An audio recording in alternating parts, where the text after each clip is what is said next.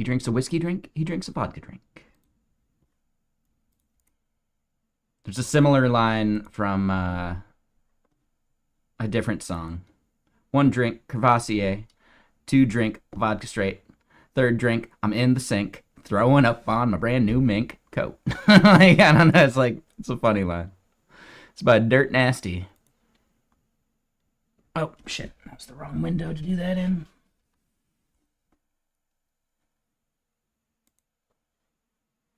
Dirt Nasty is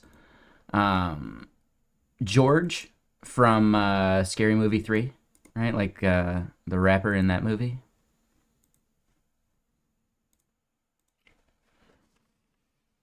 He was part of Mickey Avalon's crew.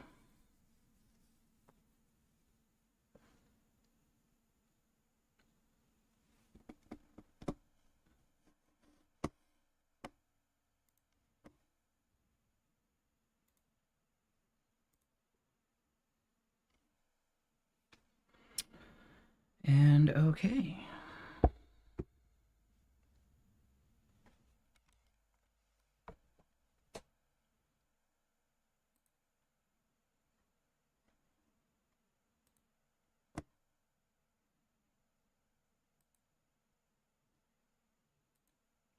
One thing.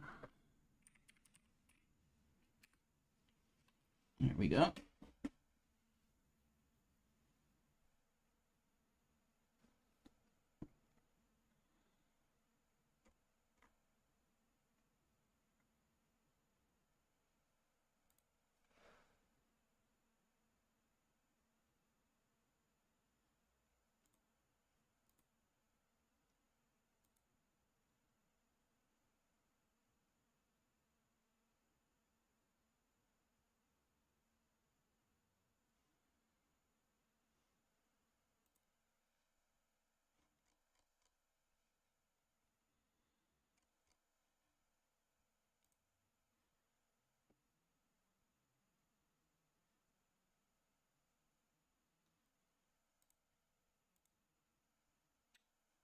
Alrighty.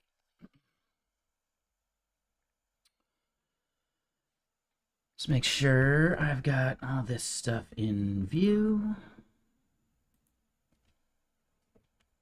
And yeah, so I'm gonna nerd snipe myself just a little bit more again.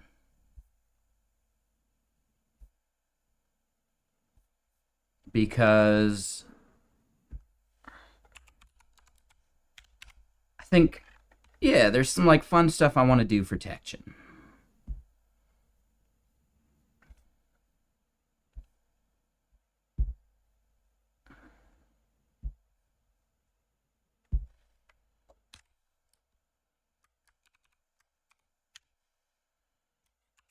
Right, so the thing we're gonna do is we're gonna bump the version.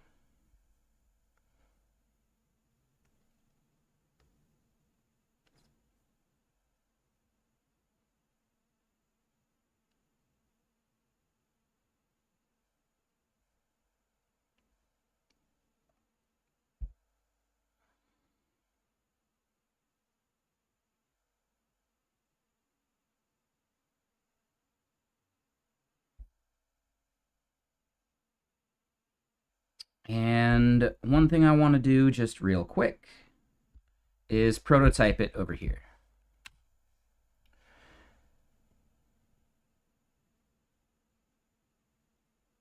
The one I'm working on right now is called Taction.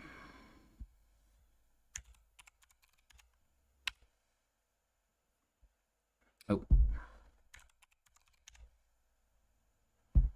So this is the one for extracting like typed functions from your action.yaml file if you're crafting a new action, right? So if you're building a custom action, your get input stuff is actually not type safe. So we built a very simple tool that goes and combs the action.yaml file and creates a typed version of these functions so that you can get errors in your editor, right? So as an example, if I were to type get input path ASDF, it's an error now, rather than with a regular core like import, it would not be. So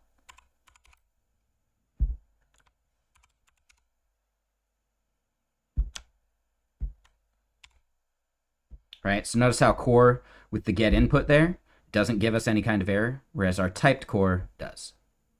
So yeah, it's just a way of making authoring GitHub Actions a little smoother and type safe in a TypeScript-based environment. But right now, what you'll see is that we only have get input, get Boolean input, right? Set output. I want to do another, and it's going to be get number input.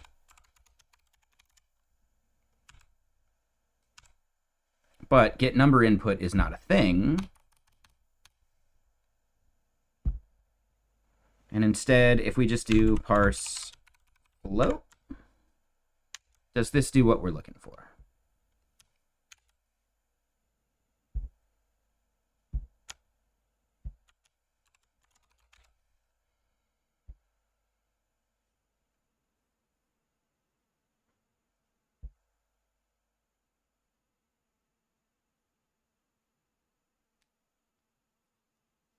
Now, right, like this is a simple enough thing, but I feel like it's a good, easy, like why wouldn't we do this?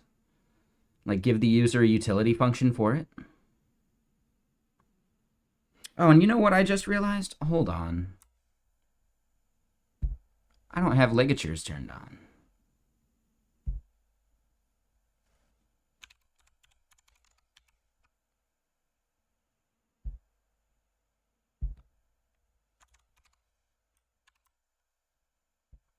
There we go. Look at those thick arrows now.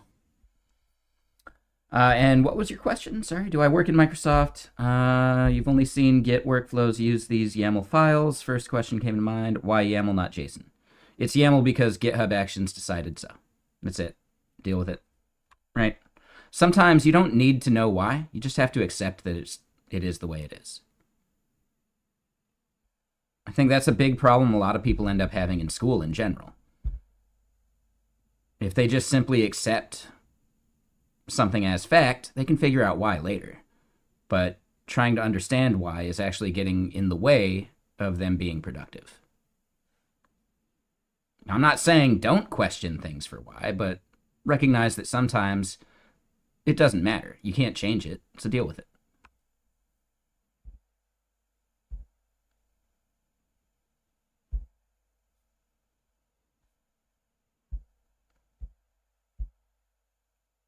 Right? Apple uses Swift as their main language now. Why? It doesn't matter. It doesn't matter. Just use it.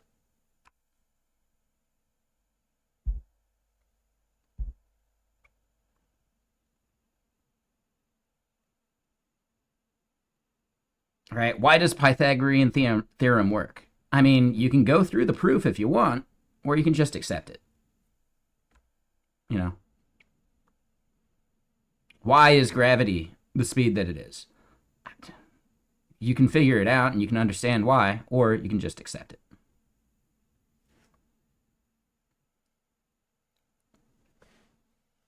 And I'm not saying do that with everything in your life, but just recognize the moments where you're just wasting time, right? In a lot of cases, that why questioning is just procrastination.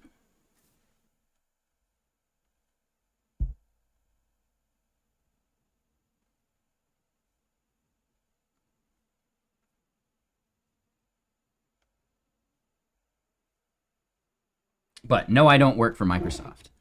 GitHub Actions are a GitHub specific thing. It's like Circle CI or Jenkins or any other CI/CD pipeline service or tool. They chose YAML, and you just deal with it.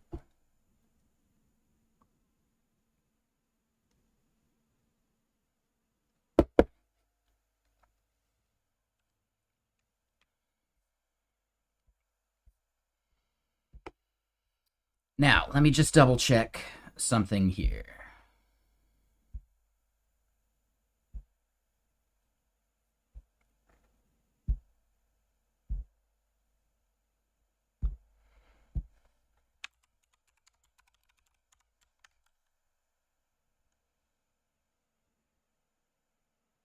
Damn right, Moshiko.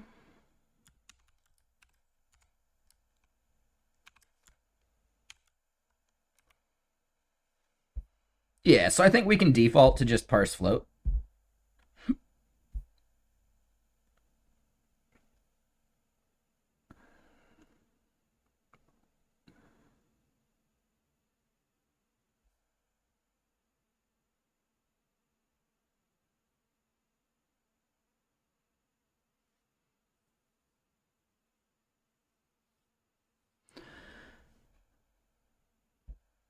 So I don't think we want to do this completely like this. I think instead,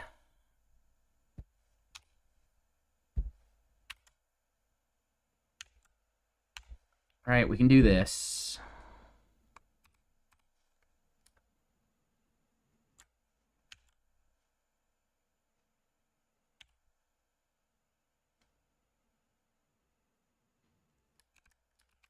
And that was the wrong thing there.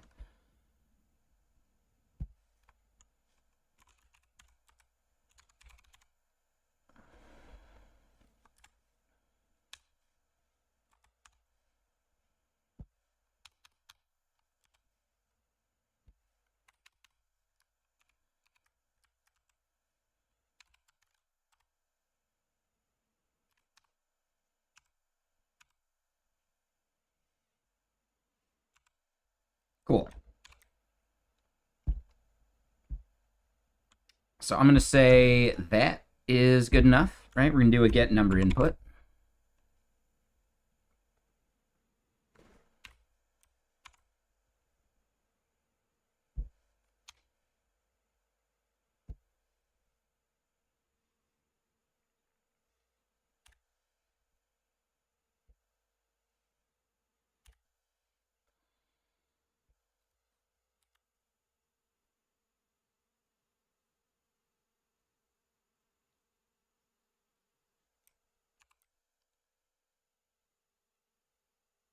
Hey, what's up, Chaotic? Yeah, no worries. Yeah, as far as domains go, Cloudflare, Gandhi, and Pork Bun are great. I like Pork Bun because they're like the new like indie kinda. Gandhi is also good. Cloudflare, it's questionable. Like Cloudflare has some nice features. I don't know. I don't like having too many eggs in one basket. So having them do like the CDN like security part, having them do the domain, having them do just too much, just gives them a little too much power.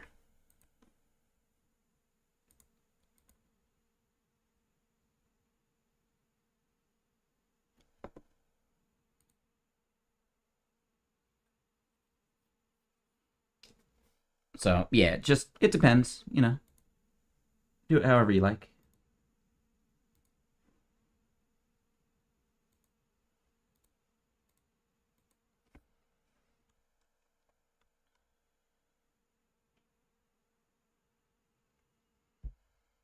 All right, so we got get Boolean input, get number input, get input. We've got set output. I think there's just one more.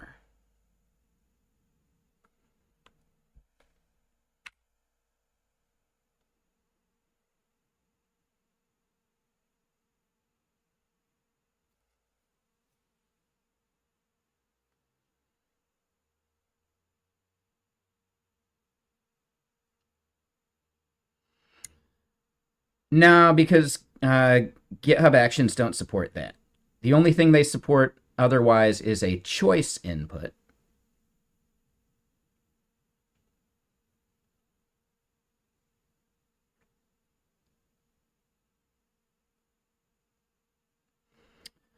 And the choice input is tricky.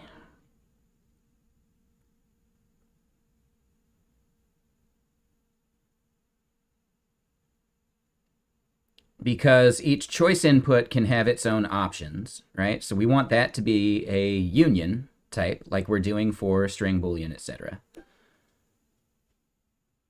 We want a union type for choice inputs. So yeah, let me just like prototype this real quick. So choice inputs, language, theme, right? Like that's not accurate, but whatever.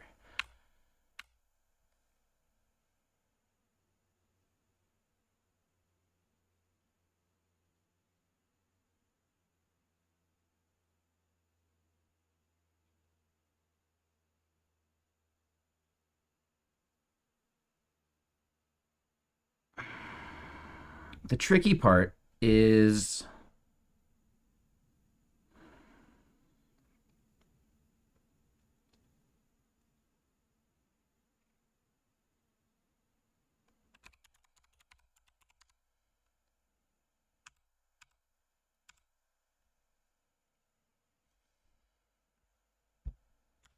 let's just do I choice inputs as an option, because basically we need to map, and yeah, this will make more sense once I do this, right? So let's just say I choice inputs is language,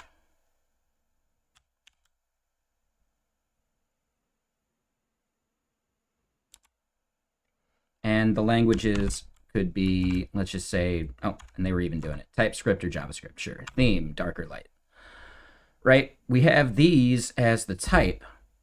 We want the return value of that to be dynamic based upon the key that they're fetching. So if we do this, we definitely don't want that output. So no.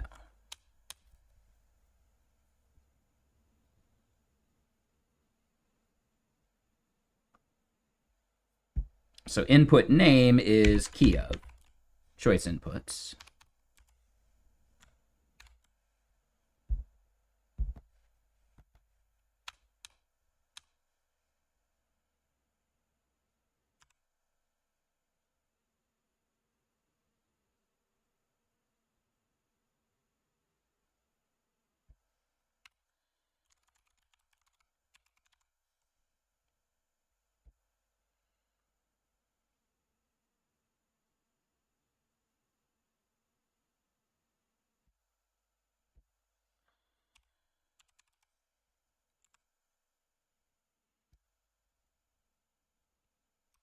So then if I do that and I do something like typed core get choice input language,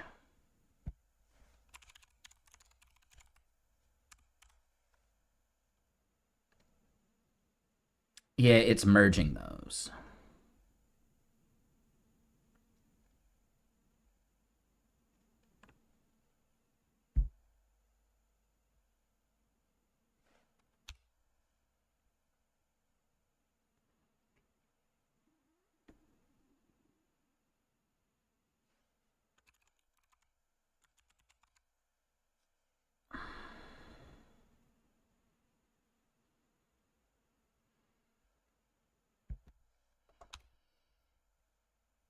So let me move this up.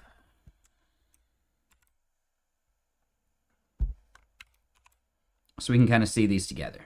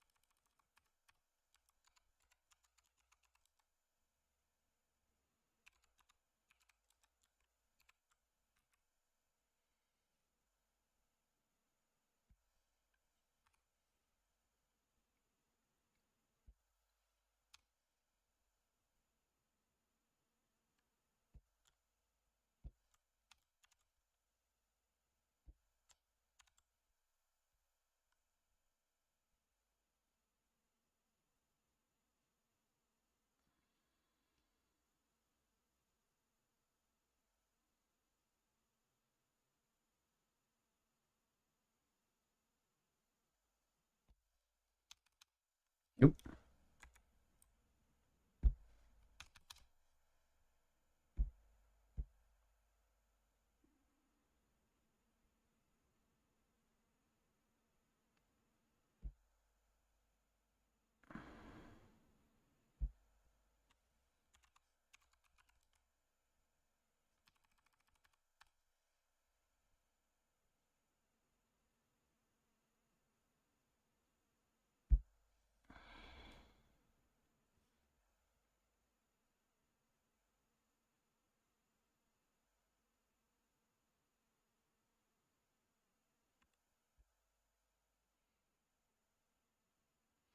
So it still thinks result there is that. Like, how do I narrow that type to just be one of these?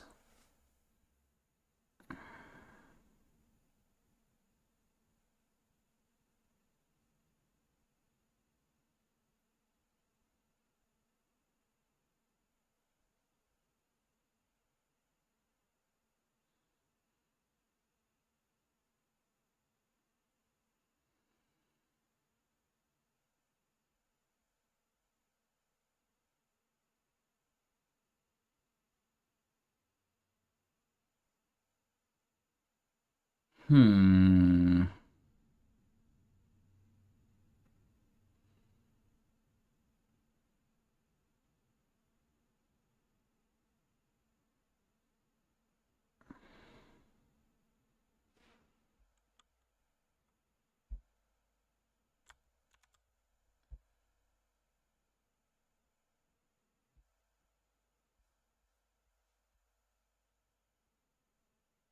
Oh, okay. So no, that's doing it.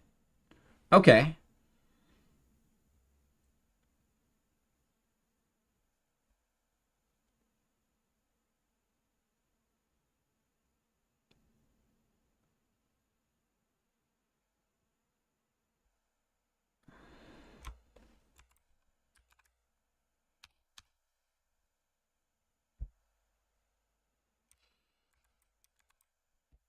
Now, if I do that and I pass input name here, then we're good. Okay. So I think that's exactly what I wanted. Yeah. Okay.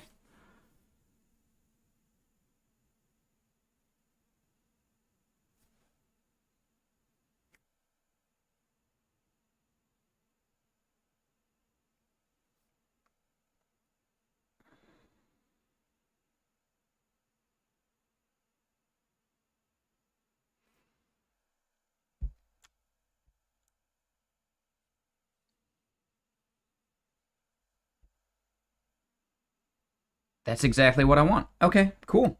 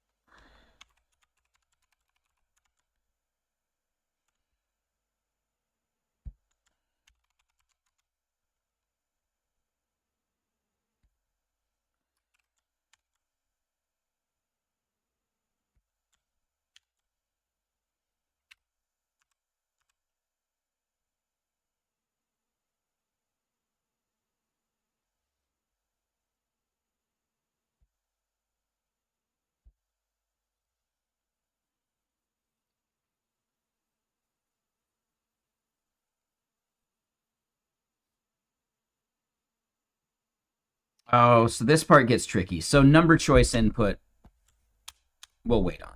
I think, yeah, choice input like this makes a lot of sense to me.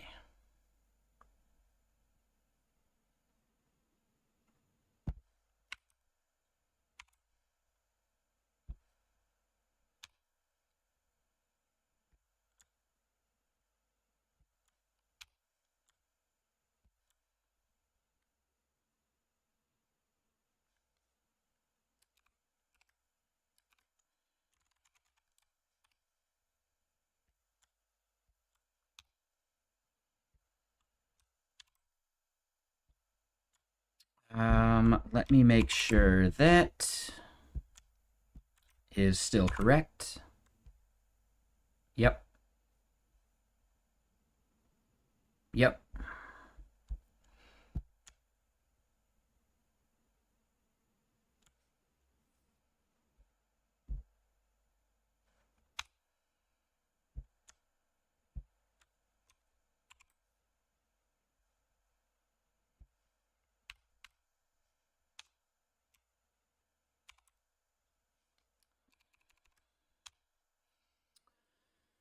Okay.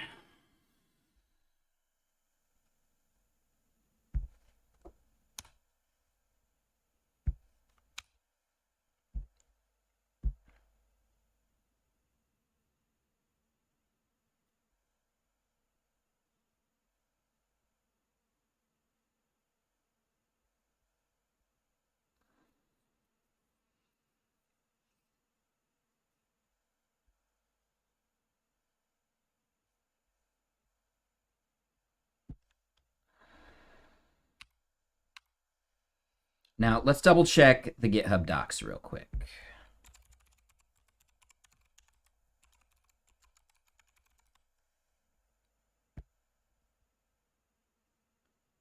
So type could be choice.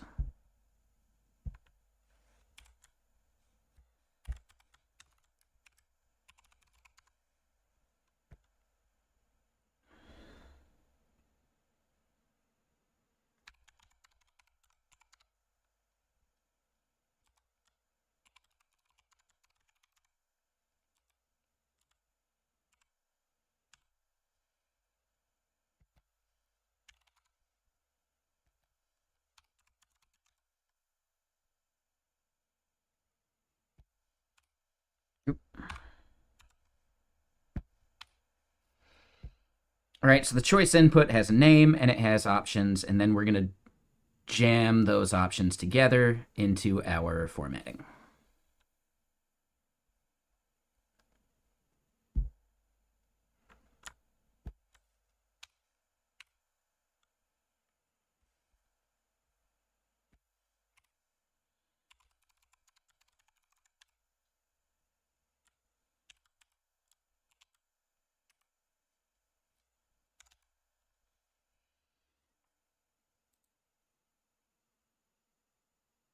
Oh, damn.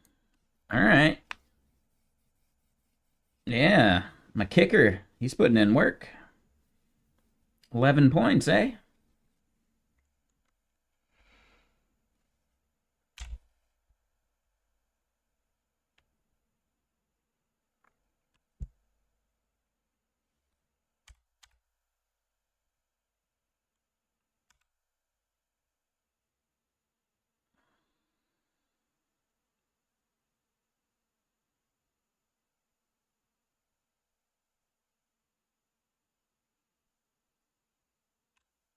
And it nailed it on that one, too.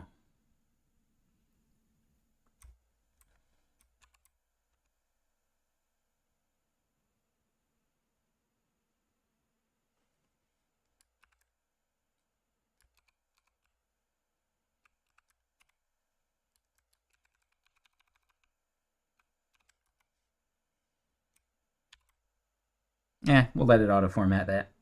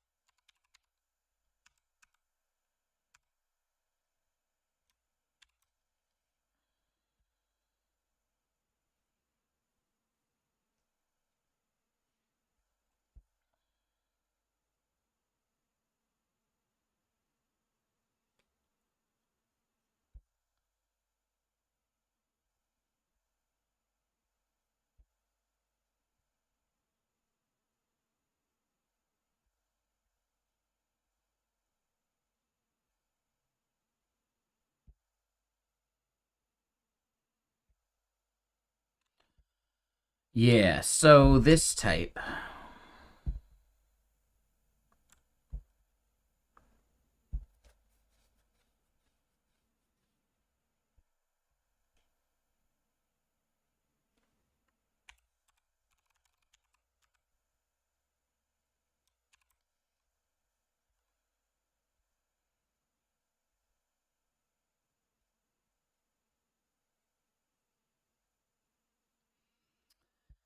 It could be cleaner.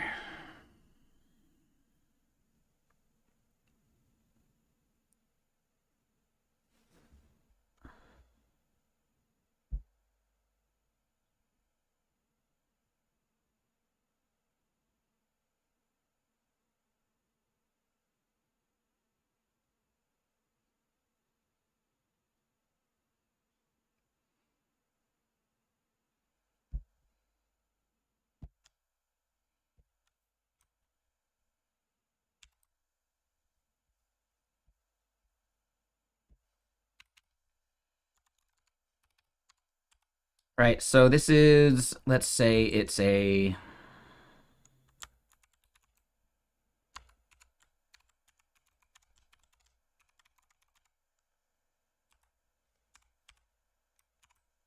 that, right? Typed input or output.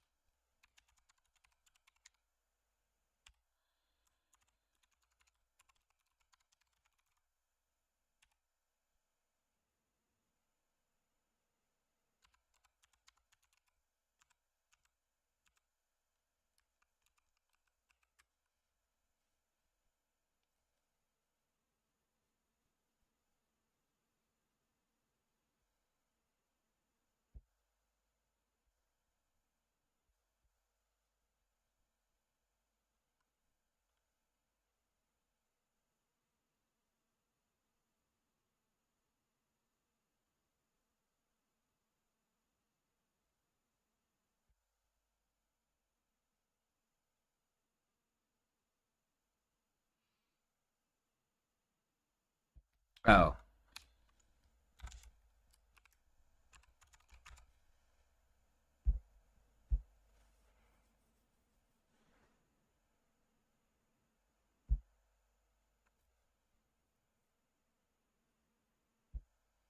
Hmm.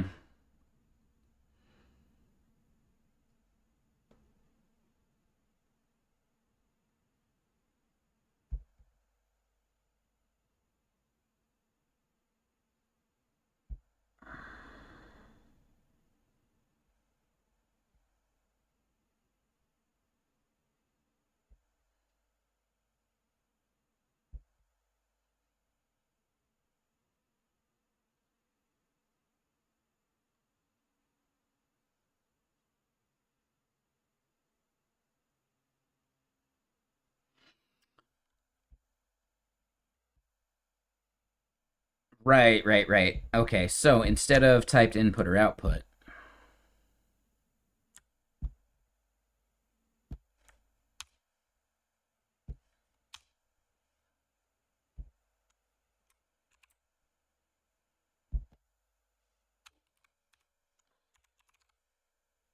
right, type there is choice, and then options is string.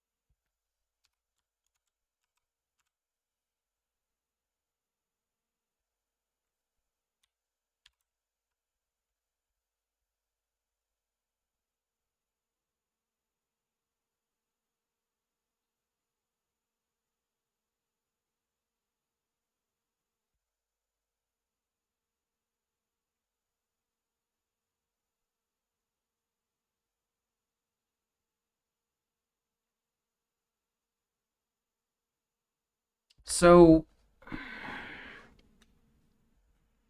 that should have narrowed for us.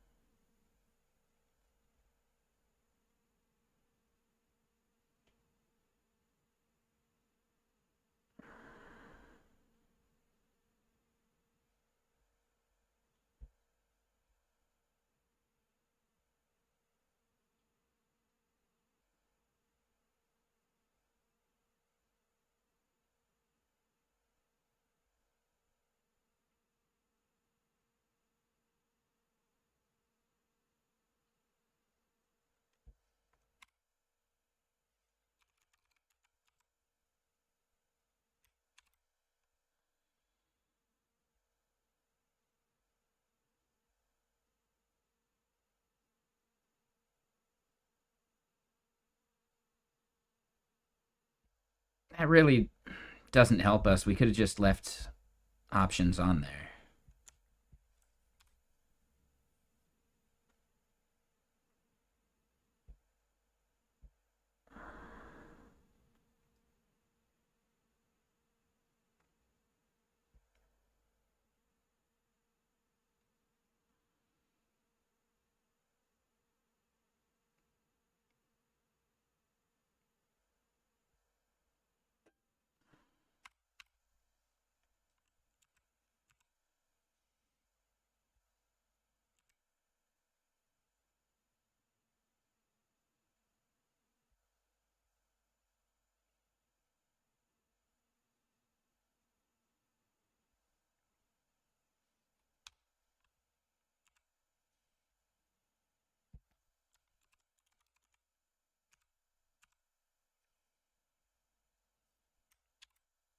Okay, so that was it.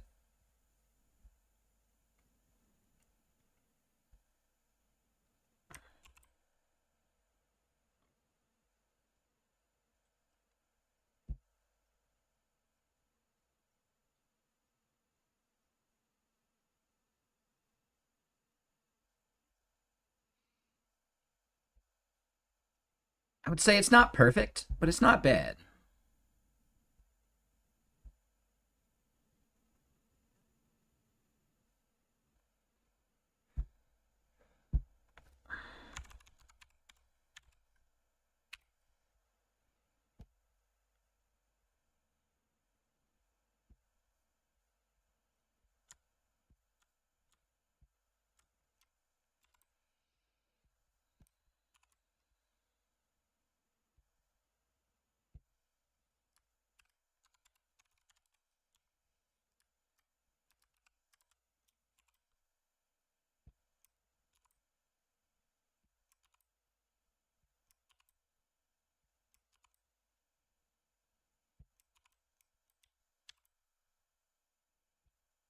And what's up, Moxon? How you doing?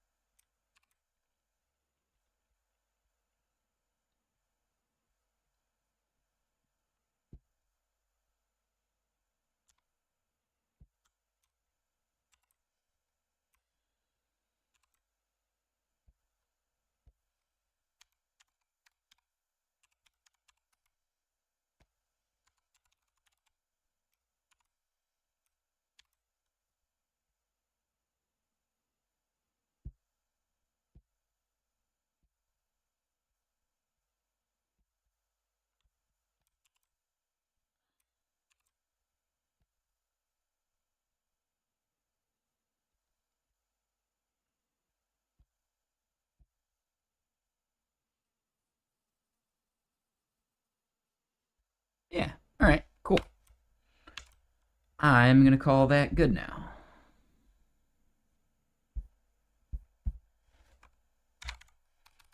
But we need to document it, so let's get more music going.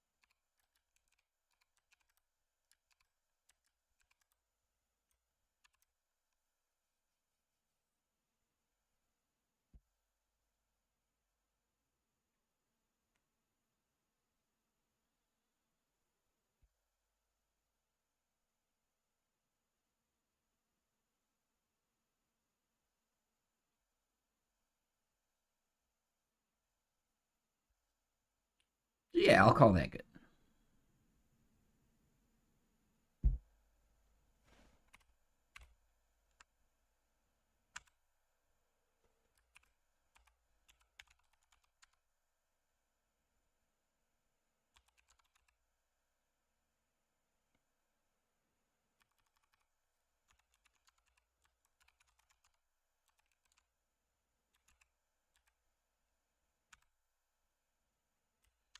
There we go.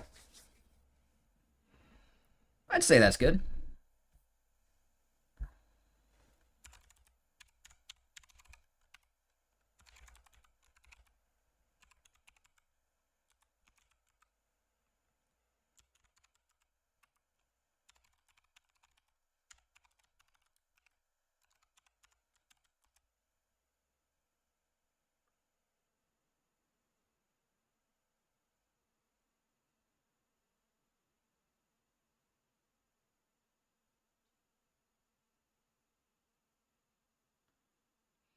Yeah, so git commit -m feat add number input and git choice.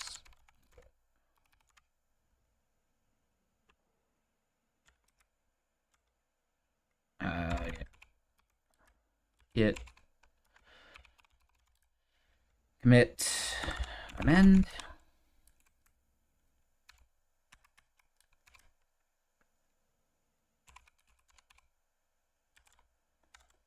And which PRs does it close? Or not PRs, but issues. So support for choice inputs closes number 2.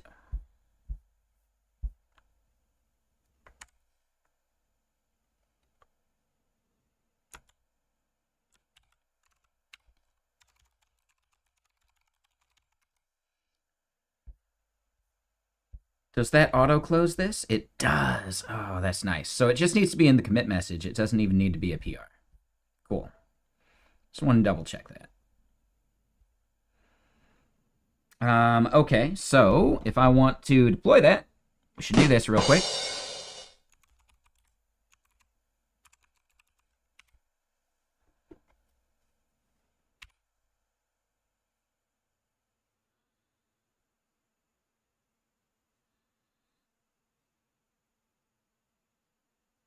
Two, 5, 6. Yep. Don't say it out loud. Brain fart. I do that too much.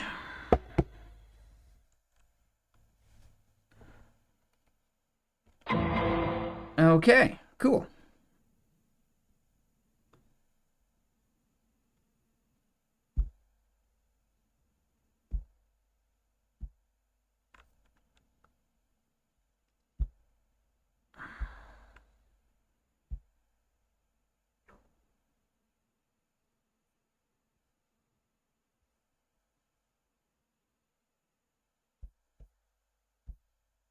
And we are deployed. Sweet. It's version 0.2.0.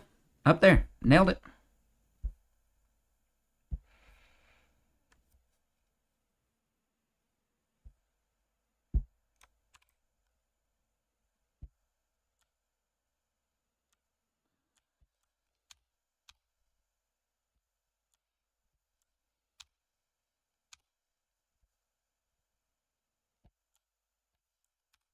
Don't actually need all of this right now.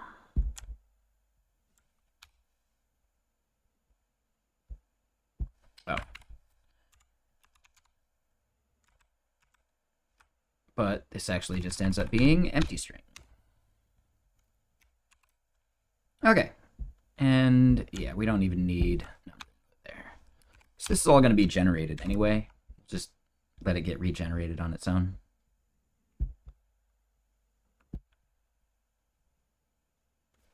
Alrighty, cool.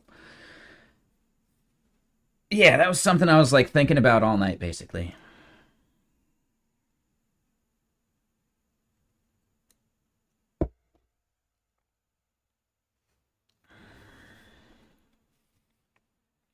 Oh, and Mahomes, you know you want to throw this touchdown to Travis Kelce. You know you want to do it. I want them points. Yeah, I'm going to eat me some chips. And yeah, these are pretty good.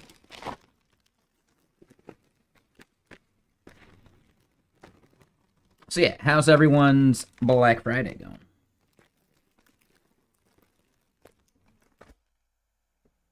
Any interesting deals?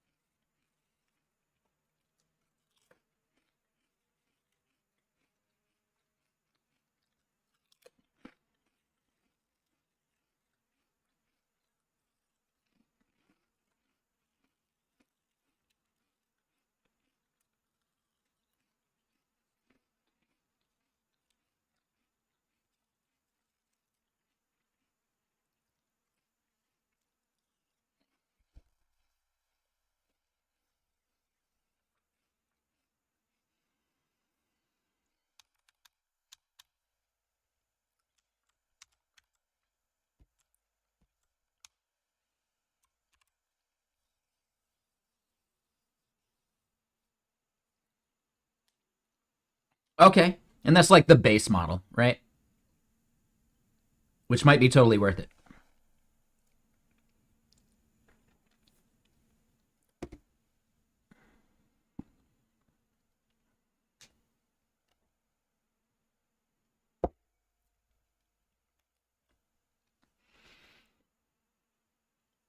Yeah. Yeah, like I'm considering upgrading my personal machine. I'd want to do like the 15-inch MacBook Air, I think.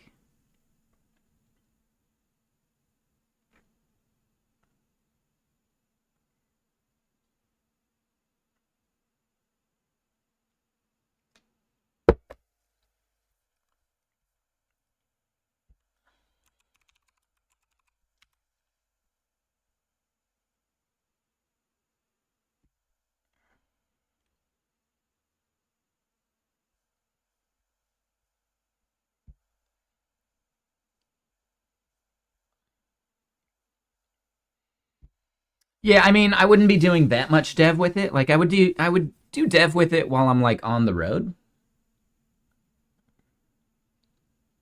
right? For just like, some random smaller projects. But the one I have right now is like a 2014 MacBook Pro. It's got a GPU in it, but it's like a 960. It's older. Heats up when I watch YouTube.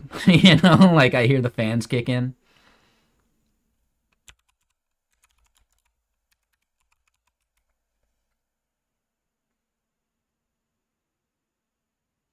Wait, really?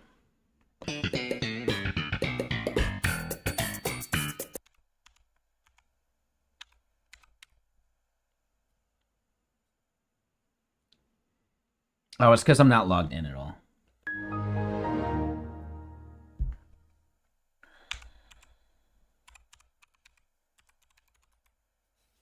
I just want to look. So they got the 13-inch, the 15-inch. It's like 200 off.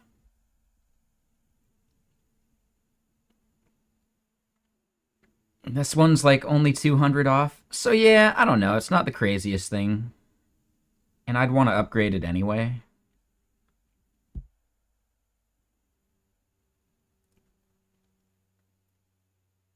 Like bare minimum, I'd have to go with that. And that bumps it up to 14.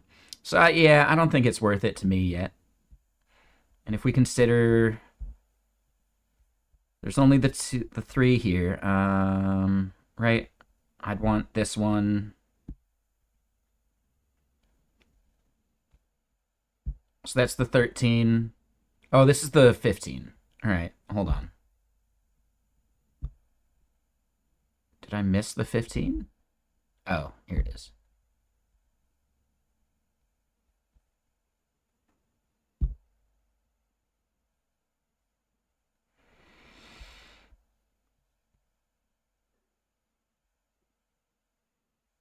So yeah, like I don't know,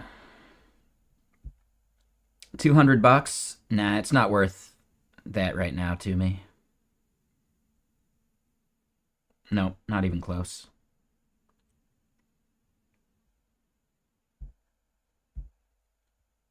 Yeah, and then the only other thing was a Shure SM7B.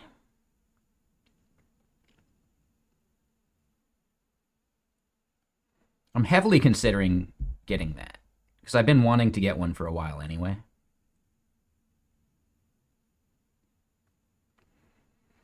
Anyone here have any podcasters that swear by whatever microphones they use?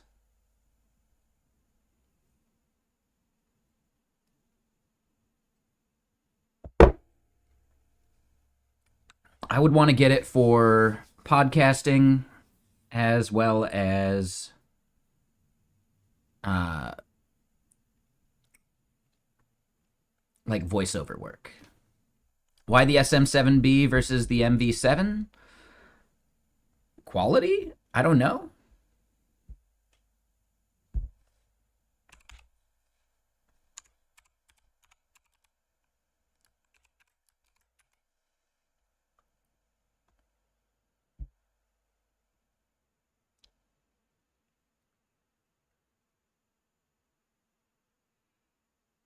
And I may want to get one for singing.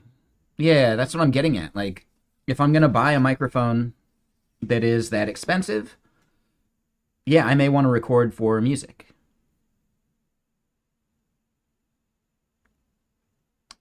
Yeah, I mean, you guys have heard my singing before, right? Maybe not? Hold on. Let me see if I can find it. Be nice about it, of course. Don't be a jerk.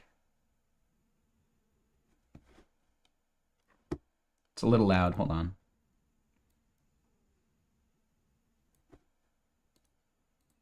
Oh, music's been loud all day.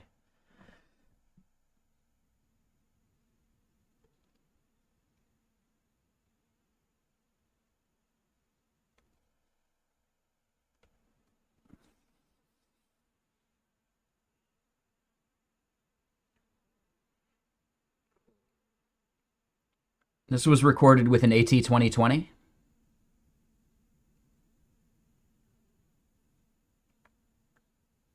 Yep. Yeah, the bass, the guitar, the drums are synthetic.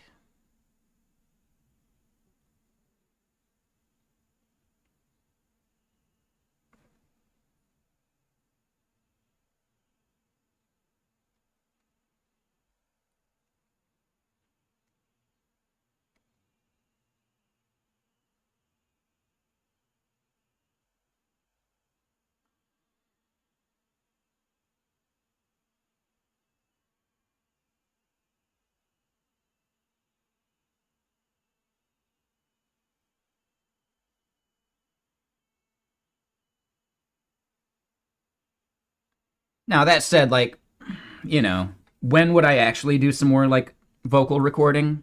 Who knows?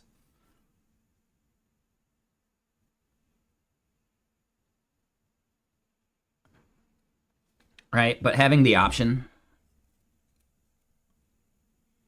sounds worth it to me. I don't know.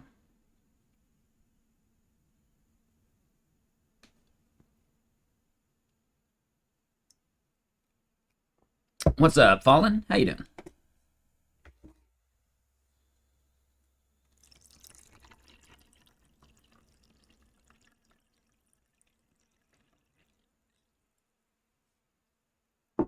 Yeah, and I wouldn't want to use my shotgun mics for, like, vocal stuff. And I think even for, like, voice acting, SM7B's dynamism is probably worth it as well.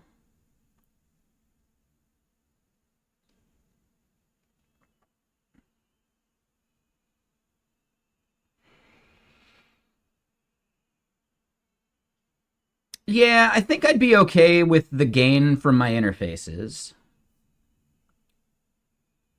But I could always just get like an extra cloud lifter or something too.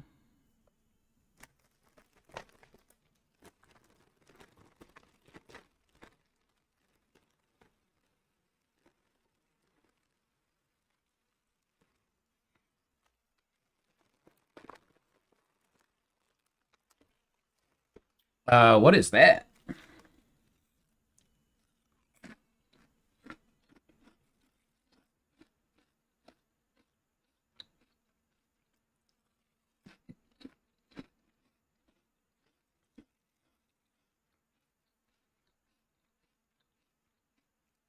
Oh, okay.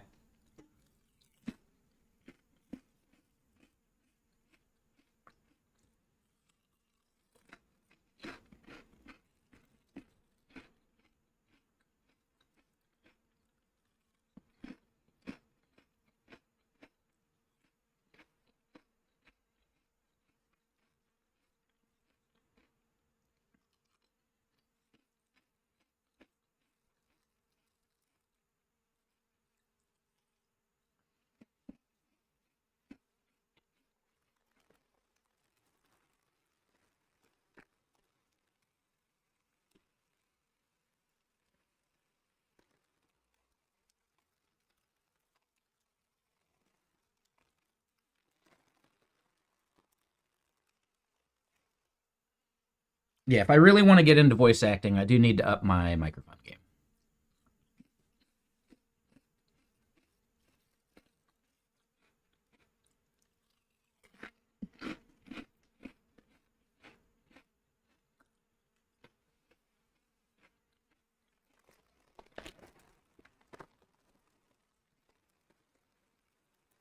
Bet you can't eat just one.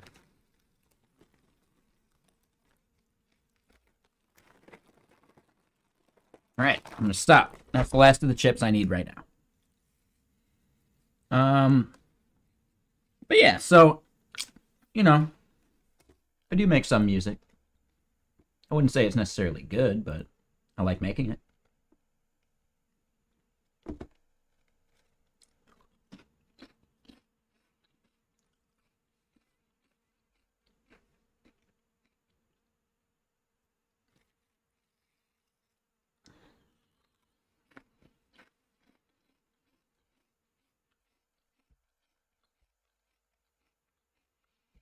And what was the other thing you said you have, Fallen?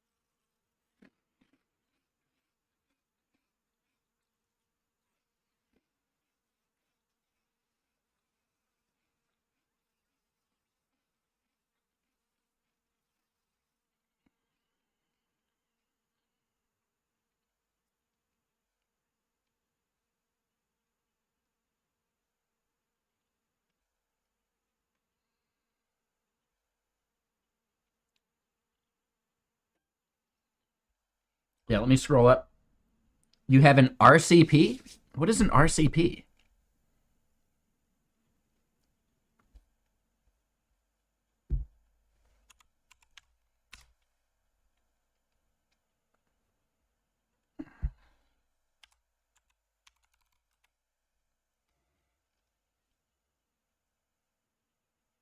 Oh, Rodecaster Pro.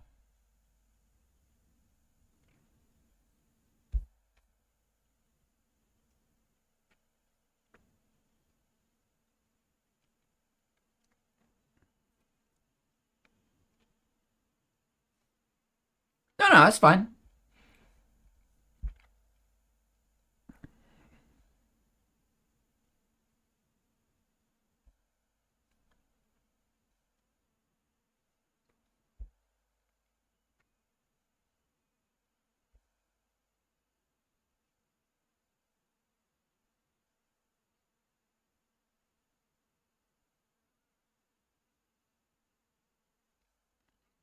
Hmm.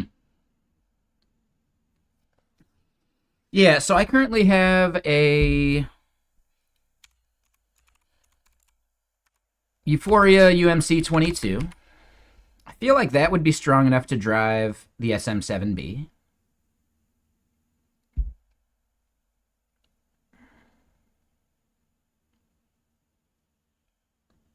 Right, it's got the Midas preamp in it, right?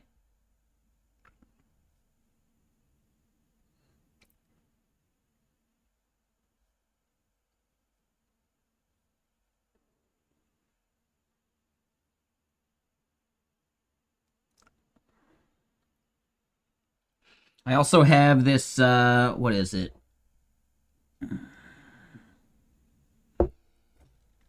Here it is. The Zoom UAC 232.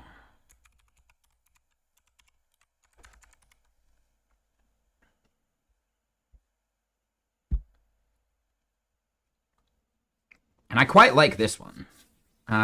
But like swapping what it's plugged into is kind of a pain. Need about 60 dB of gain. Does it say how much gain the preamp gives?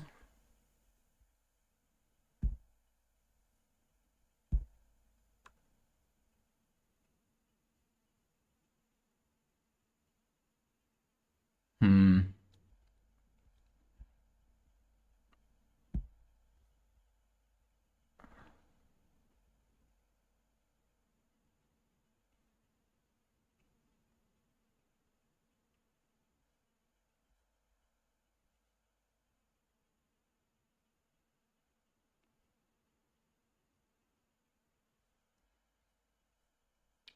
Yeah, it doesn't really get very technical with the specs.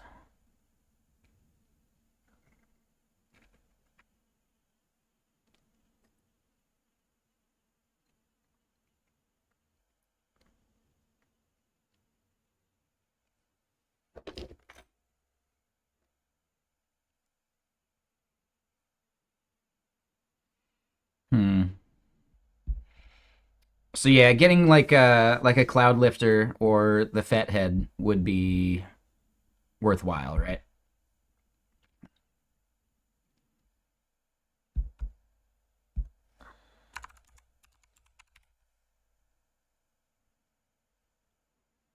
Oh, that's not bad. It's pretty reasonable.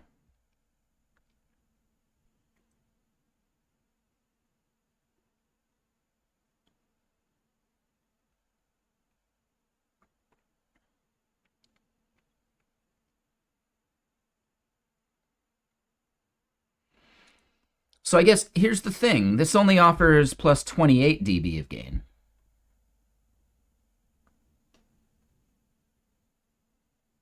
Is that enough to drive the SM7B?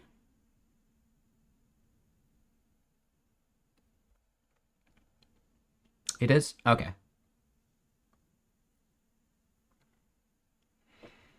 Because basically I could do the gain from the Fat Head and then there's the gain from the capture device, right? Like the interface. So those combined should be totally fine. Okay.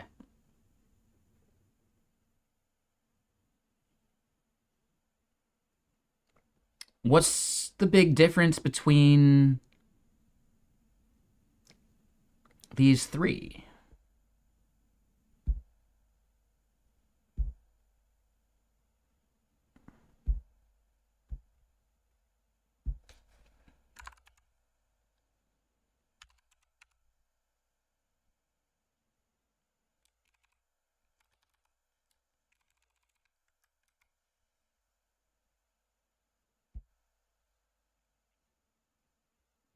So Fathead Phantom versus Germanium.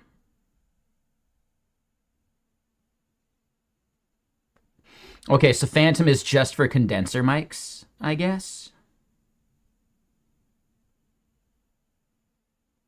So then this one is like the Fathead with the line filter, then, right? Like the high pass that you're talking about for the buzz.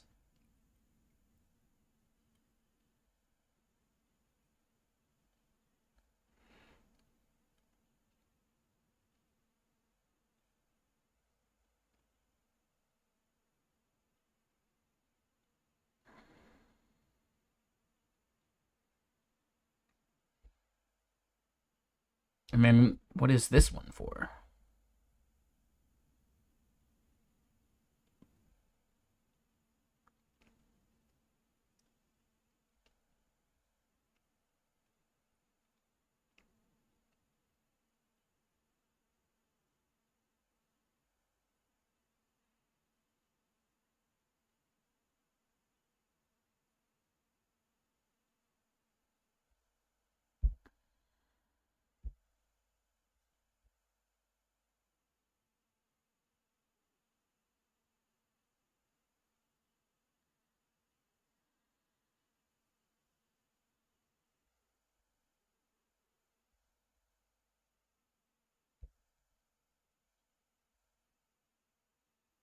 Okay, so it's just like the style of gain that it gives.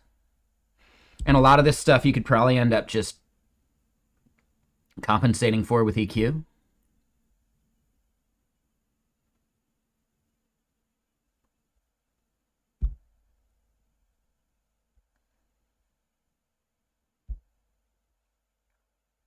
So basically, I'd be down to like checking for, right, just the standard versus germanium versus transformer.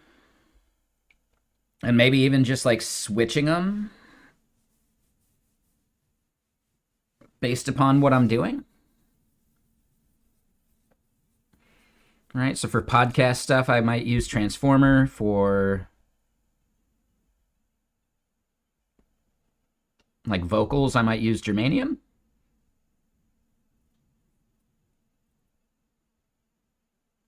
For voiceover, I might stick with just plain regular. Yeah, I'm guessing. Like, I need y'all's help. Like, this stuff is very new to me.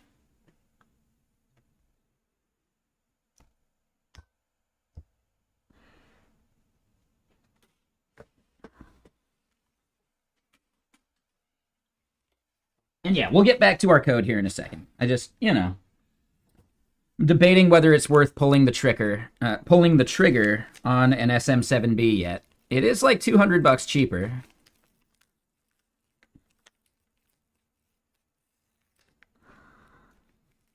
Than like its full normal price. There's gonna be more stuff I need to like get with it though.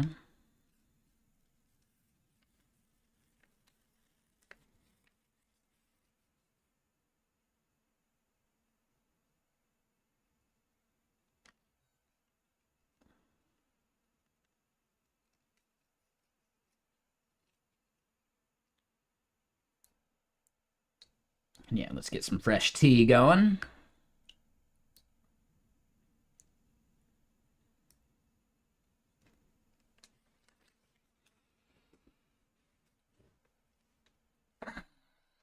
But okay.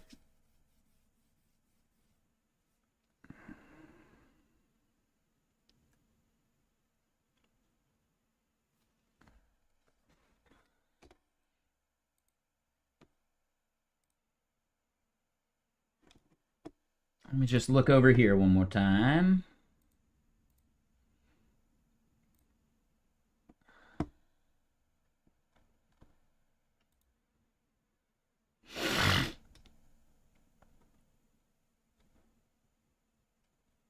So yeah, it's like 140 cheaper.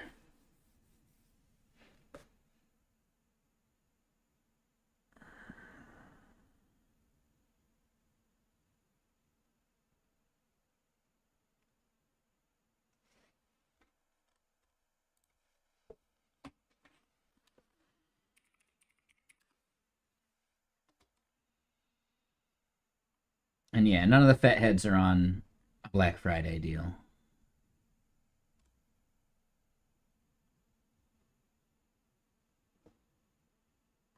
So yeah, like, I don't know. I don't think it's a rush.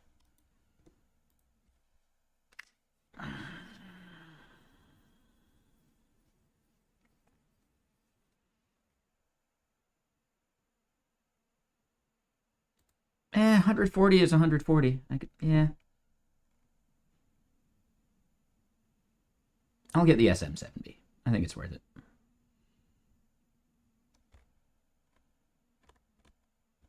Now hold on.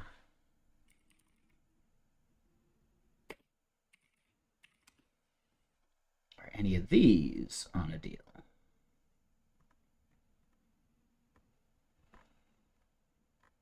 Like a mounting arm? Not really.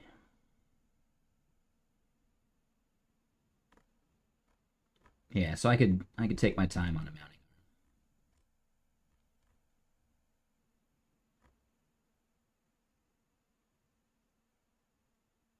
Yep.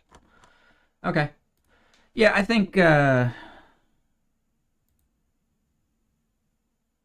140 off is worth it. We get more music going, and then yeah, we'll get to our code. Sorry, I know. I am slacking.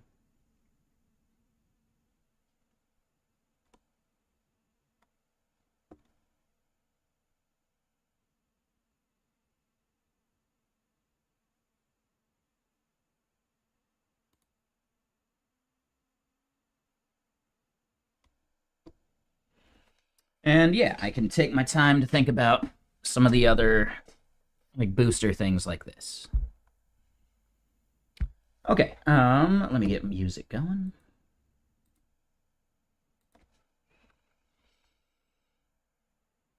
Yeah, just quick excursion. All right, so we pushed up for that. The thing that we are working on today is now for our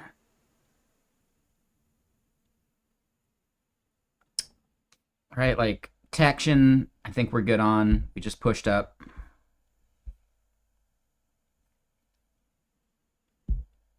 Pushed up that blog post yesterday, which is nice.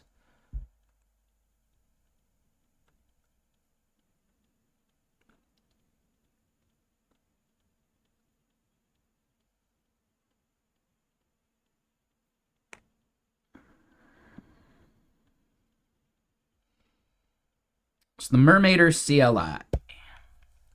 We should double check that that even works.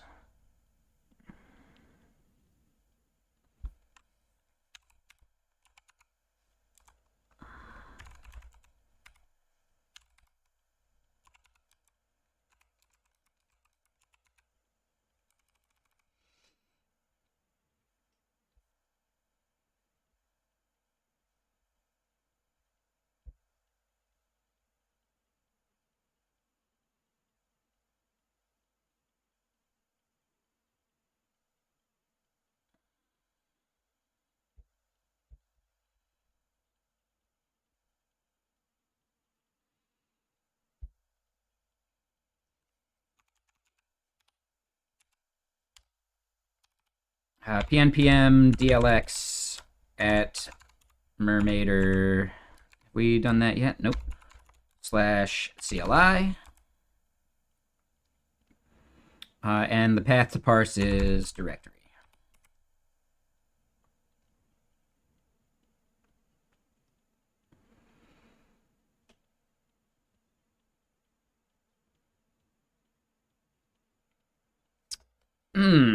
Right.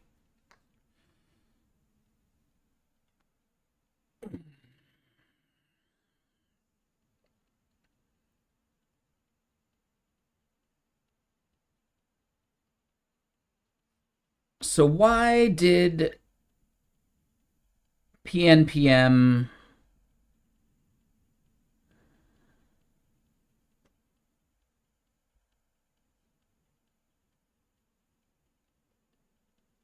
like it should be bundling that in?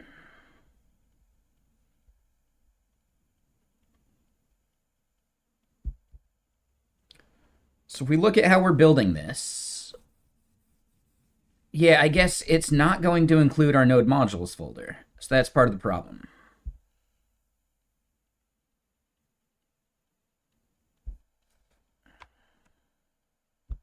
So tsup bundle in depths.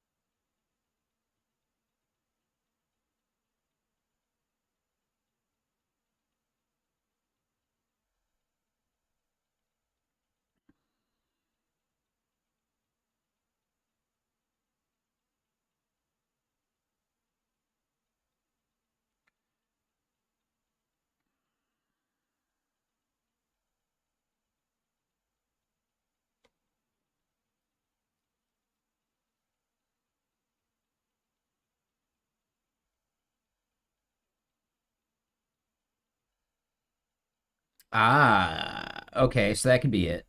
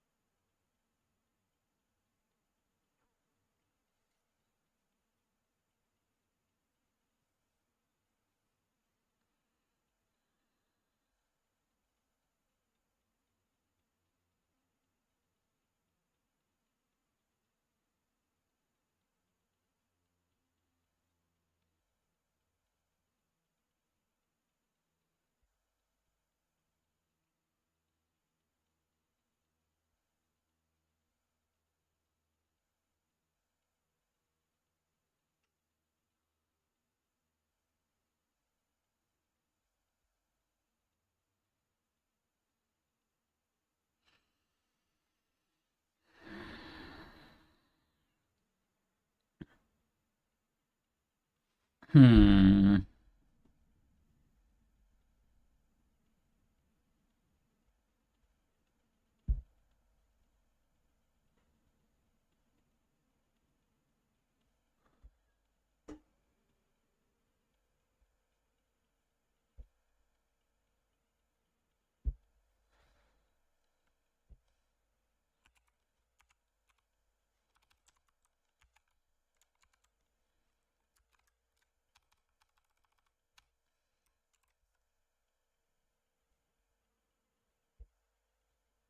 All right, so it's definitely like an issue with how I'm using sub.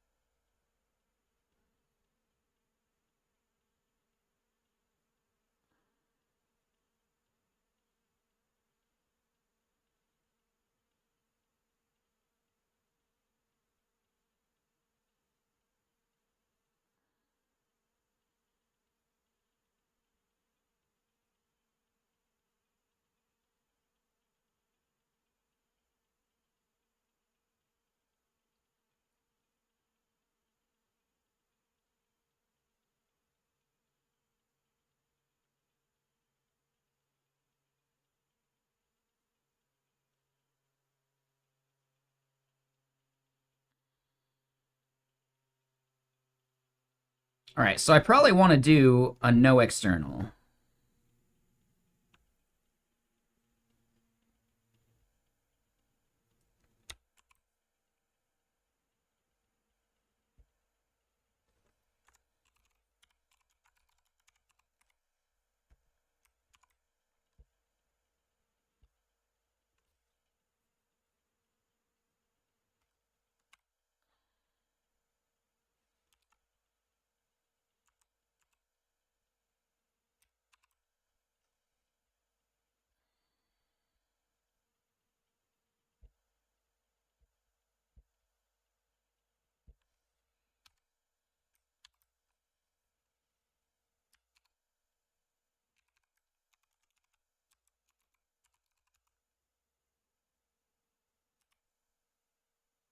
Oh,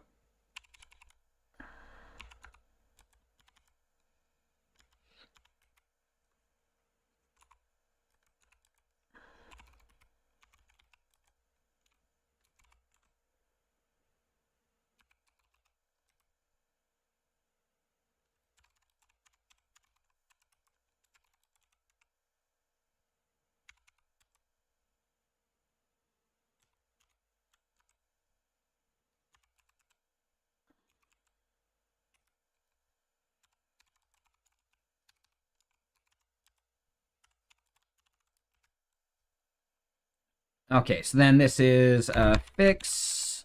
Um,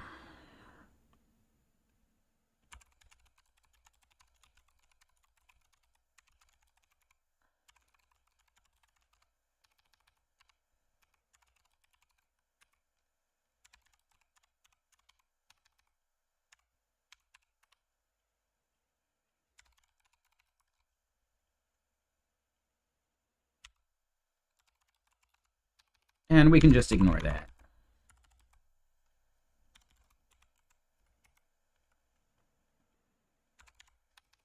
What up, Tiago? It's good. And thanks for that follow last night.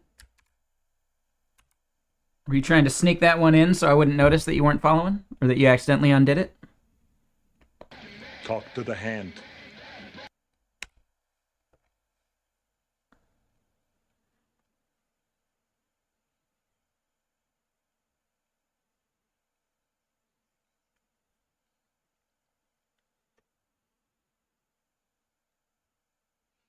It's fine. No worries, man.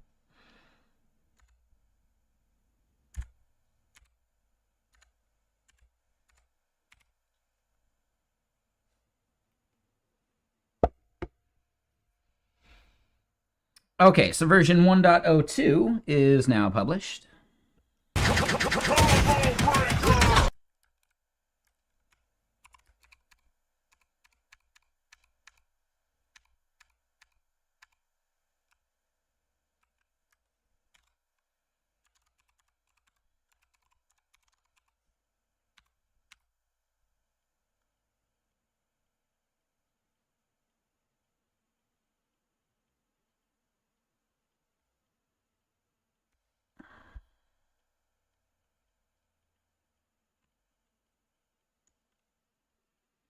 This is TypeScript.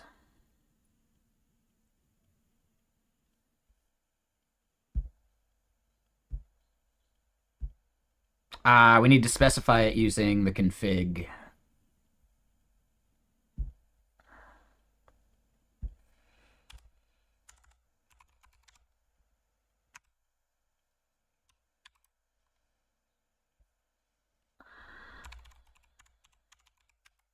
Hey, Shooter Man. Thank you for the sub. I appreciate you. Ooh, we're not done yet.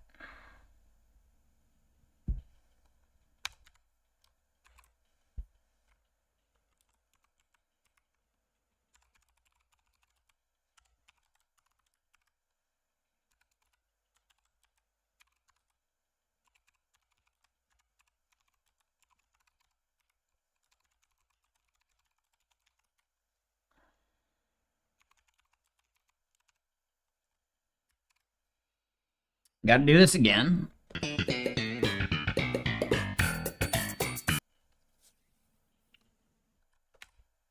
I don't know. Get used to not being good at it.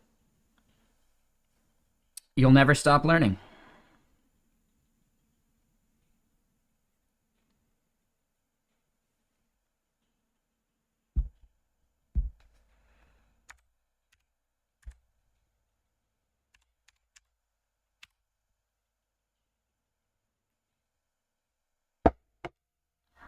Mm-hmm.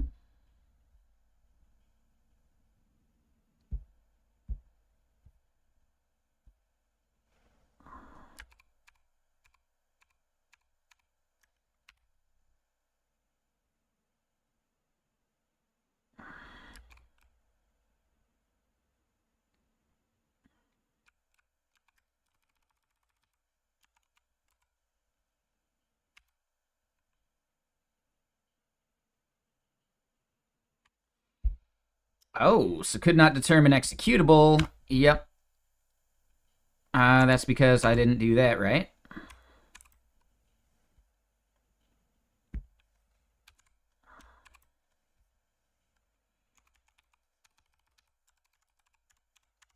Oh, and I'm not showing my screen.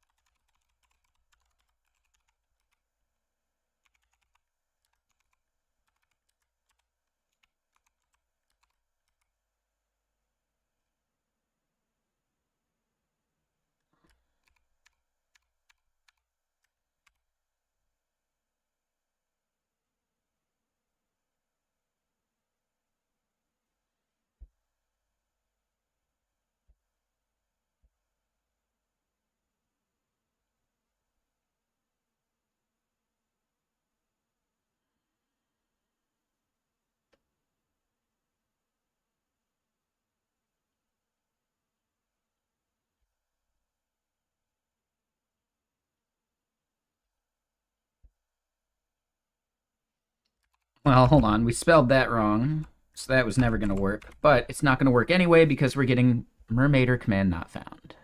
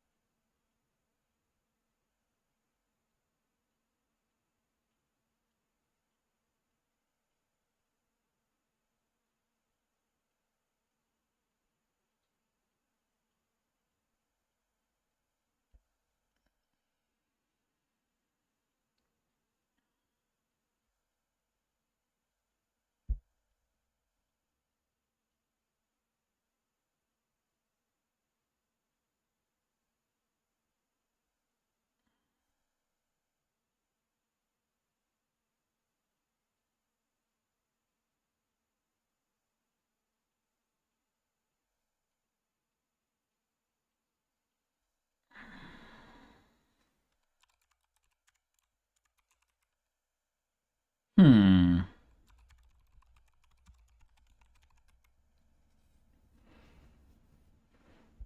I know. I need to grab some slippers. My feetsies are getting cold. Give me just a second.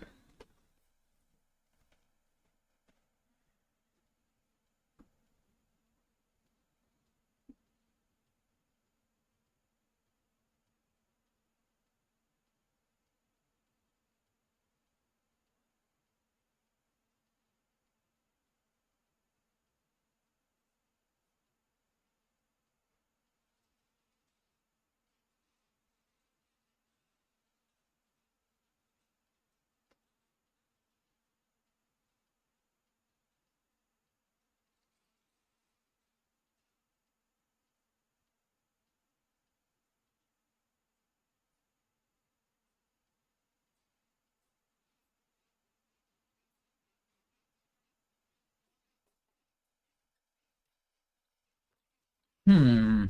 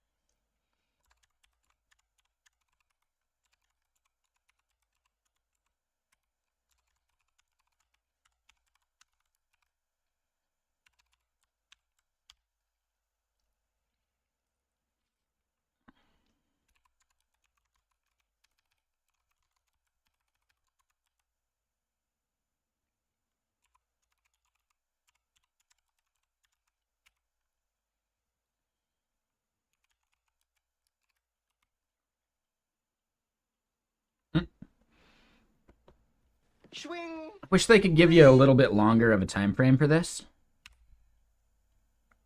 Right? Like, I'd love to configure that to like 20 minutes, half hour, something. Just as far as the two-factor auth goes.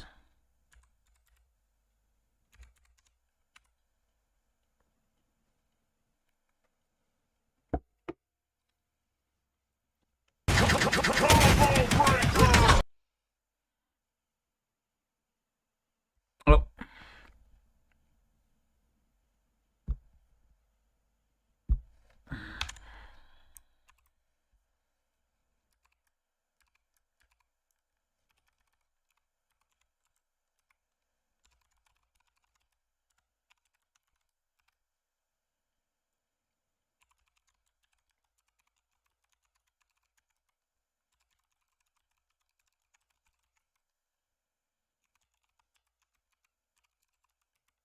And I gotta do this again.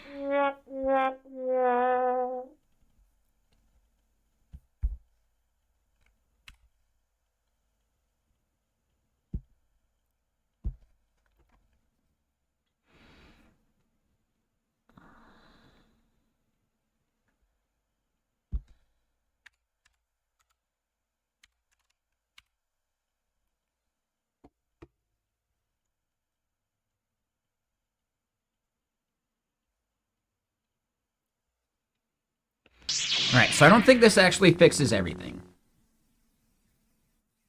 A self-assessment on a Friday evening. I mean, I think it depends.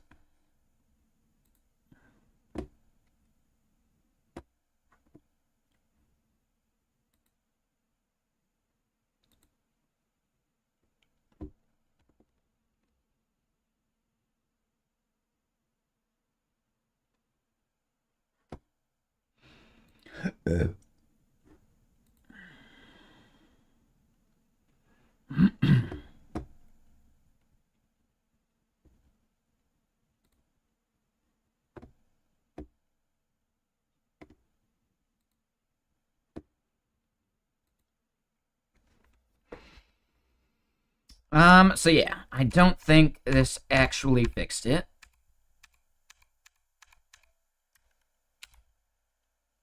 Yeah, so Mermaider command not found. Hmm.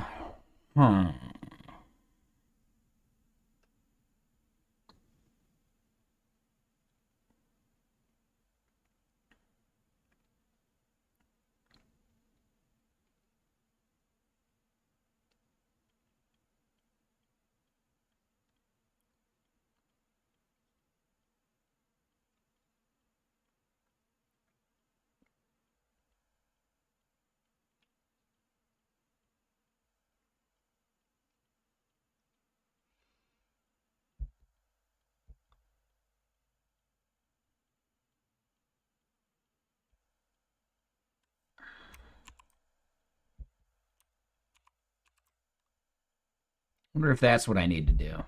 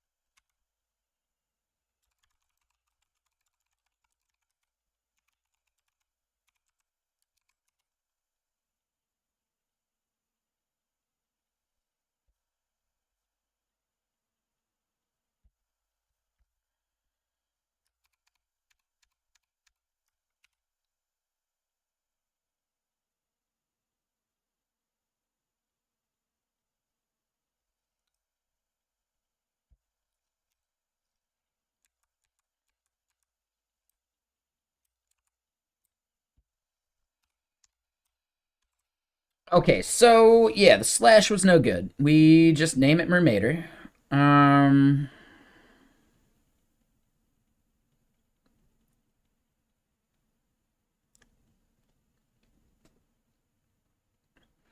yeah, no worries. Yep. Yeah, for everyone out there, please check the pinned command, and I'll paste it over for people on YouTube as well. I might have lost it.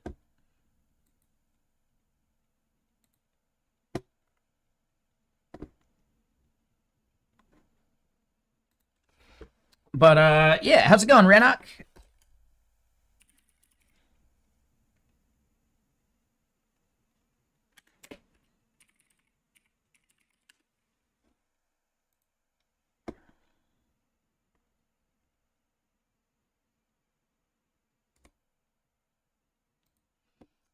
So yeah, people on YouTube, I'd appreciate it if you could give this a watch. This is the first episode in a podcast that we're launching for Gitkraken. Same thing for people over here in Twitch chat. Be a whole lot cooler if you did.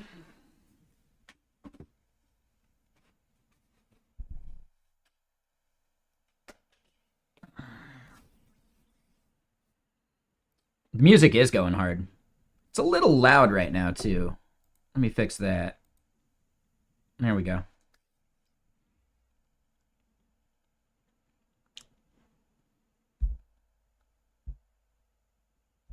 So yeah, there's something I'm doing wrong here that we ended up doing right with Taction. I don't know what that is.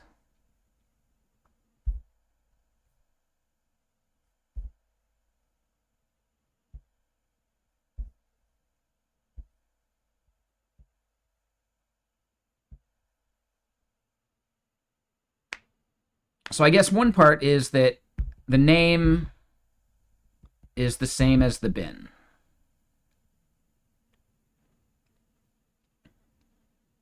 Ooh, I don't have the module thing either. That might be the flaw here. Because it's not a module.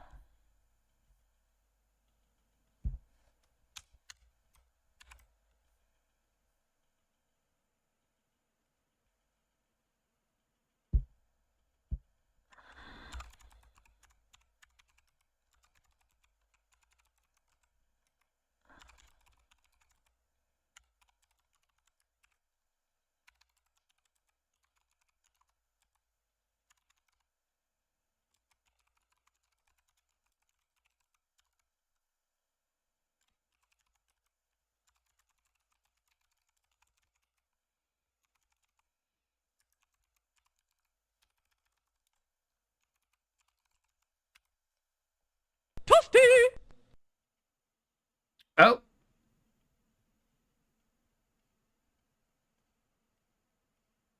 Hold on. Okay, so, yeah, the module part. Yes, that was the problem. So, okay. In Taction, as part of my build,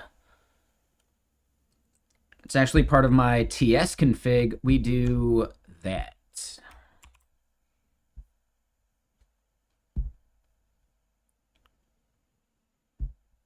And that's exactly what we have there, too. Shit.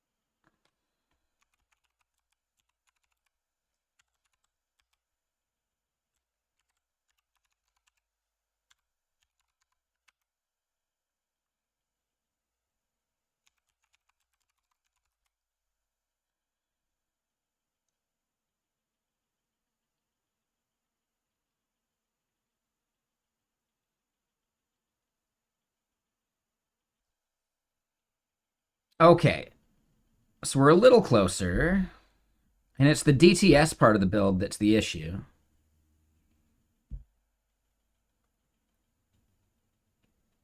We don't actually need a DTS file for a CLI tool.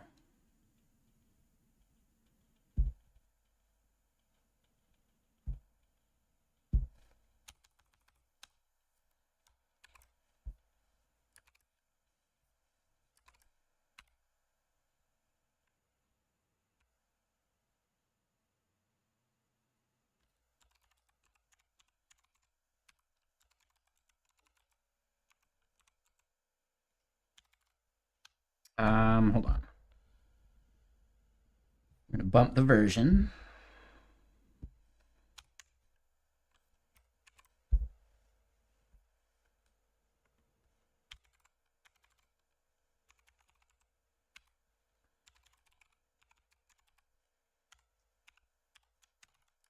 Let me get more music going.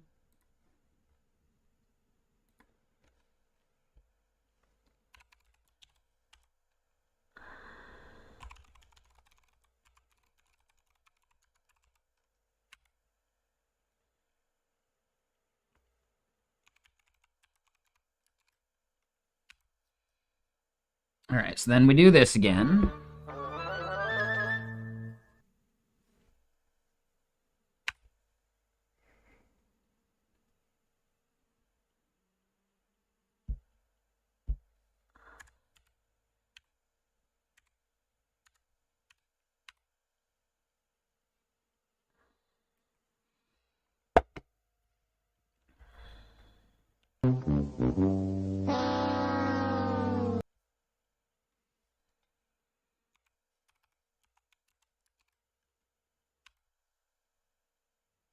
Hmm.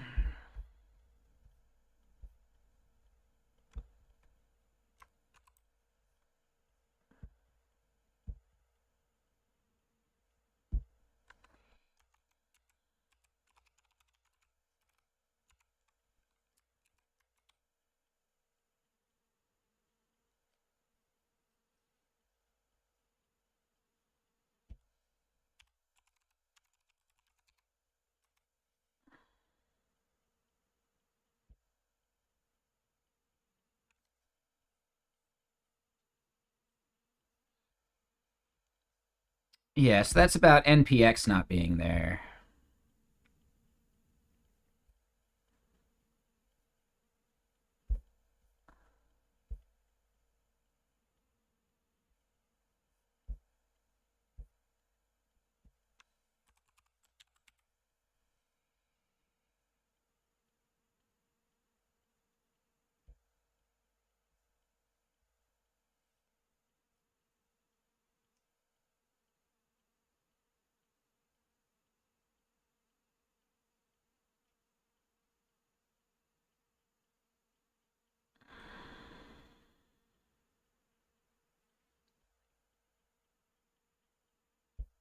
Hmm.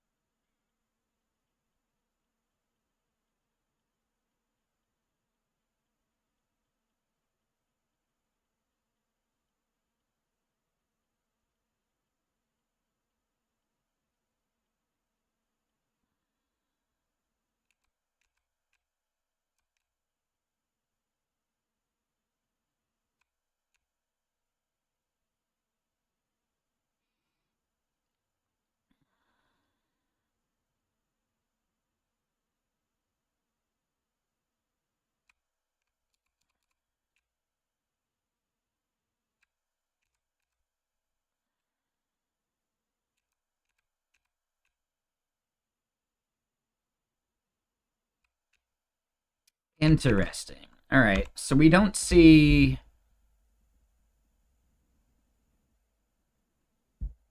this, which almost seems like it's a package.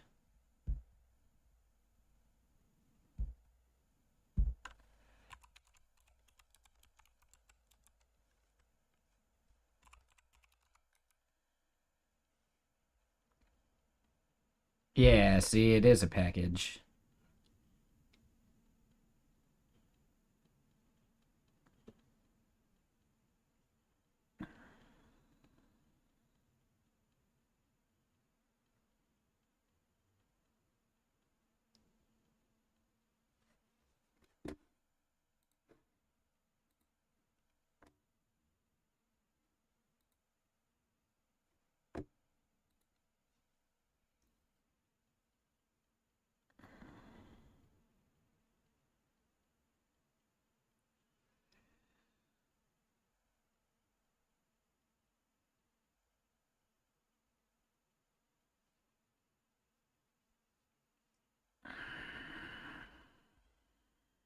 Yeah, I'm not sure I actually want to run that yet.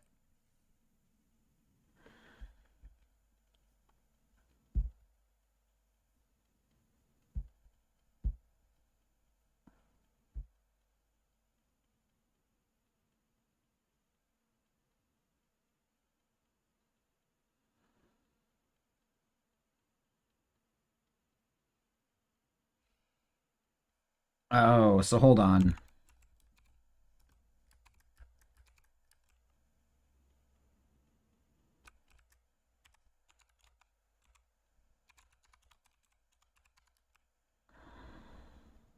So we need to do package here, maybe.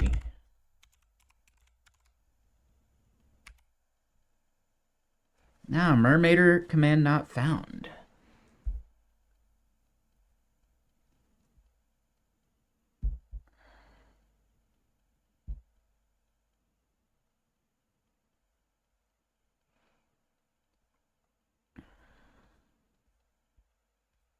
Now, this does seem to bundle in everything we needed.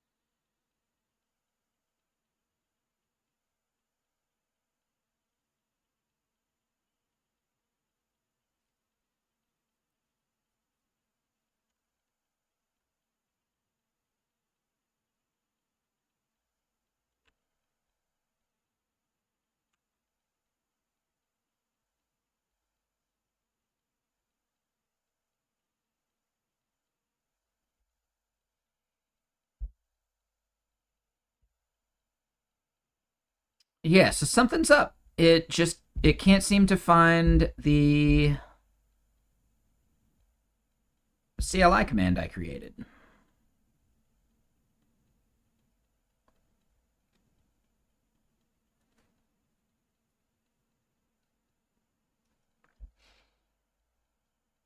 Oh, interesting.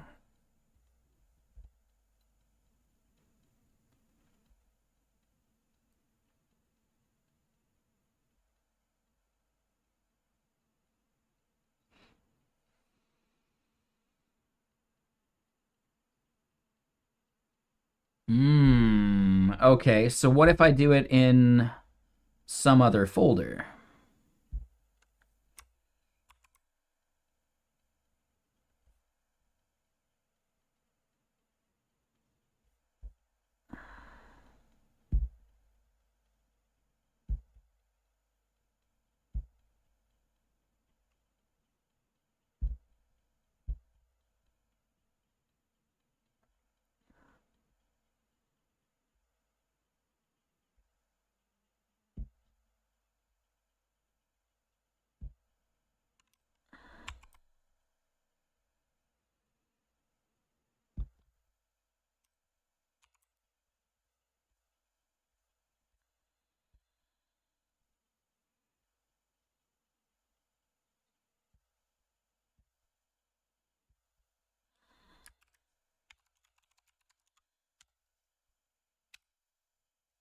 All right, so I named it Mermaider tests.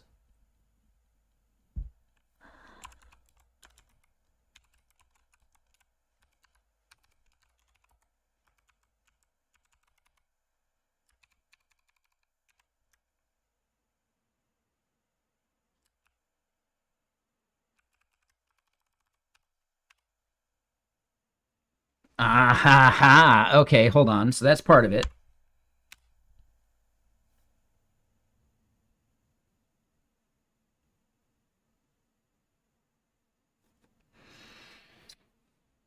Okay, so we still get the issue that Mermaider core is not there. So it's like it's not being bundled in.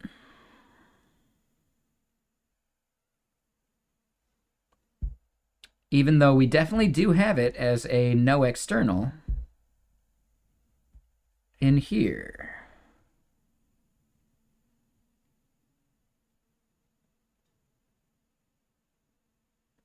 Now, what I could do is I could just publish Mermaider core, but that doesn't seem like the right move.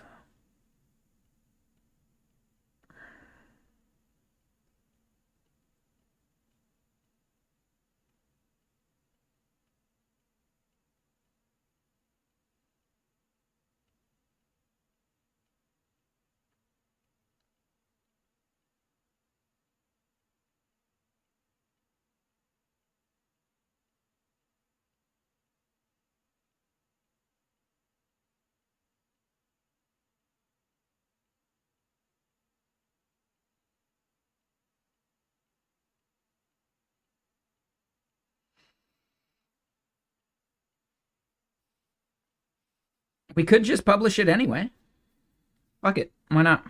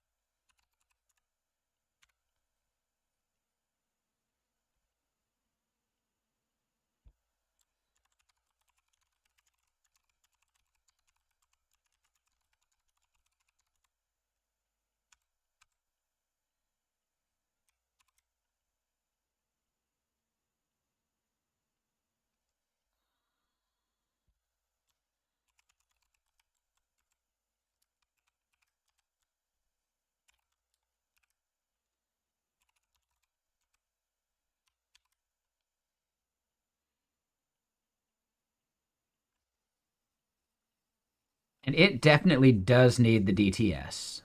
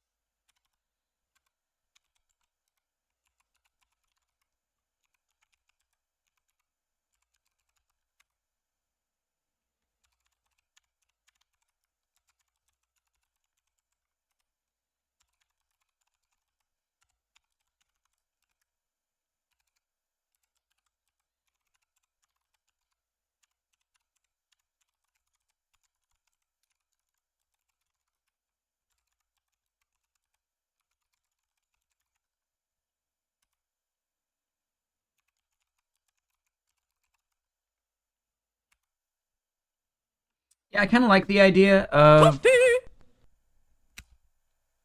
making this part public anyway. That way people can actually inspect it. But yeah, this is something I run into actually fairly frequently when publishing packages from inside a monorepo where they share stuff. And it's definitely something to do with like me making a mistake there. I don't know what the issue is though. Because it's not the first time we've had that problem.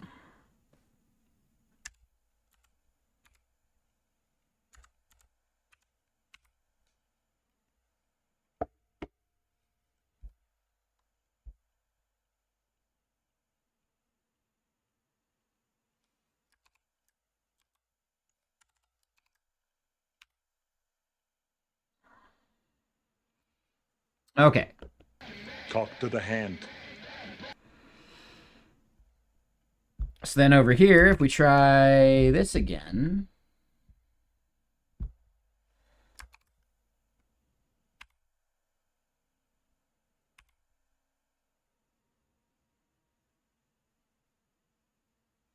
Right, we're still going to get a failure probably.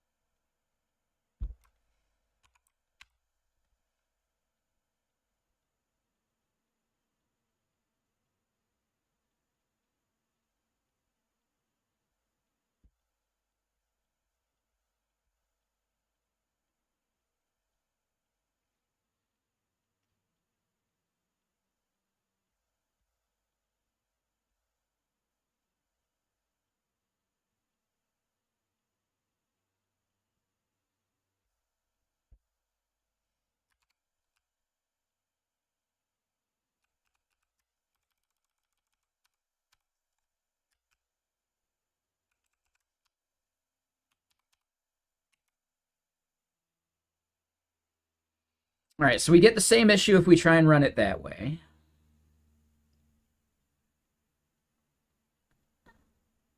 Hmm.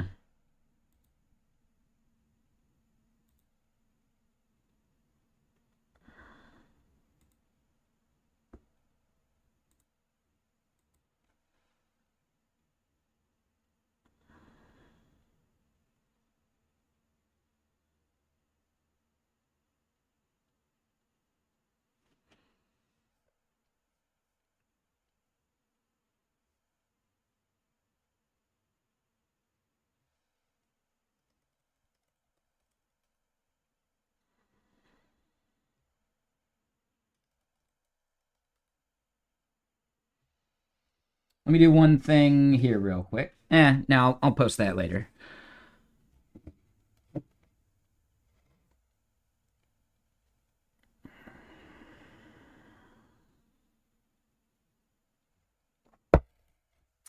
Yeah, I think so too, Bob. Yeah.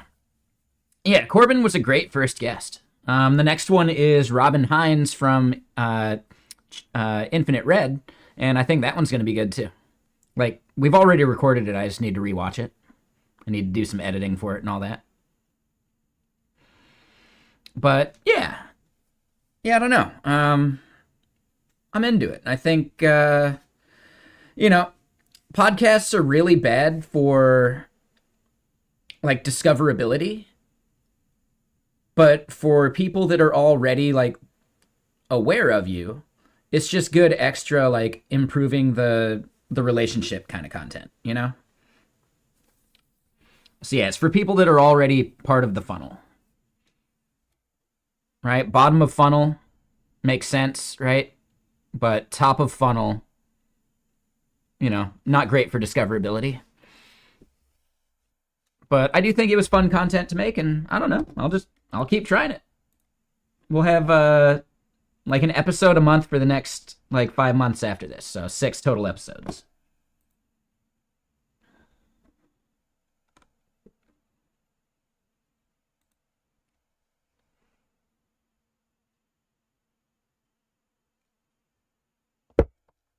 Yeah, I need to actually like clip out some shorts from that. I think that'd be cool too.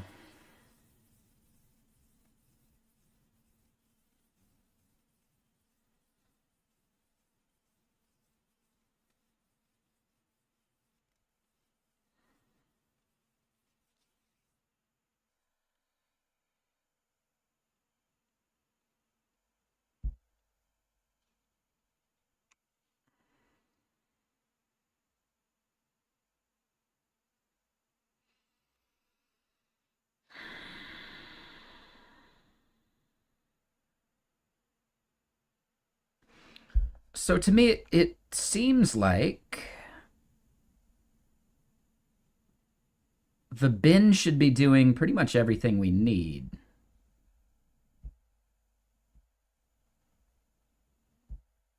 All right, we got a main, we got a bin.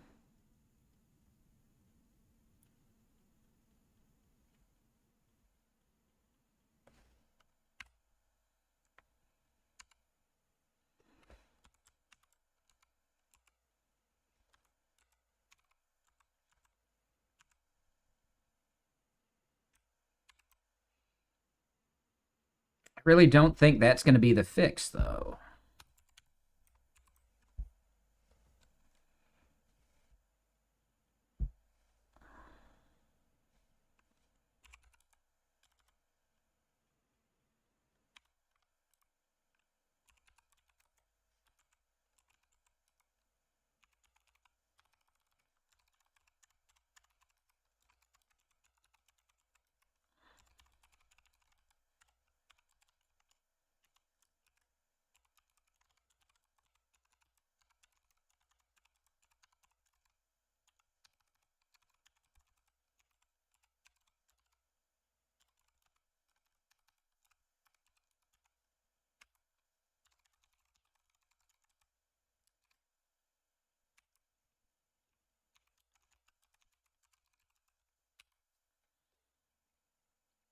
Oh, that's the wrong one. There we go. That's the right scene.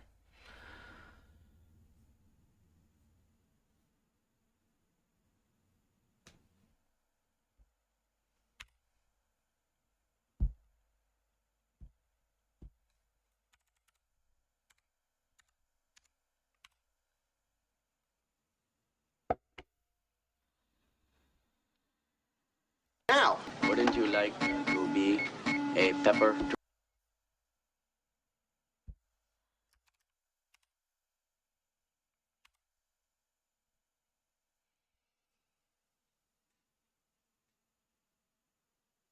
Oh, shit. I was reading that wrong. So it's not my package they care about, it's that package. Oh. Right. I was misreading it. This is the Mermaid JS CLI. And I don't control that.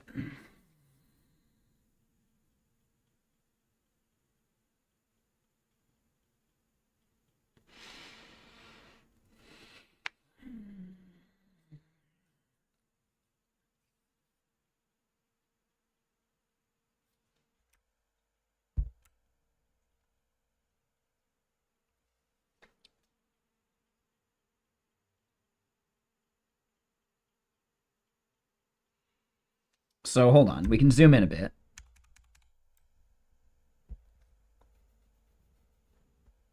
They've got type module, but they do have an exports too. Oh.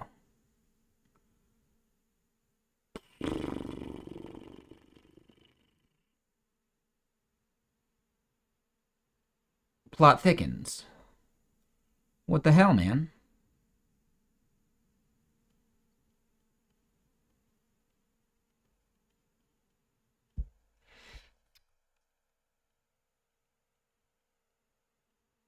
Okay, I know what I need to do. I think I know what I need to do. And really, I bet it's related to this error that we're getting here.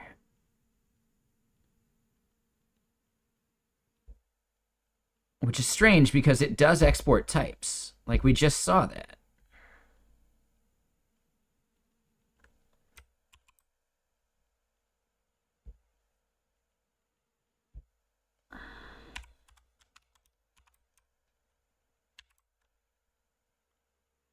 But if we make that a no external, then maybe that helps.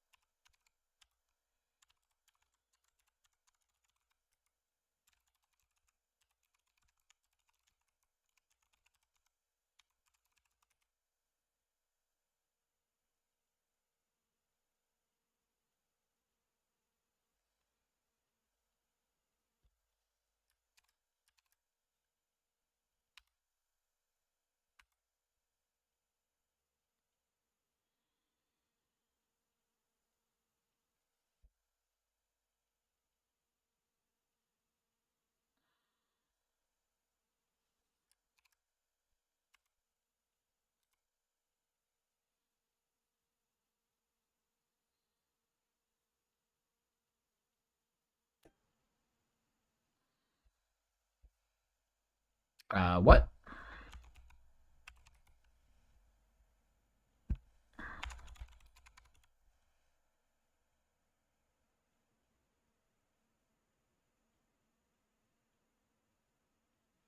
Oh, and someone else already created something called Mermaider? Of course they did.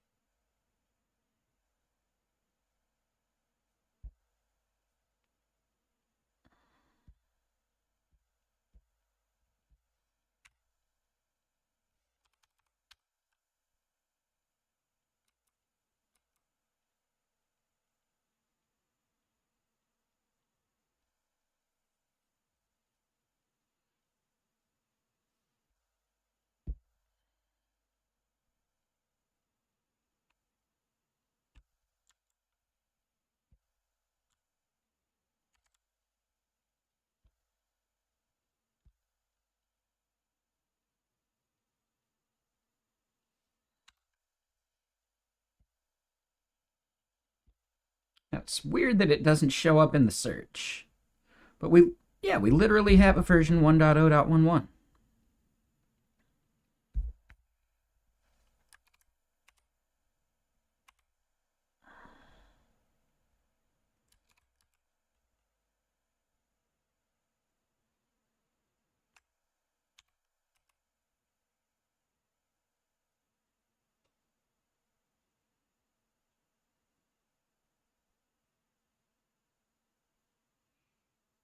Okay, okay.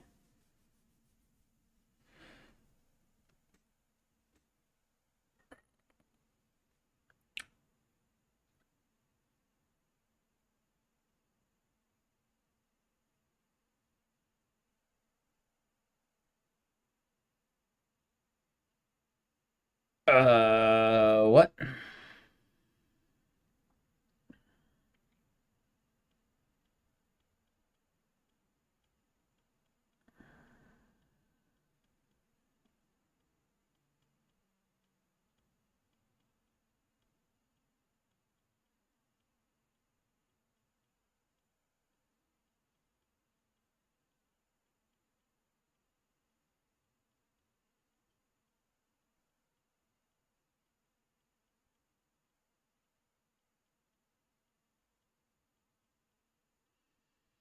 So it's only on line number 296,748.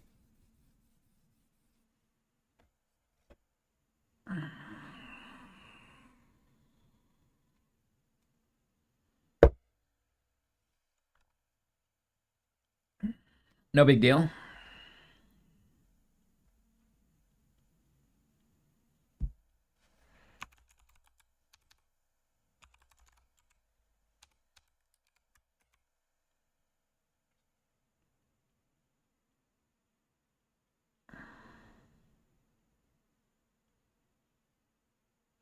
So we still run into that issue here.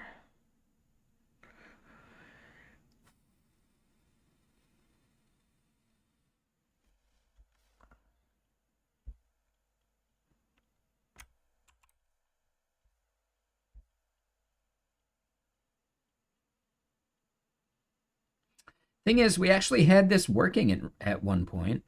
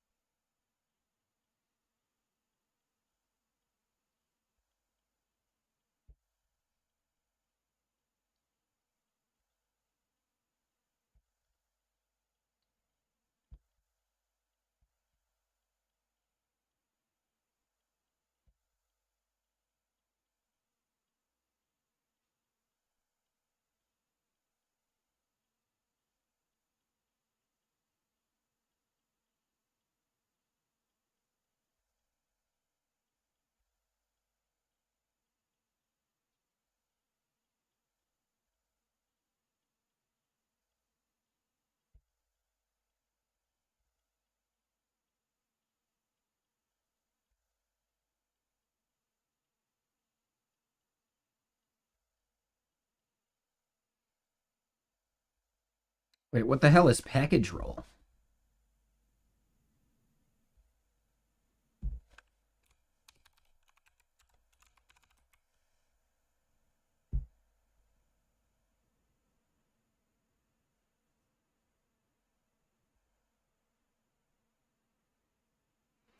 Okay.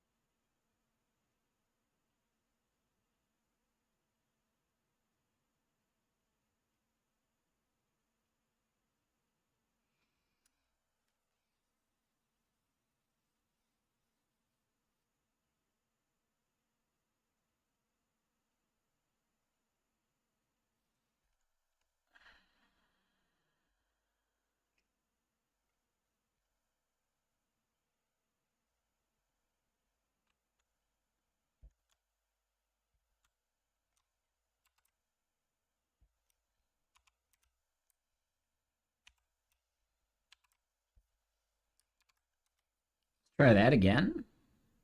Oh, and it hated that even more.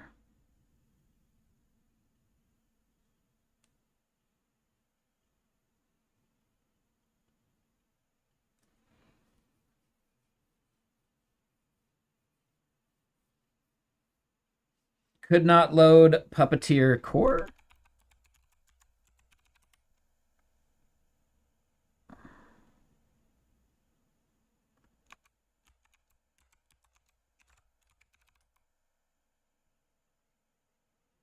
Same issue.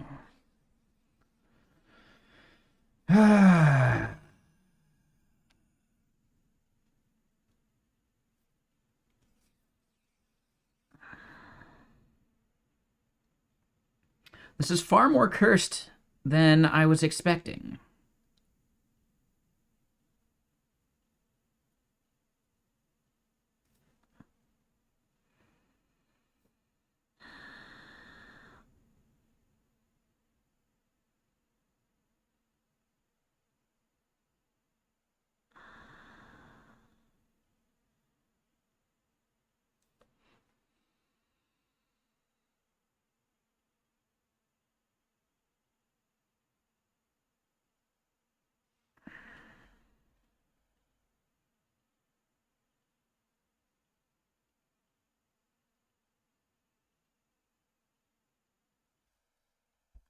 Hmm.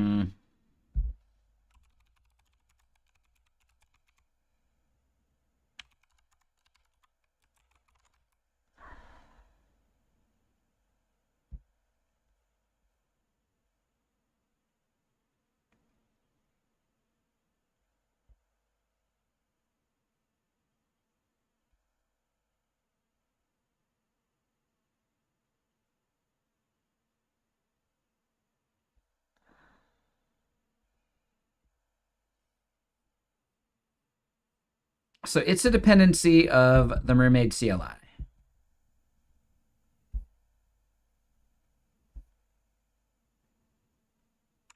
And my guess is that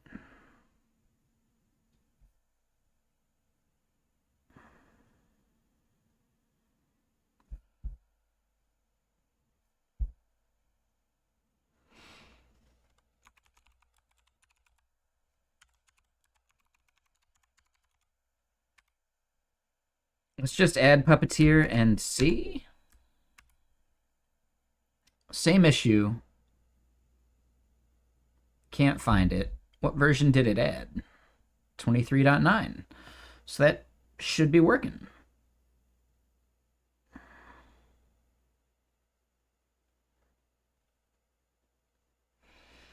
I don't know. This feels very cursed.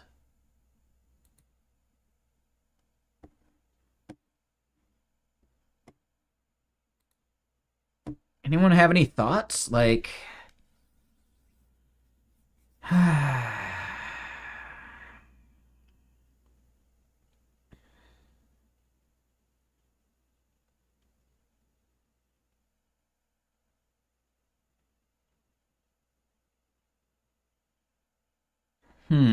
yeah, I don't really know what the fix for this would be.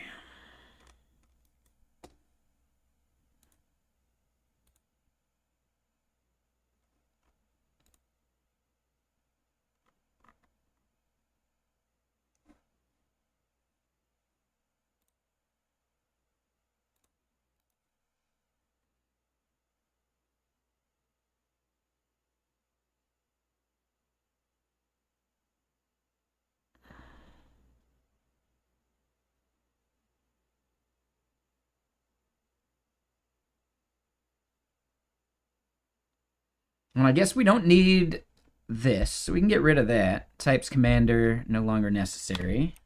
Sure. That doesn't really fix everything, though.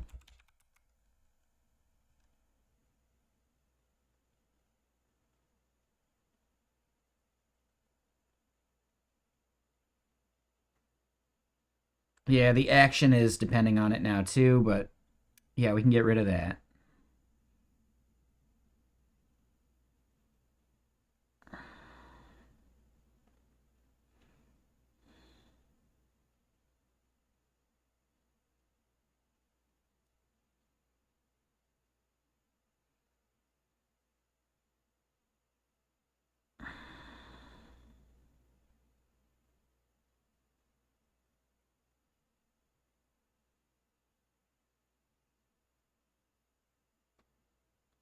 Just curious what I did that broke this. If I add type module back.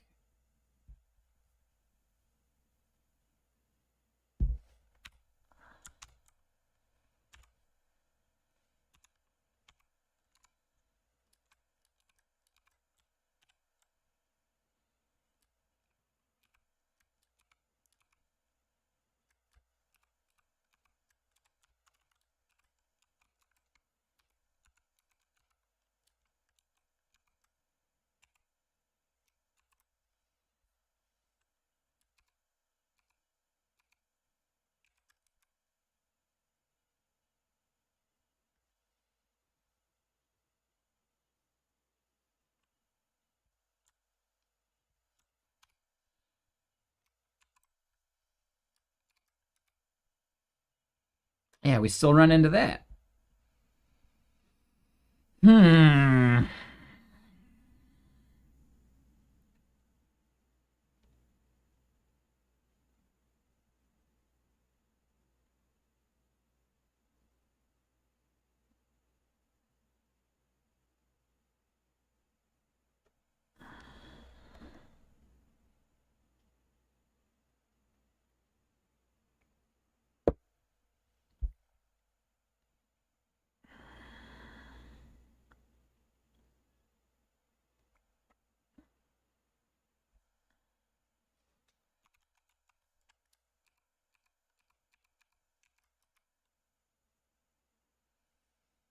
Okay, so now we actually do get that to work.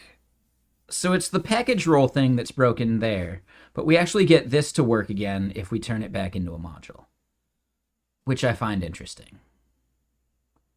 Right, now this is failing because I invalidated the token.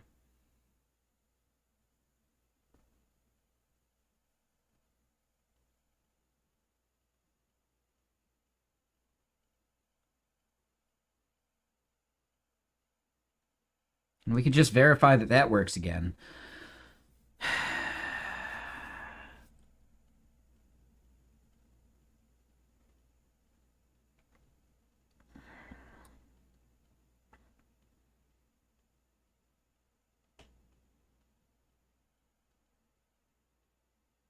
We definitely need a way to run this as a CLI tool, though.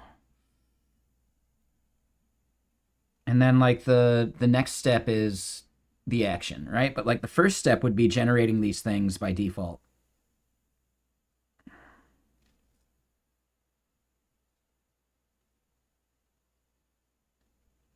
Yeah, the goal is to aim at, like, 30 minutes.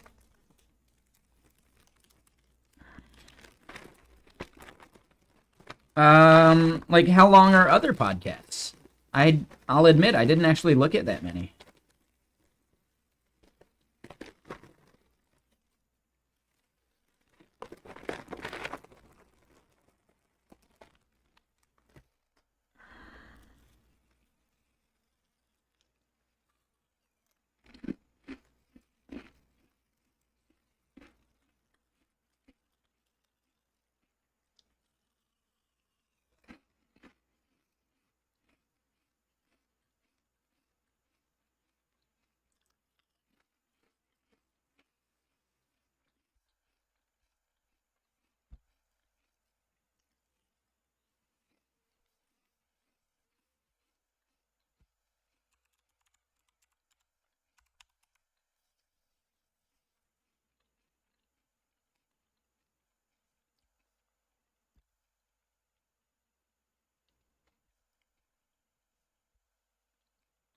Oh, so theirs are like 45 minutes.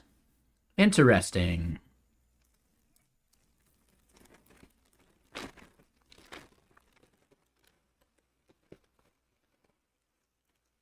Hmm.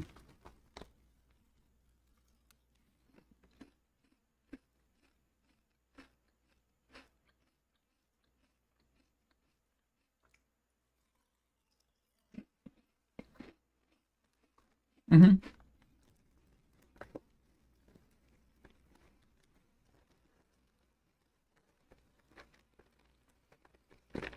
Okay.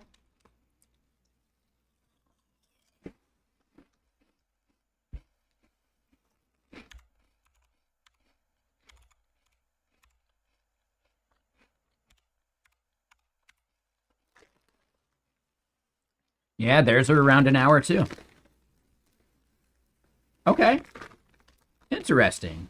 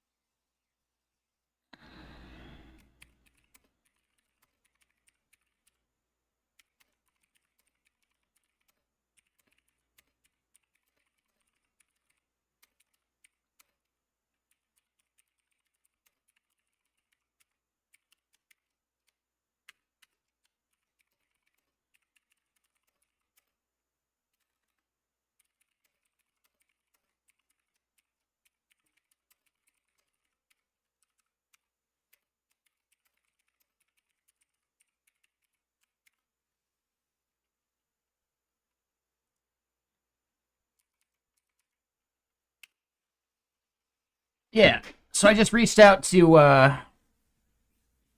Adam.dev just to see like what they use for publishing tomorrow.fm. Cause yeah, like this seems familiar to me, but like the branding isn't there, so we can't know.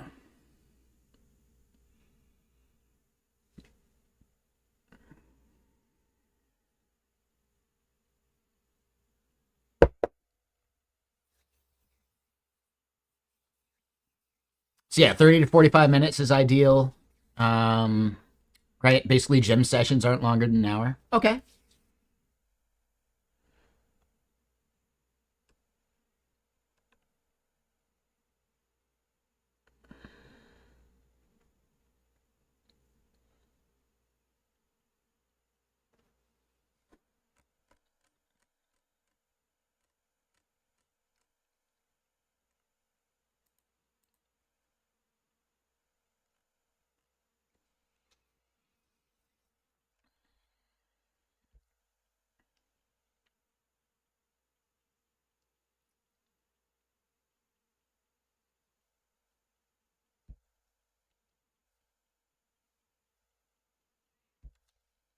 All right, and then back to what we're doing here.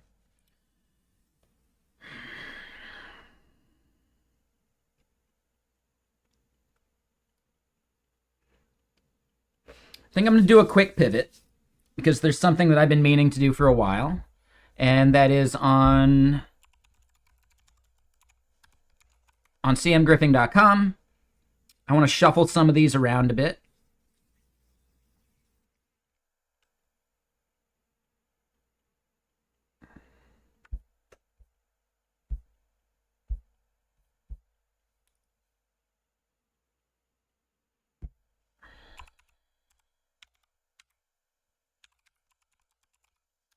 What did I call it though? Socials? No.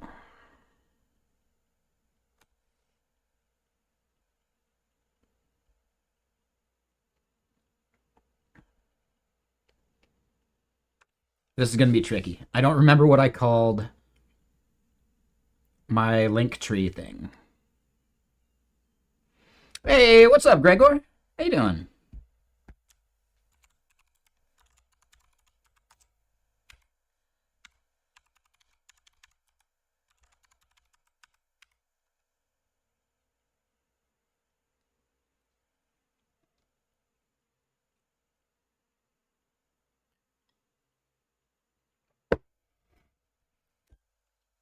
Oh, was that in the list? It is CM Griffing Linktree. Perfect.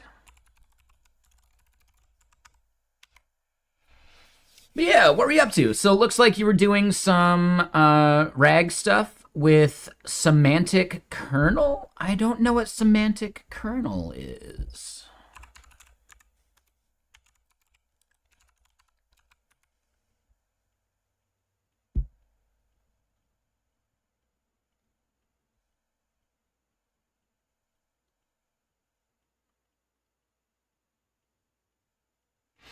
Oh, okay.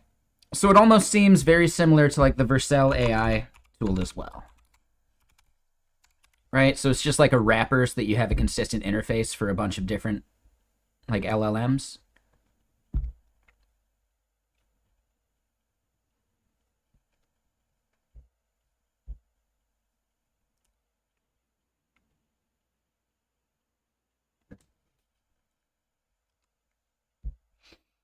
Cool.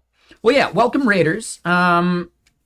The thing we were working on, and I'm kind of like giving myself a little bit of a break from, because we're running into some weird like bundling and other issues, is I want to be able to generate Mermaid diagrams for backend endpoints at like the GitHub action level, so that when a user maybe changes some logic within a like an API endpoint in your code base, you can actually like, instead of having to read it line by line, you could see, well, how did they change the flow of this backend endpoint, right? And then from there, theoretically, you could maybe ask the LLM like, hey, is there a potential timing attack in this workflow? But yeah, we're running into all sorts of weird like bundler errors, which are just super annoying. Like the API key one there, that's if we just try and run it locally. But the moment we try and package roll this thing, yeah, we run into like puppeteer issues or just other stuff that gets super annoying. All right, when we try and run it as the CLI tool, right, we get an issue with something that we don't even control. I believe this is coming from, well, it says this is from the CJS loader, so yeah, it's a puppeteer issue. Yeah, so we're just running into nothing but puppeteer issues, which is a little annoying. So we're going to pivot real quick because I've been meaning to fix this one thing anyway, right? I'm planning on, you know, treating Blue Sky as my like main social media at this point. But I realized I don't have it on my my custom link tree, so we can add it. And yeah, we'll install the Astro file, no problem, or Astro extension. And then yeah, we just go to pages here, index. Let's shuffle these around a bit.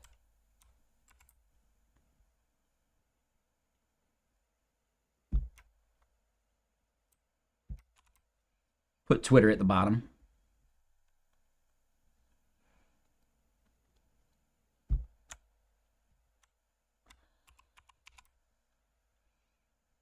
And then, yeah, I don't even know what my Blue Sky profile is.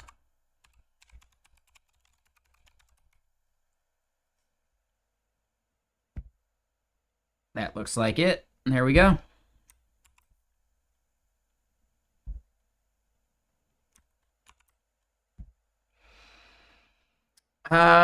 Okay, so as far as icons go,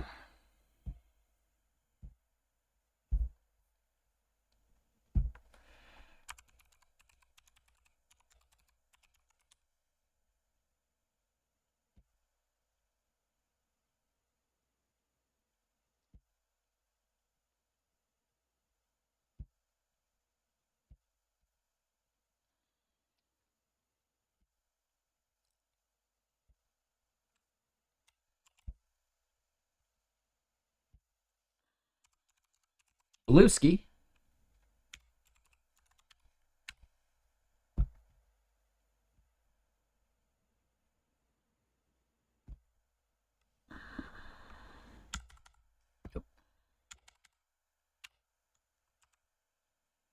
Uh,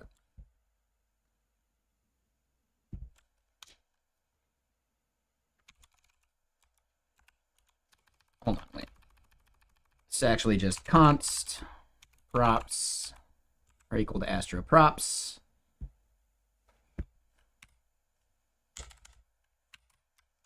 We do that, and then we just do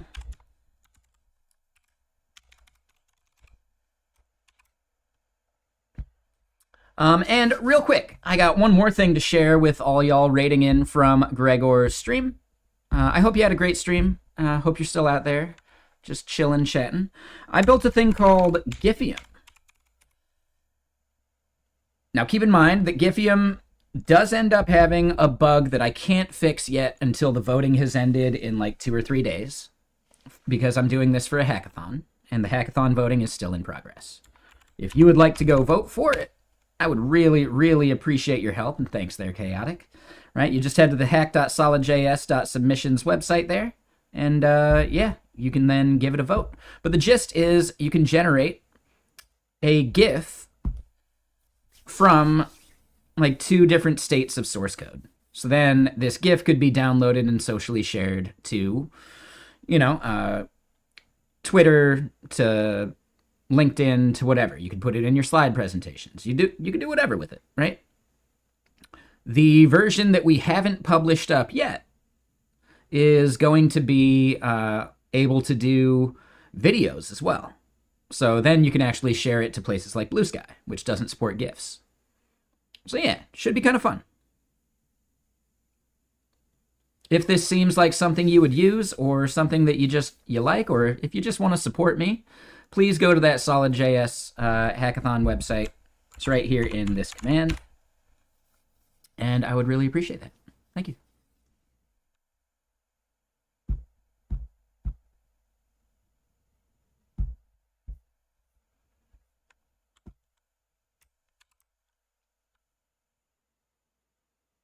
Yeah, Mermaid's great.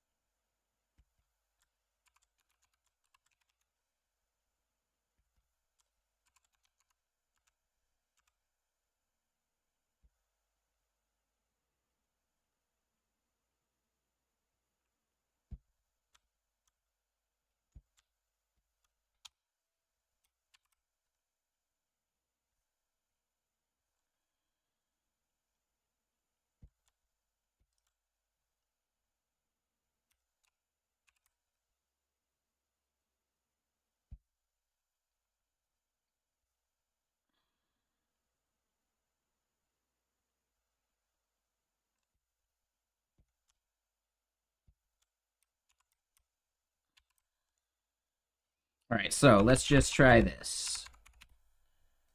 Oh, and hold on.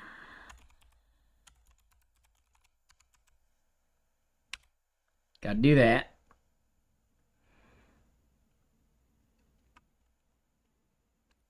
Yeah, Mermaid's just great for like building diagrams programmatically. It's really nice for that.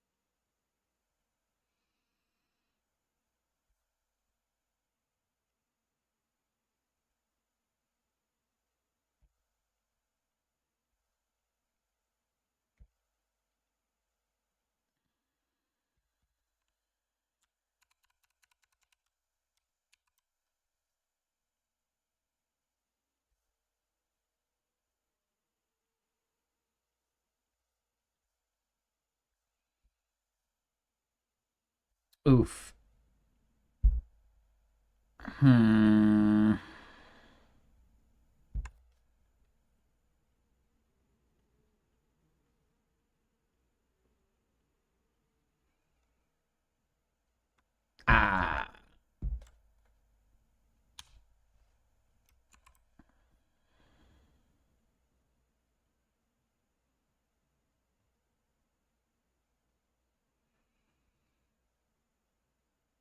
You're saying over on Blue Sky? That's not a bad idea.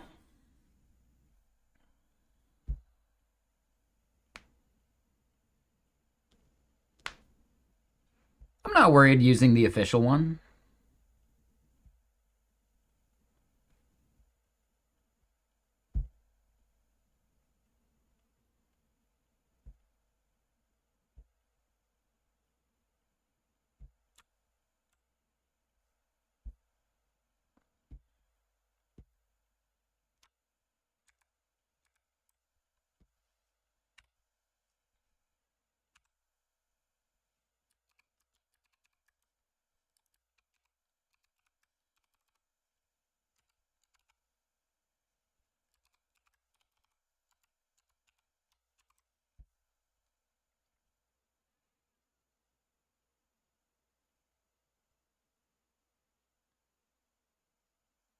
All right, I think that works.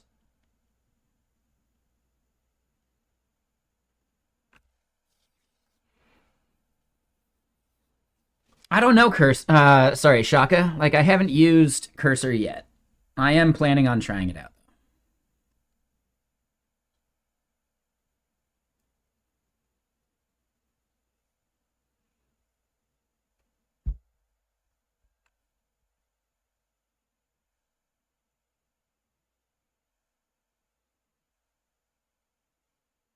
Yeah, I'd say we're pretty good there.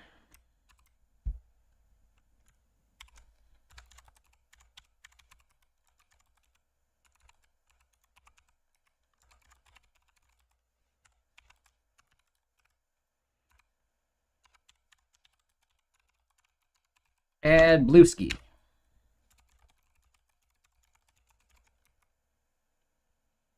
All right, so that should deploy out just fine. And yeah, I haven't used Cursor. I should definitely try it out.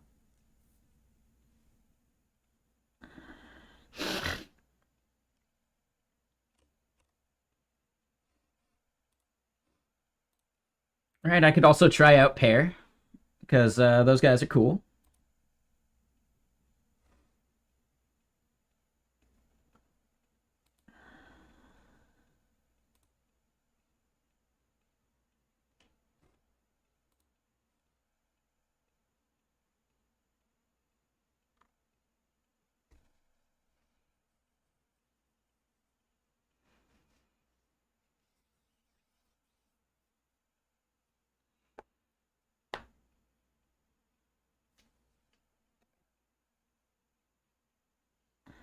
Oh, not this. That would be gross.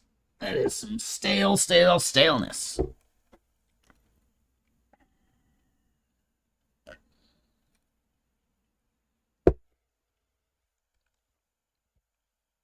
But all right, so I got my link tree updated. I'm pretty sure cmgriffing.com should be fine. And actually, that's what that was too, huh? Yep.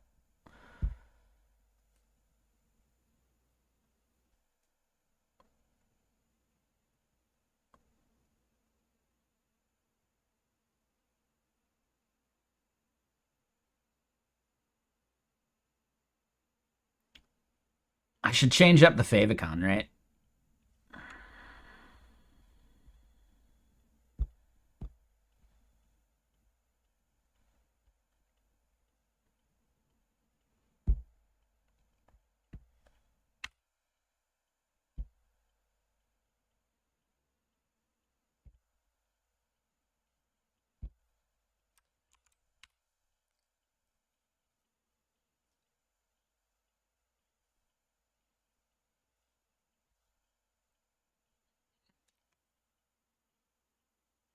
God, it looks weird.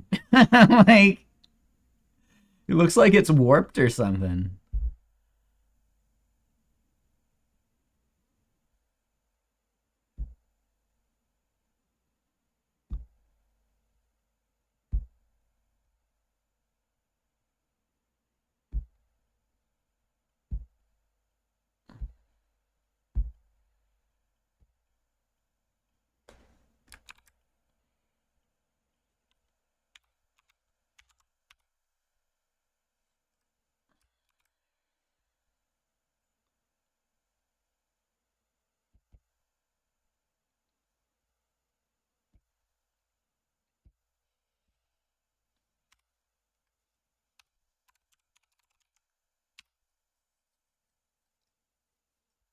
Okay, so yeah, let's just go to the favicon generator. Let's update that real quick.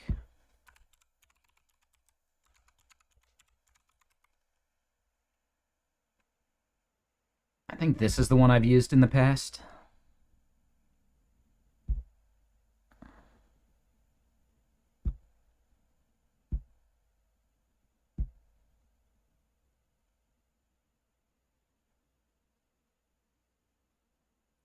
It'll work for me.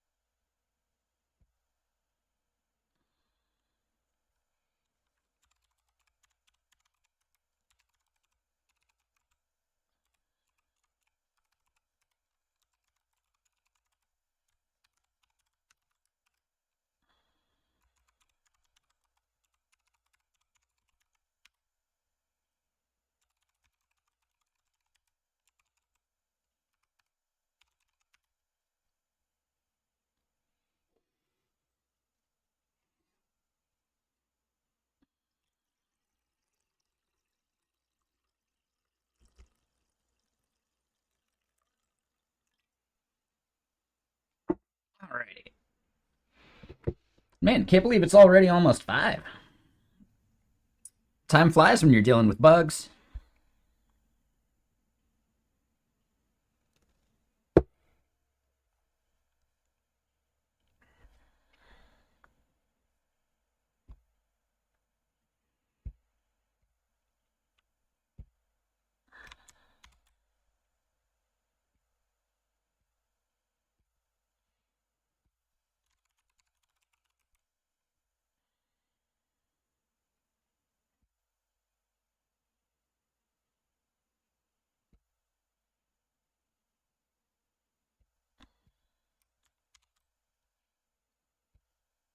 Hmm.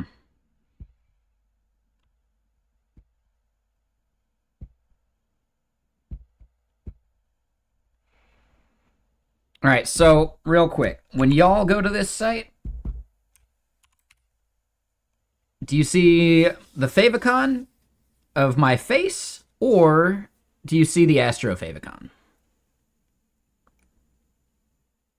And Tally down there? Nice. Nice.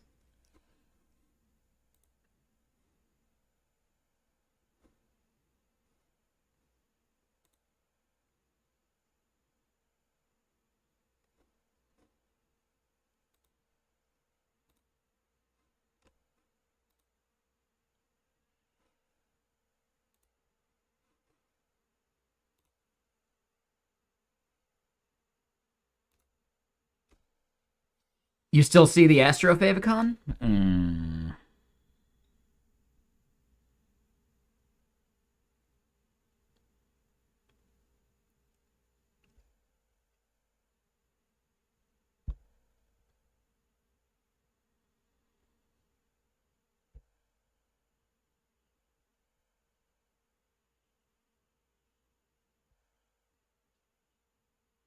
Oh, I bet that's it.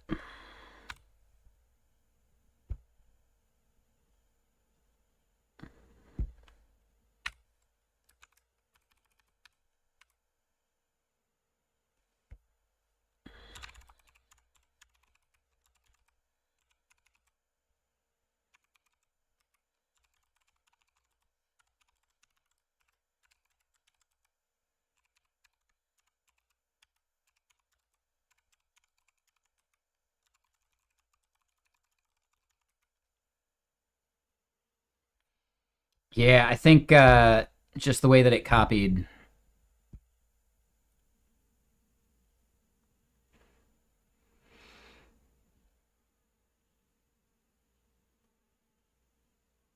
So yeah, it's like less than a minute for these to deploy. So it's a nice quick build.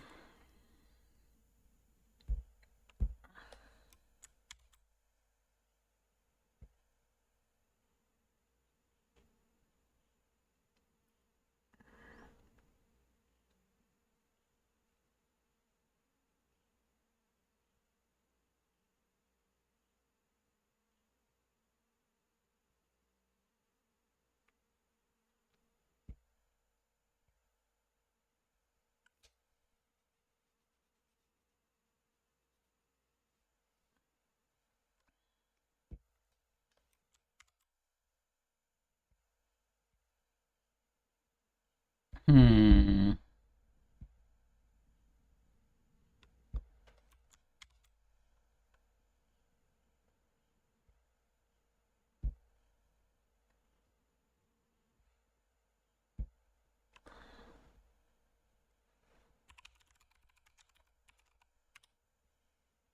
Okay. Yeah, yeah. So now I'm just dealing with cache. If I load it up in Firefox, I see the right thing. So yeah, I'm gonna guess that you guys are probably cached right now as well.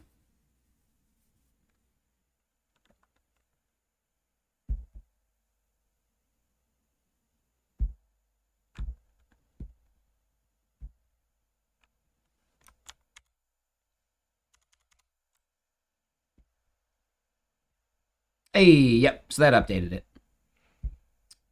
Just had to refresh a bunch. So yeah, there we go.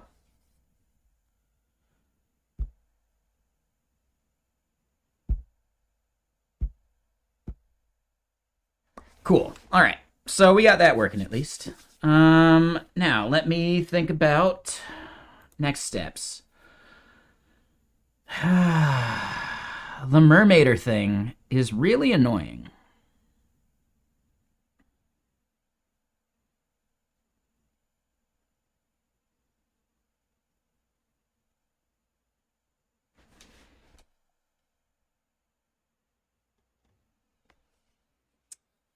Like, really annoying. Let me get more music going.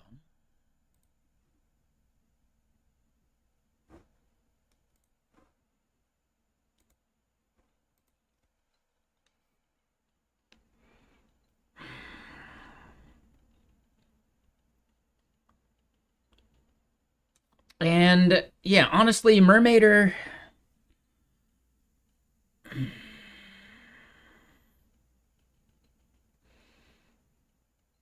I don't have like a major need for it yet. Like, I almost just want to switch over to Walter.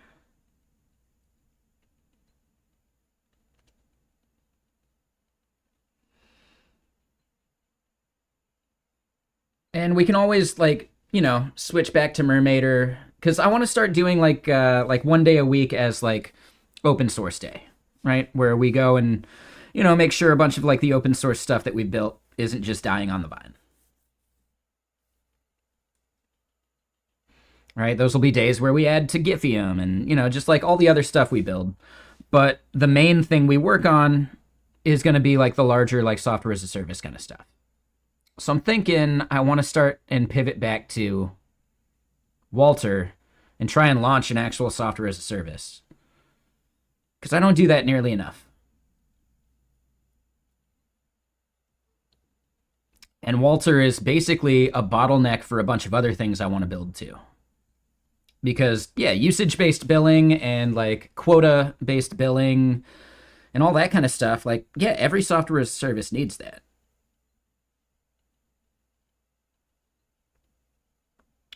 So yeah, like, I think that's what we're going to do. We're going to pivot to that.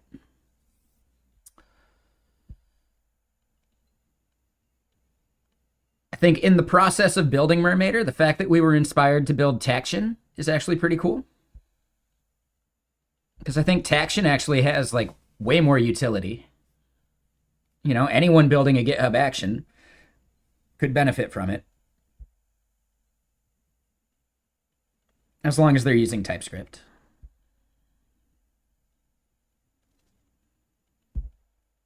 So yeah, I'm gonna let the Mermaider stuff kind of stew for a bit. But I probably, at the bare minimum, want to create an issue for it.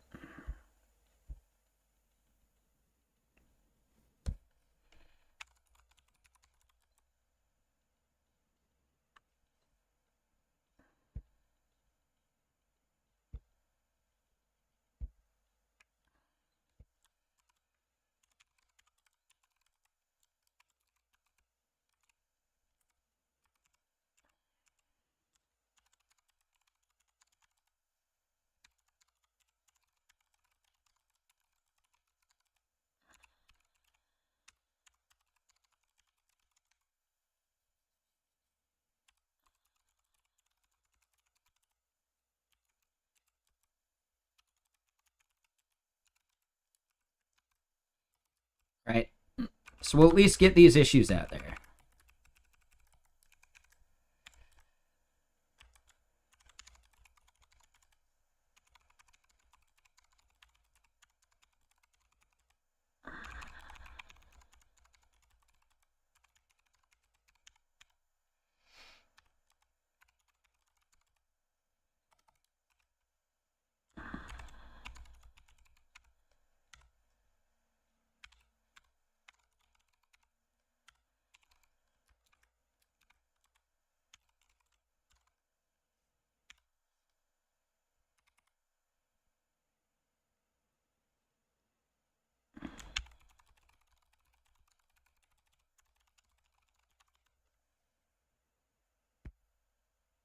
Right, so we at least have that marked for later.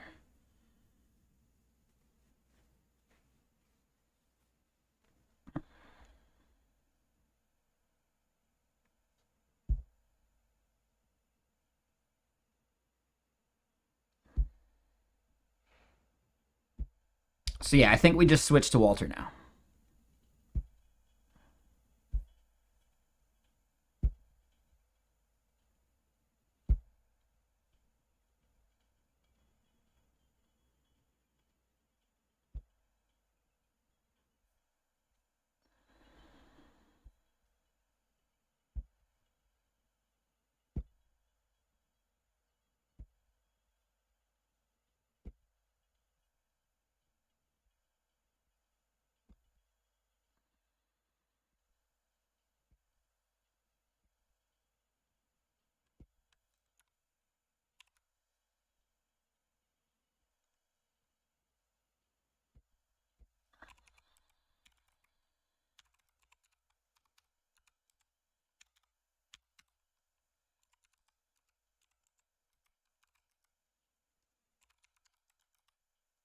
And we had Walter already opened. Okay. Let me check up on some stuff.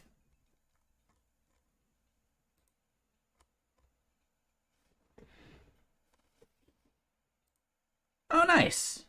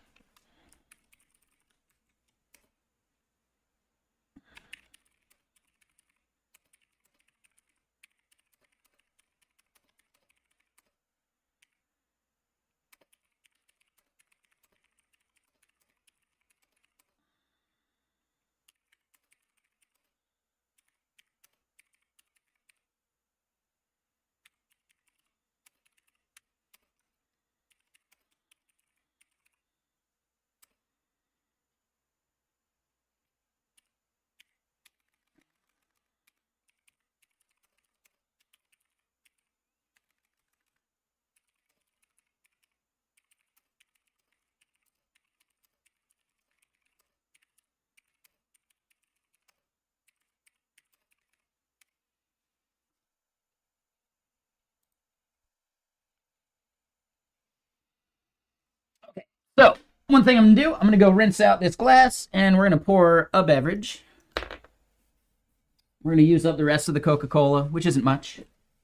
And, yeah, be right back. Just a sec.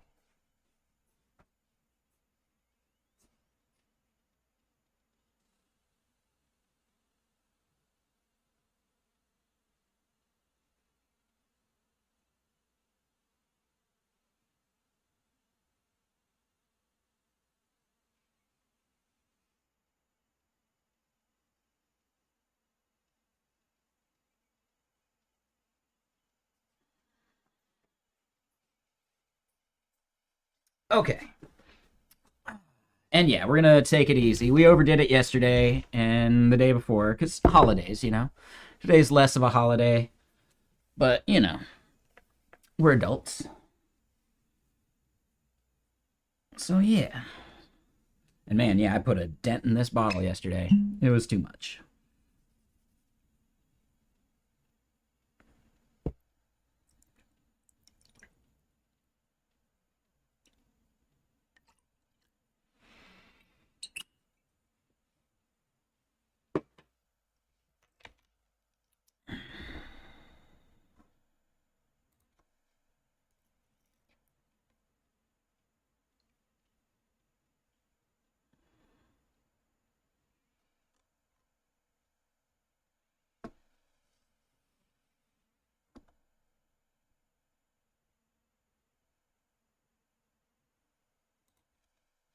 Okay.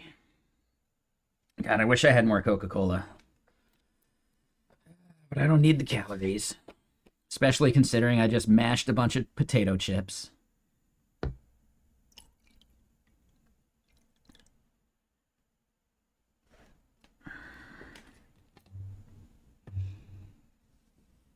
Realistically, I could have Coca-Cola, like, with every beverage as long as I ran, like, 6 miles a day or some shit.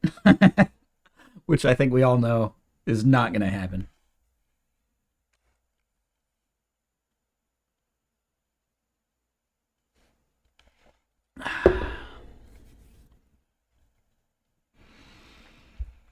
All right, so Walter.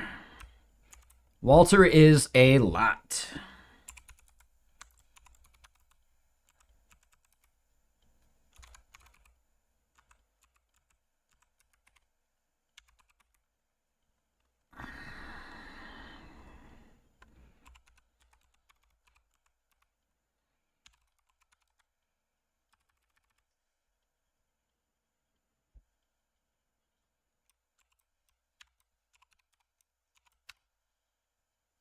All right, so we need at least the API up and running. We need probably the dashboard up and running. We'll get the marketing site up and running too.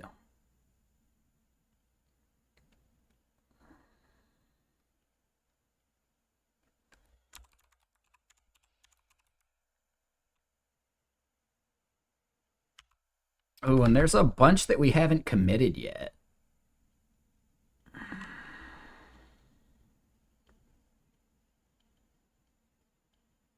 Oh, we were adding OAuth. That's what we were in the middle of. That's right. Okay, yeah, so we definitely need all that stuff popped open.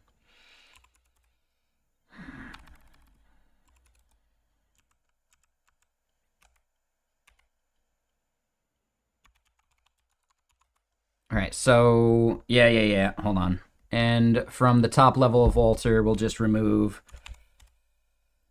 dot slash star slash node modules. Yep. Oh.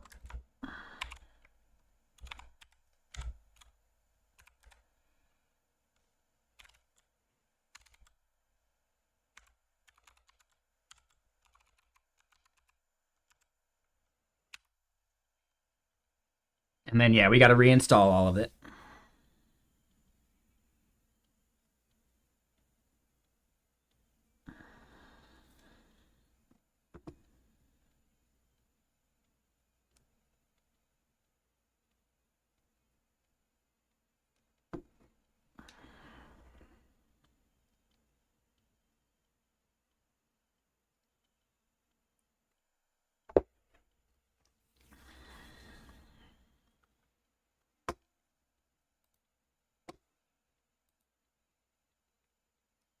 Okay, there we go.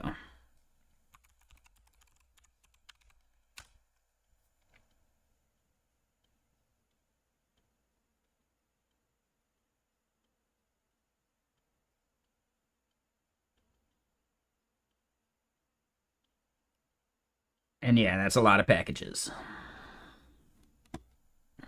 What is the next package there for?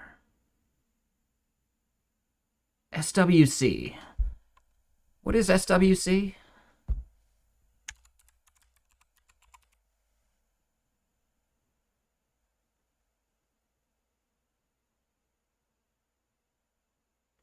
It's just their compiler for Next, but I'm not using Next.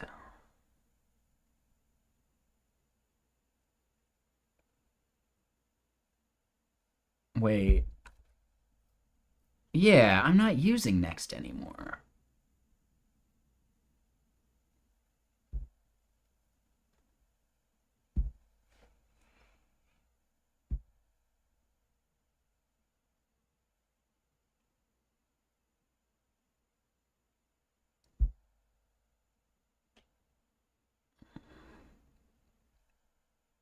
Sure.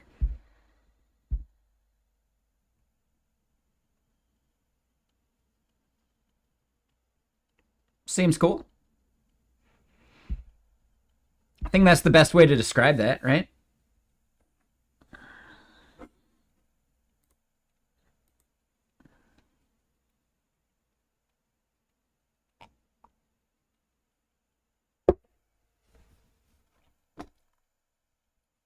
Aye.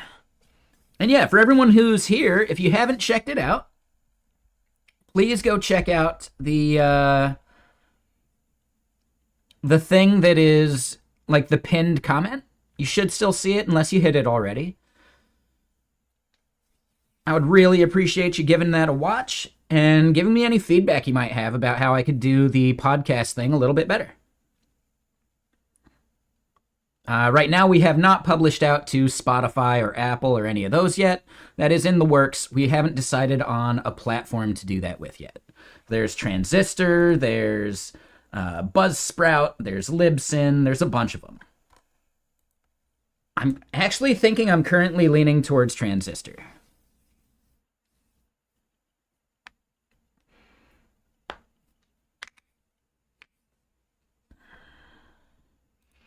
I wanted to consider the one that Rox is building, but it's a little out of our price range. He's aiming for like the more larger enterprise kind of like podcasts, especially the ones that would depend upon like ad revenue. And ad revenue isn't anything I'm trying to do with the Get Crackin' stuff. Now, maybe at some point I build my own podcast. I don't know what it would be about, but that could be cool.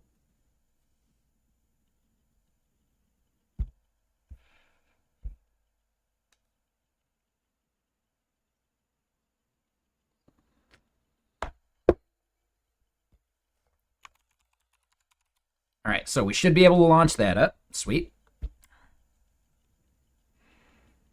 API is down though, so that's not going to work.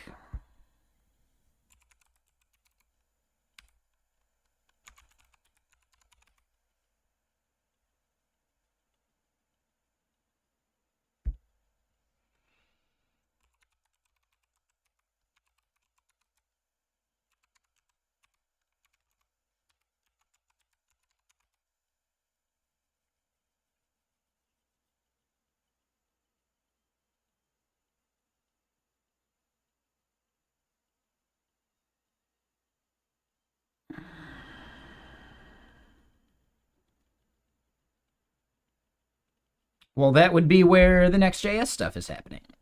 Why am I doing that though?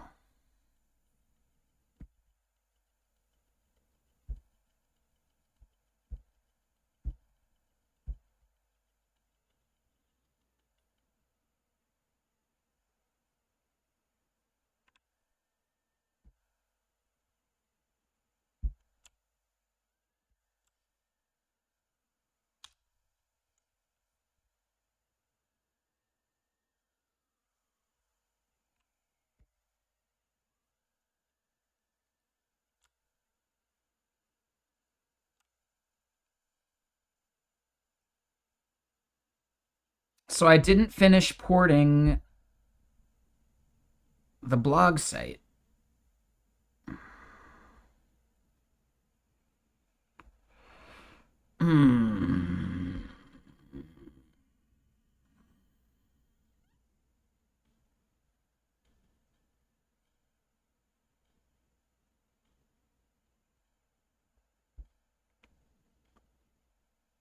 Okay, I don't remember getting those errors before, but yeah, we're gonna have to do that. We're gonna have to fix the issues with that. Huh? That's a little bit annoying.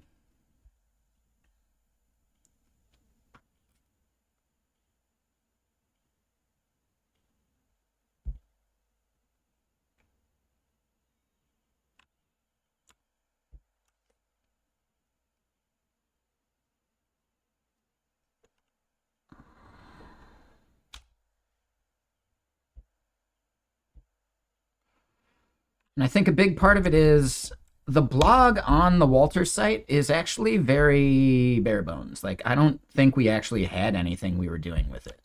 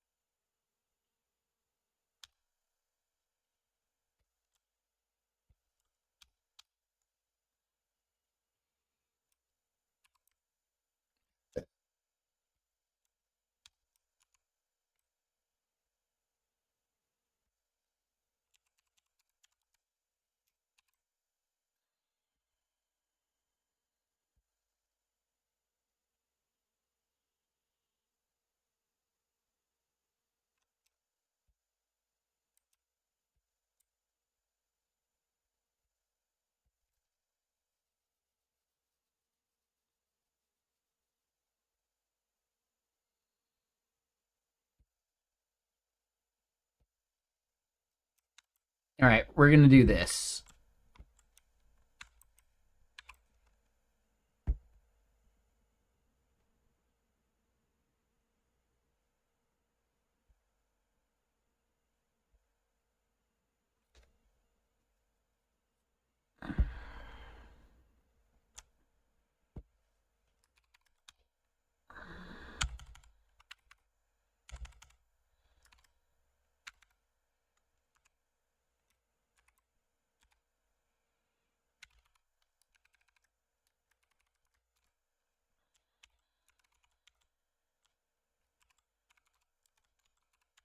All right, we'll just do an empty placeholder page for that.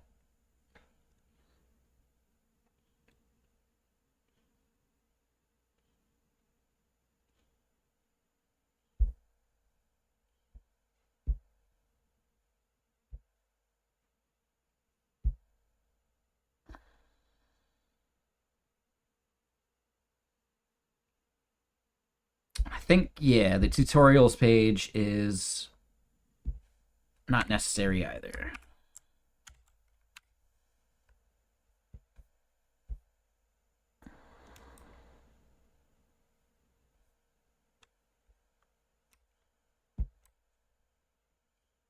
Okay, so we at least get the marketing site to render again. We can go to the documentation, and this page still works as we expect. Perfect. Cool. So we did finish like porting that part, which is nice. Marketing site's definitely going to need a lot more work, though.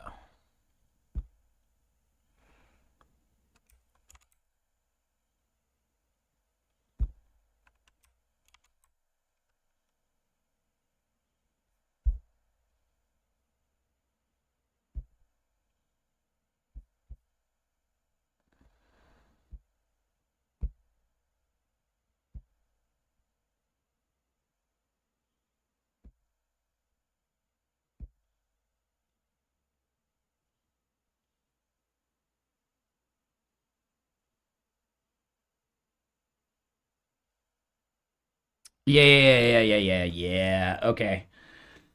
So the part that we left off on was implementing the OAuth flows. And my guess is that this is just broken still, because that's kind of where we left off.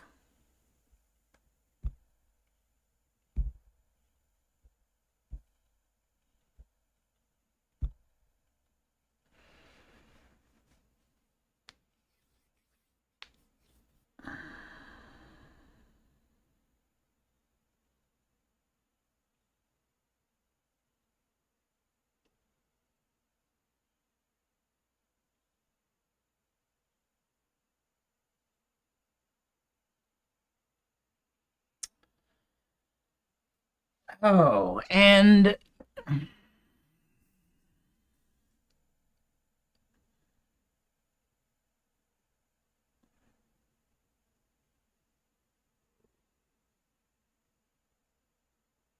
we should.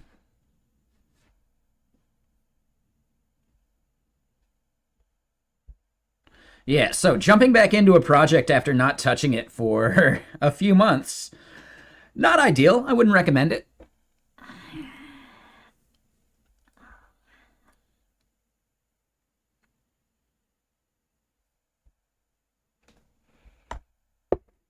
Hold on. So, architect.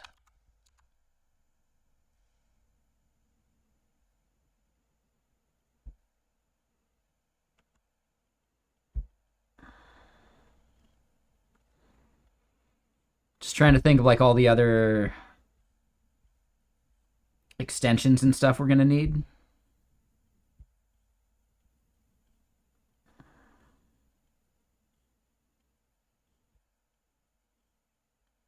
Rest of that looks okay.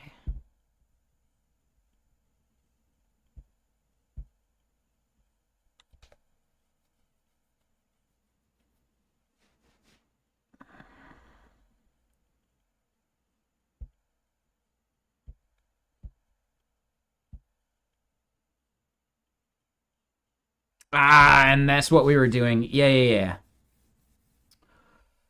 So I forgot about the caddy file. We do need to just install caddy.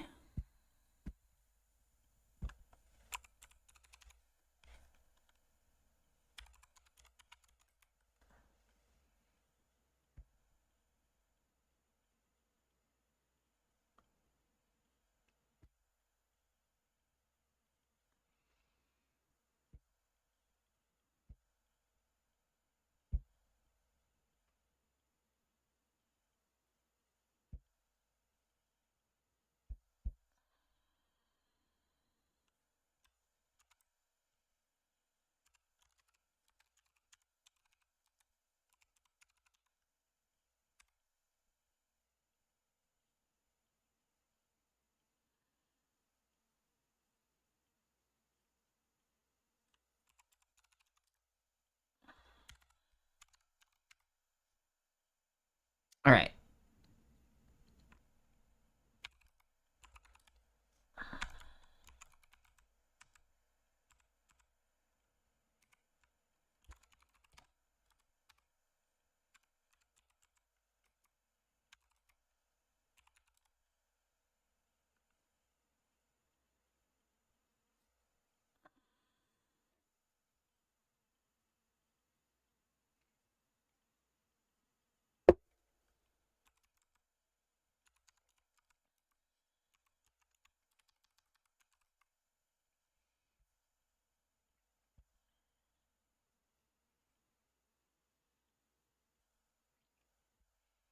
All right, so hold on. What am I doing with the express proxy?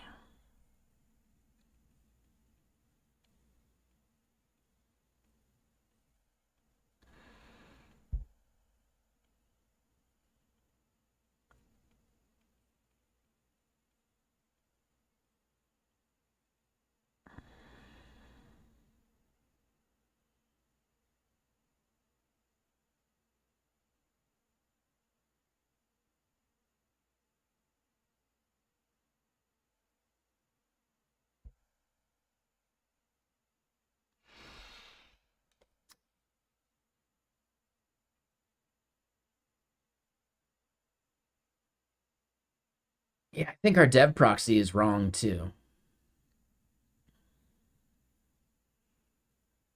Let me get more music going then.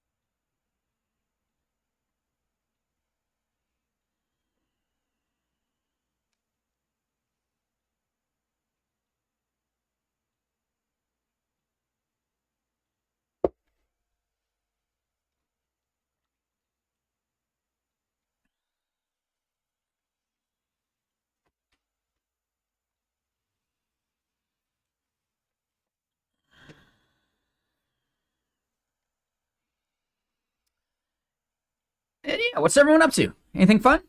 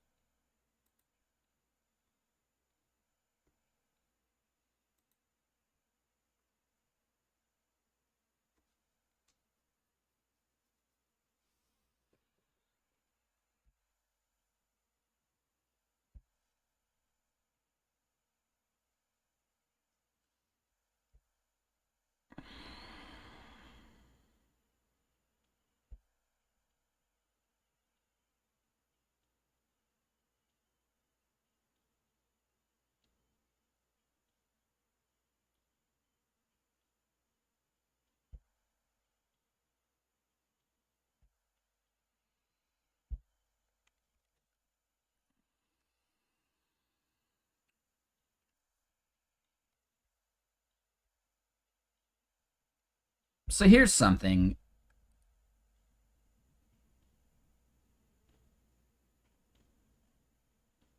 The API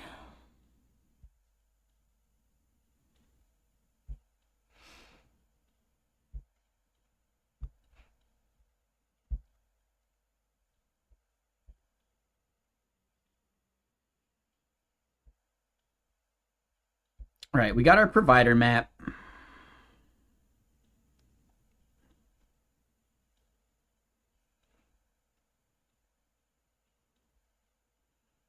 And we just started creating the OAuth validate endpoint. Common headers here.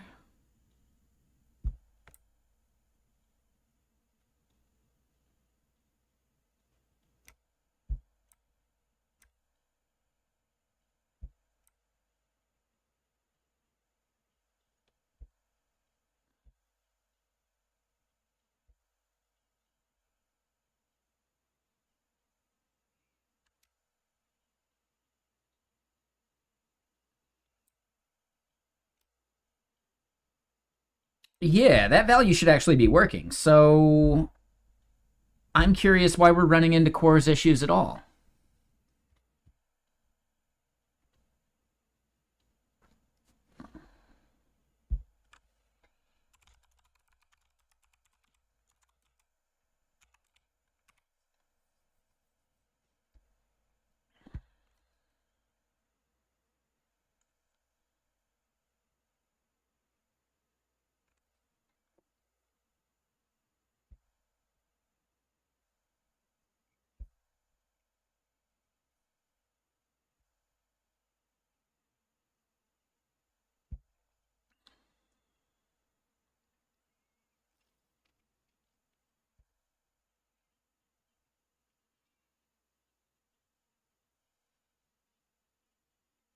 Yeah, come on. So common headers there should be totally working. Hmm.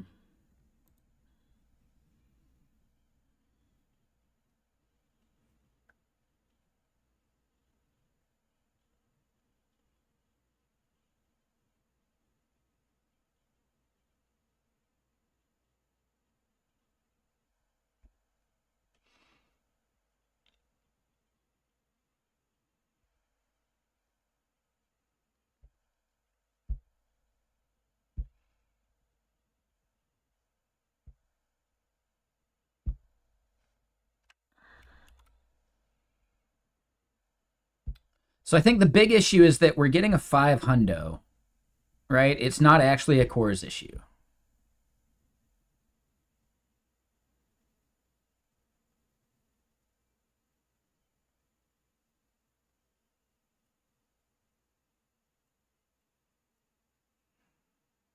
Yeah, that's the actual problem. So if we go look at the API. Yep.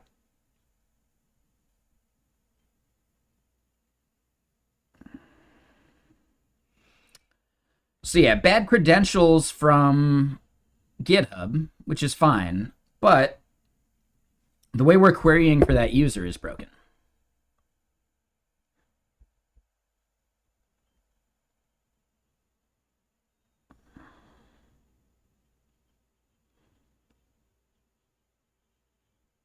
Okay. So that makes more sense. Because, yeah, I didn't think we actually needed our dev proxy anymore. Especially because I plan on using subdomains for hosting that stuff, not the paths.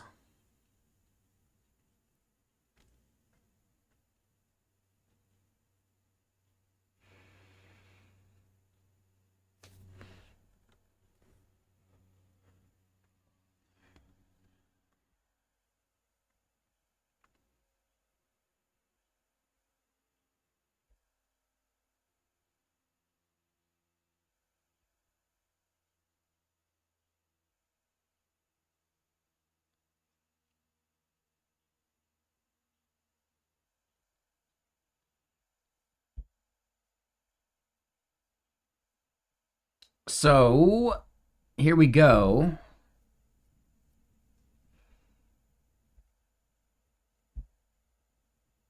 This gives us a 401.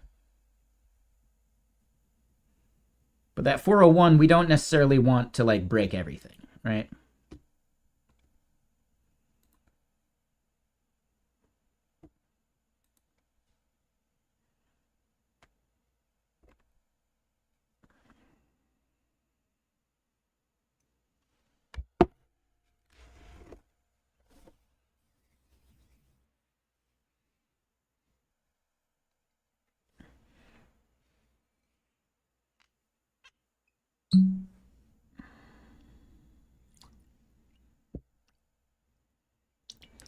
So yeah, anyone get anything like good on sale for the sales that we're going today? I decided to pull the trigger on a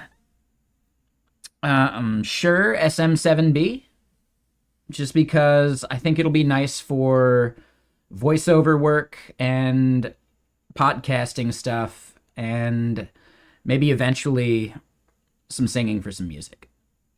But that's a stretch goal.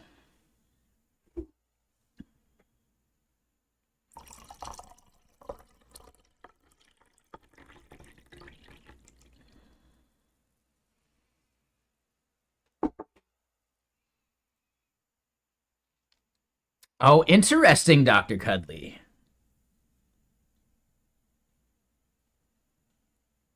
That makes sense. Yeah, the M3 Air looked nice. It didn't seem like it was worth pulling the trigger for me just yet, because really, like, you'd only get like $200 off, and I kind of want to get like the 15-incher. So yeah, $200 off wasn't like enough for me to do it, especially because I probably want to buy the next one just using credit card points.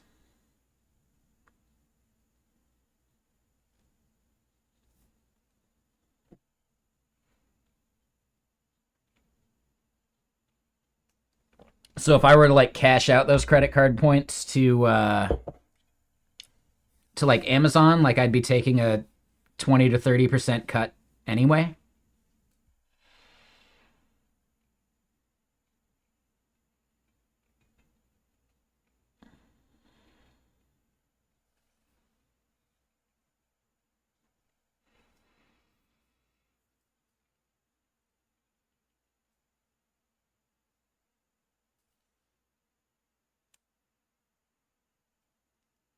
There you go, Heinen. Is that a reference to the is that a reference to the podcast episode? We're agile.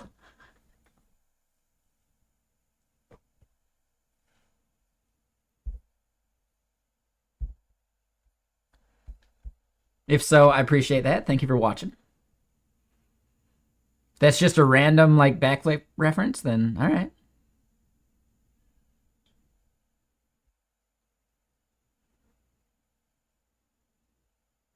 All right, so hold on, Dr. Cudley. You're almost never on the go. It's just an emergency in that case. It feels like more than $200 with the recent swap on them, with the 16 gig being standard. The 850 or 1050 you'd pay today was like 1400 a few months back for a similar build. I mean, the Air doesn't benefit from that. Right? Like the M3 Air is still like an older like line. So you're saying maybe with the Mini, there's that value, which I think is smart.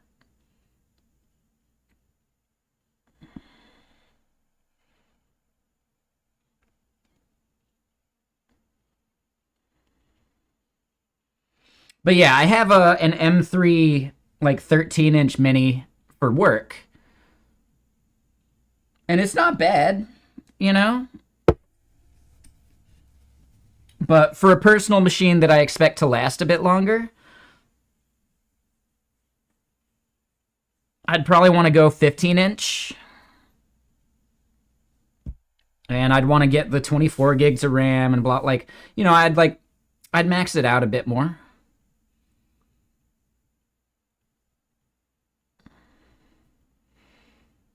And yeah, like I don't travel enough for the need to upgrade my like personal MacBook.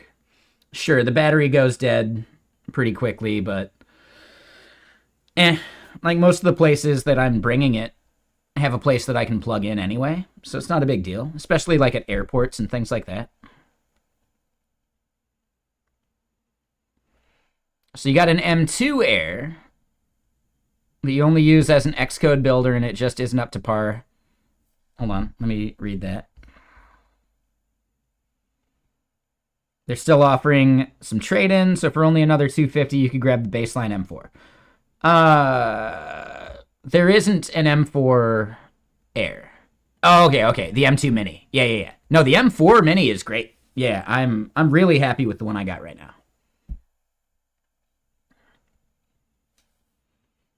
Like, that's what I'm running right now, and yeah, I love it. Like, man, I'm able to run, like, all of these other builds and stuff, and my PC isn't sweating. That's huge. That's really cool.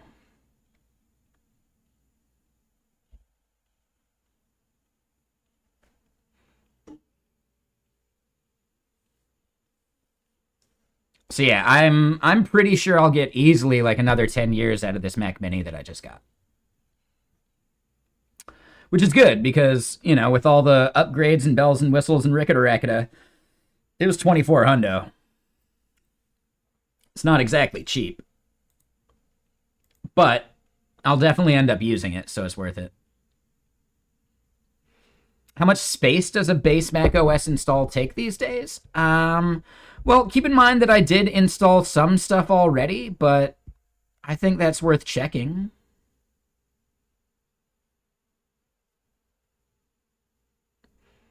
Oh, hold on. Let me go Finder settings. This is something I always forget to do.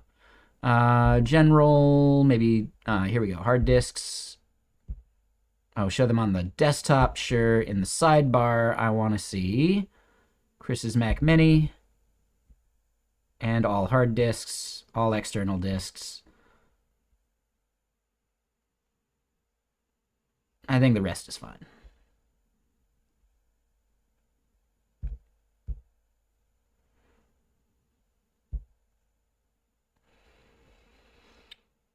Okay, so we're looking at, hold on, let me just clear my trash.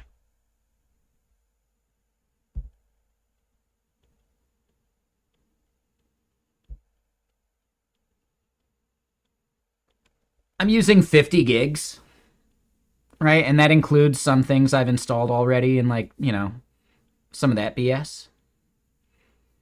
So I'd say like a baseline install of Mac OS is probably like 30 gig.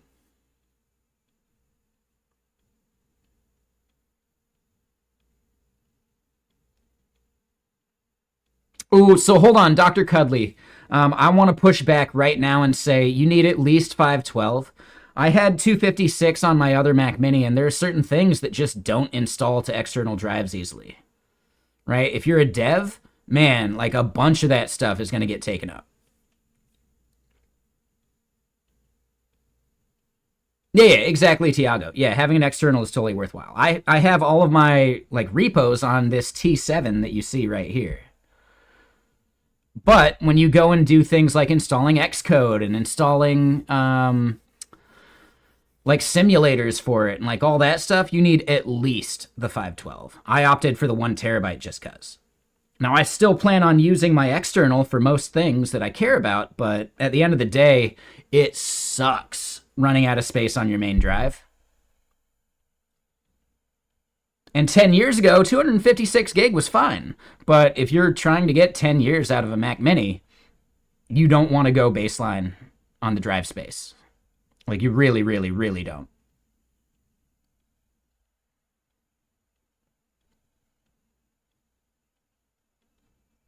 Yeah, editing software, like all the stuff that you're going to throw in, like, yeah, most of that stuff you don't run from external drives. So, yeah, there's just so much that you're really just going to want to have, like, extra space for. It's worth, personally, I think it's worth doing the terabyte drive, but bare minimum 512.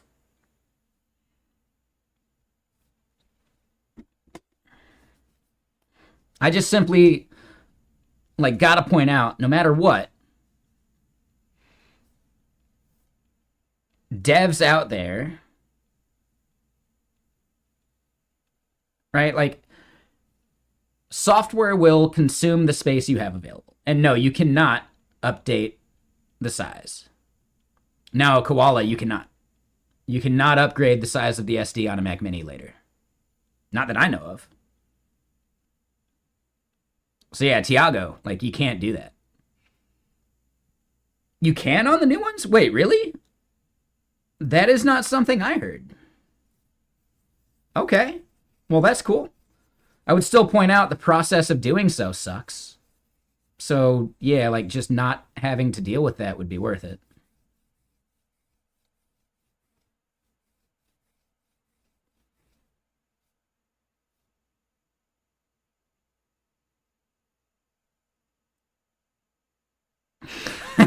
There you go, Heinen. Was that a thought you had, like, mid backflip?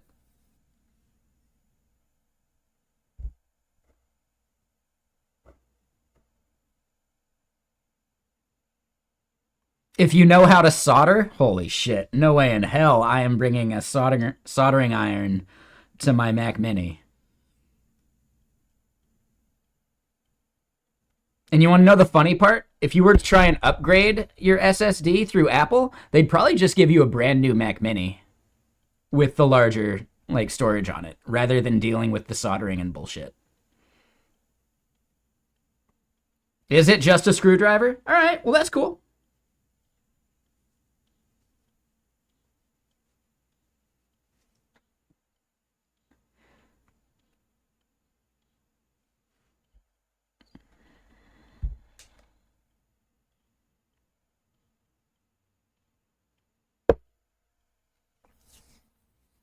It's like a shorter M2. Oh, I could see Apple like doing that for form factor reasons, but also because they can sell you like massively more expensive SSDs because they're the only one that makes that form factor. That sounds very Apple of them, doesn't it?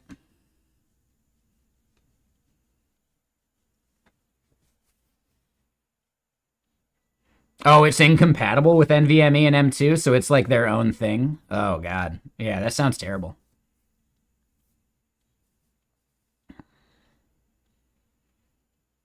So no matter what, you'll be spending $1,000 for a 2 terabyte drive or whatever? Or 4 terabyte or whatever? Sounds pretty Apple to me.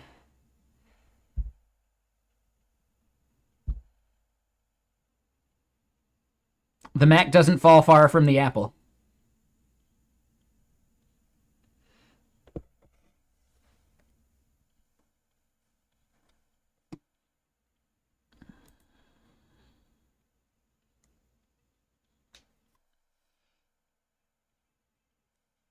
Yeah, tiny sale. You like what I did there? I'm pretty proud of that.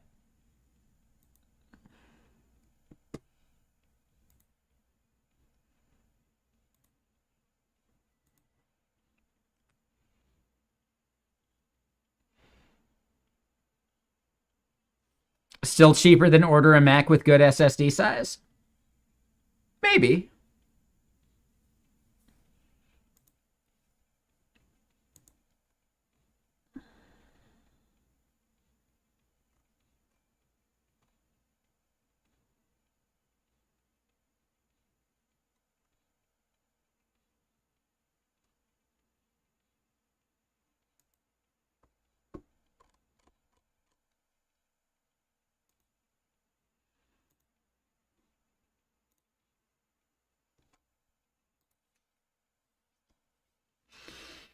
All right. So the error that we're getting from the API is actually related to querying the database based on an email value.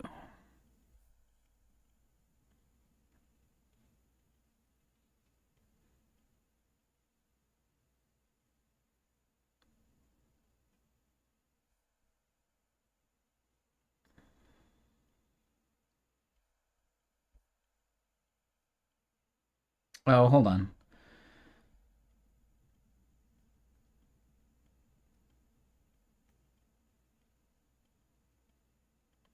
I don't know, Heinen. Like, I'm not trying to get into that debate. If you don't want to use it, then don't use it, man. Why are you trying to yuck other people's yum? Linux is only free if your time is worthless.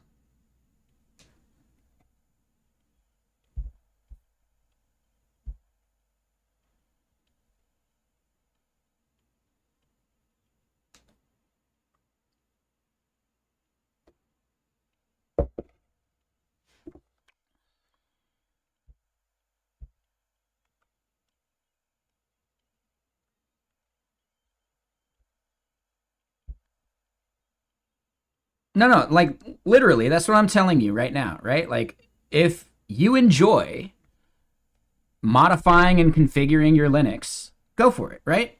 But that's not something everyone wants to do.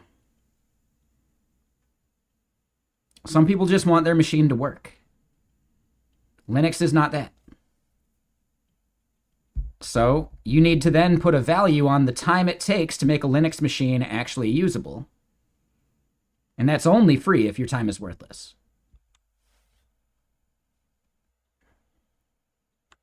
And that's fine, Heinen, but that's not what general people do. I'm explaining to you the exact reason why people do it. It seems like you don't even want to listen, though.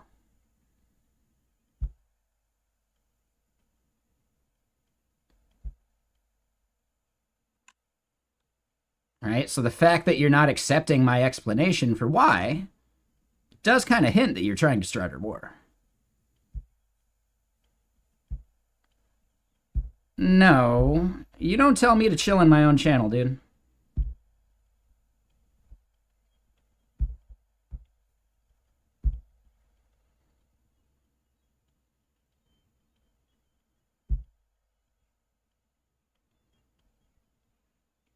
You've been following for 2 days. You don't tell me to chill in my own channel.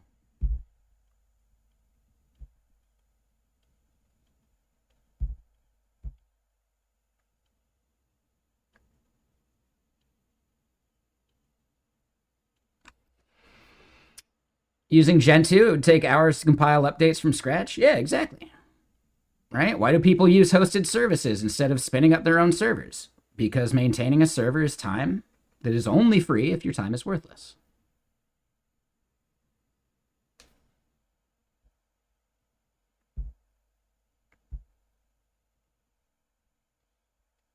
If you enjoy the process of doing that, then go for it, but don't discount that time to 0.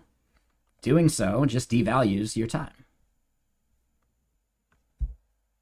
And yeah, how you doing, Adyar?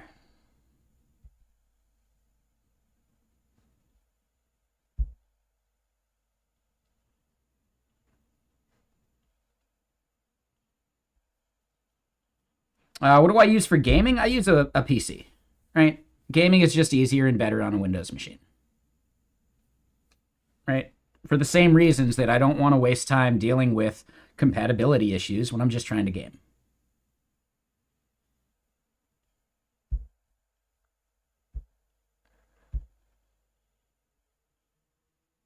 I love this song, though. This is probably the best song on this album.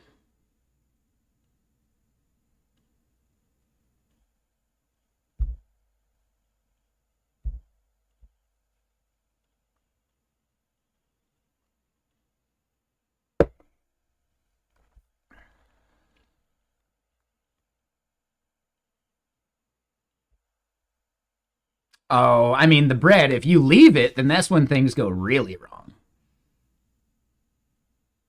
There's no such thing as an unattended update.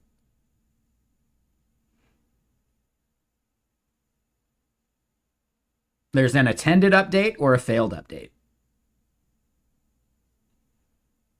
In my opinion.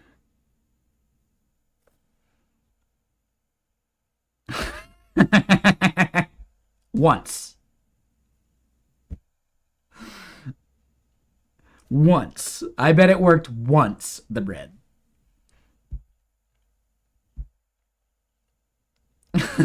Right? Like, come on.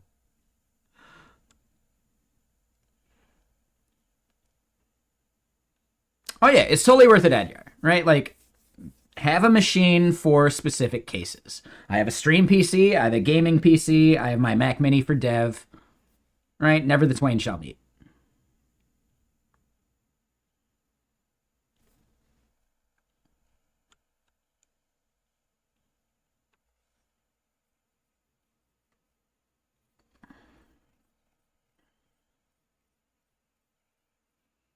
Yeah, the unified memory is actually really compelling at this point. But other platforms are getting similar stuff. There was something that I believe they're shipping out for like server side like stuff for like x86, right? Like the latest like Epic chips from AMD ship with something like really compelling. I forget the name of it. We looked at it here on stream like a little while back, like a couple days ago. Now that's not consumer grade, so totally different problem being solved.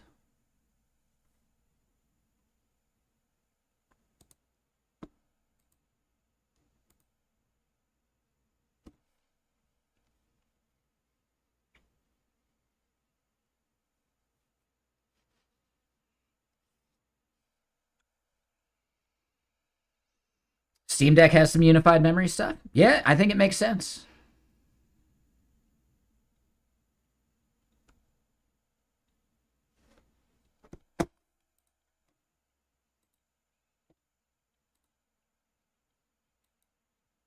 That was easy.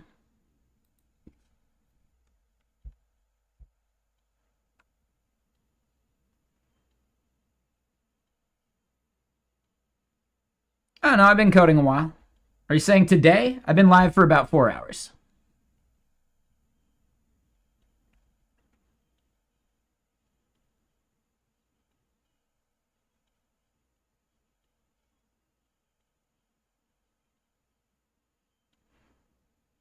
Hey, YouTube, how much we want to bet that person that just said that was the salty person from Twitch trying to get a comment in before their timeout's up?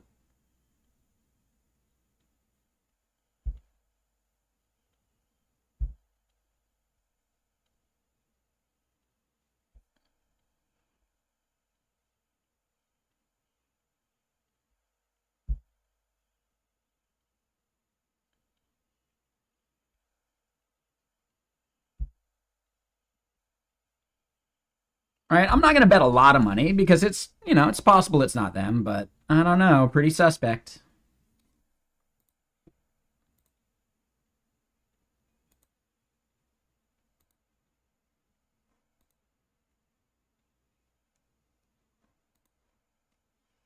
What's up, Mr. Faberdev? How you doing? That might be the one that we were talking about. Yeah. Hold on. AMD. Yeah. Right. This article's terrible. But yeah, the high bandwidth memory, like Sapphire Rapids chipset.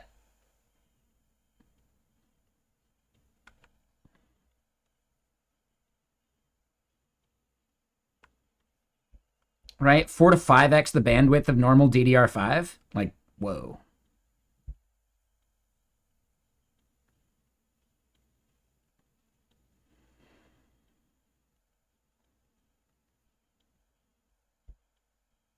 Like, they look crazy.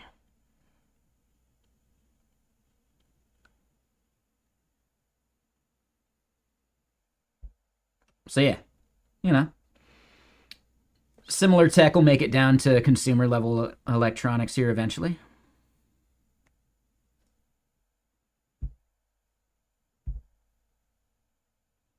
The hot warning. Hold on, I missed that part.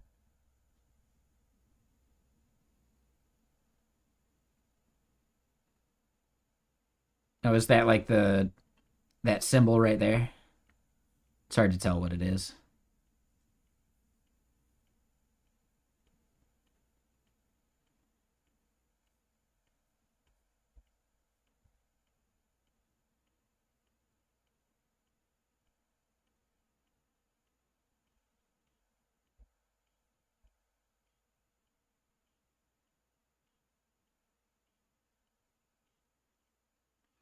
Dude, yeah, like the bandwidth in gigabytes per second is insane.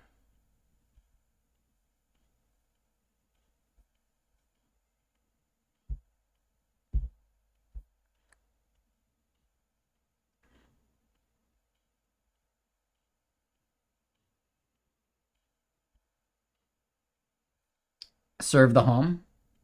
Oh, okay, okay. So yeah, it is those cheap those CPUs then, right?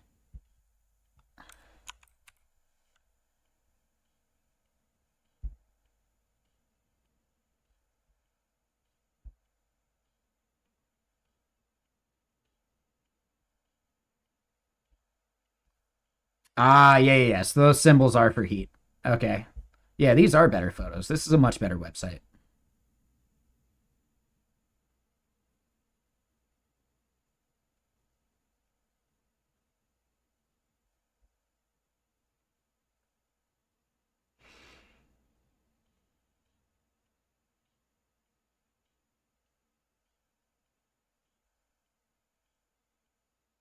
Oh, and that's the interesting part. No DIMM slots. So like all the RAM is what you have on it basically. Like no room for slower like RAM. Huh.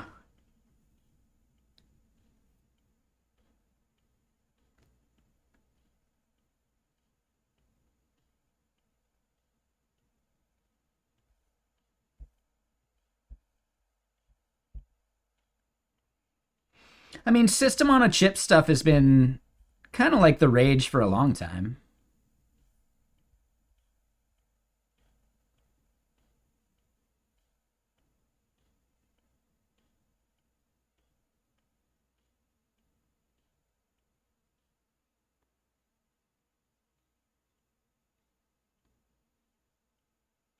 Yeah, the power consumption. Yeah.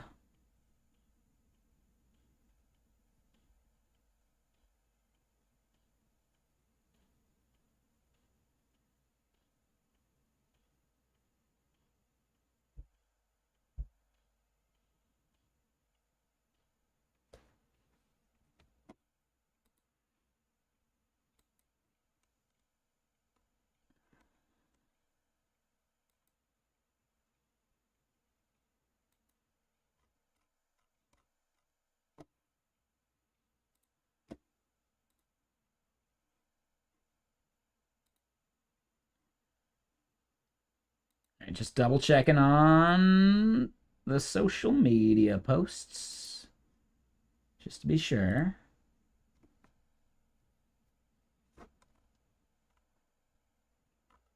Yeah, we're good there.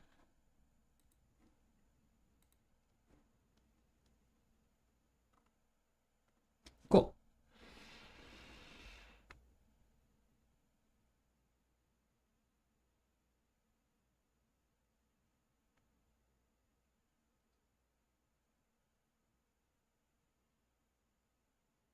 And that's fine, Heinen. I get it.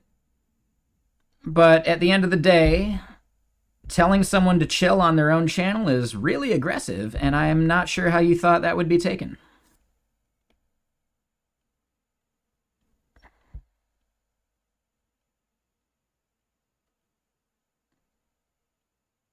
Right? You didn't say sorry. At least at the time. You said chill instead, which is way more aggressive.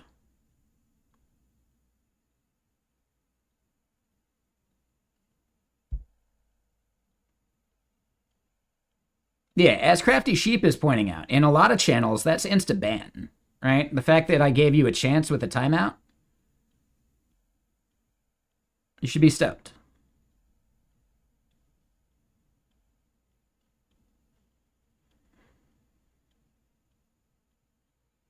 Hey, what's up, Zayu? How you doing?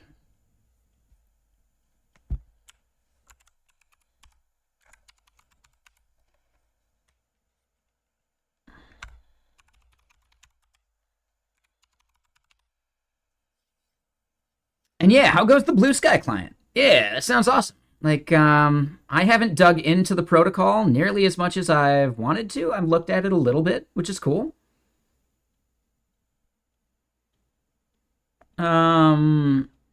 XMN, thank you for the follow. Welcome.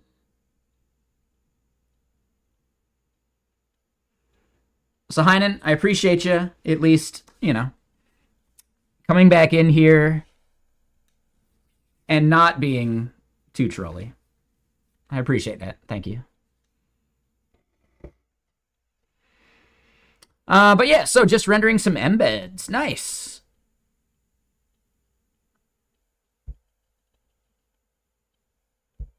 Looks like we have an ad break. We'll give it a couple seconds. I grew this over the past maybe 3 or 4 months. I forget, like August, maybe? Yeah, ad. Hold on, we'll let the ad finish. 1 second.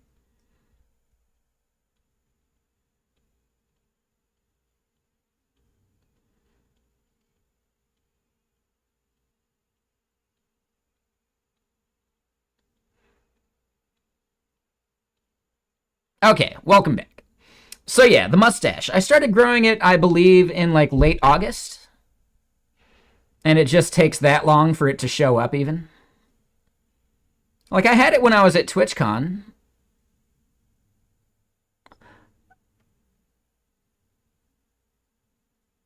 Yeah, I don't think I remember seeing you at TwitchCon this year, huh?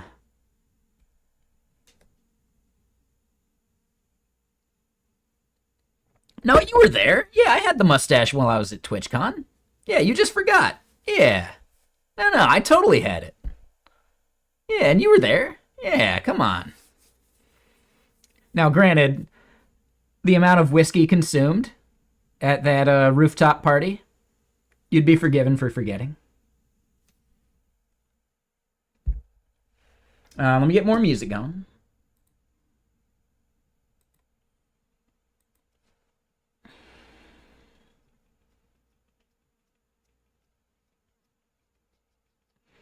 No, it's fine. That just kind of like is a testament to how bad the mustache is, huh? Yeah. No, I'll be shaving it off here soon. It's just an experiment I like to try every couple years. I didn't get to try it last year because I was applying for jobs.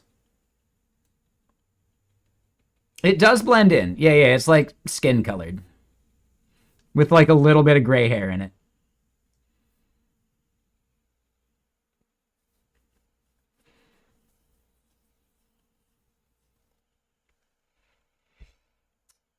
But yeah, so real quick, everyone joining from Zayu's raid, if you haven't seen it before, I would really appreciate your votes on this project I made called Giphium. If you go to the hack.solidjs.com/submissions website there, you can vote for Giphium by logging into GitHub through the site.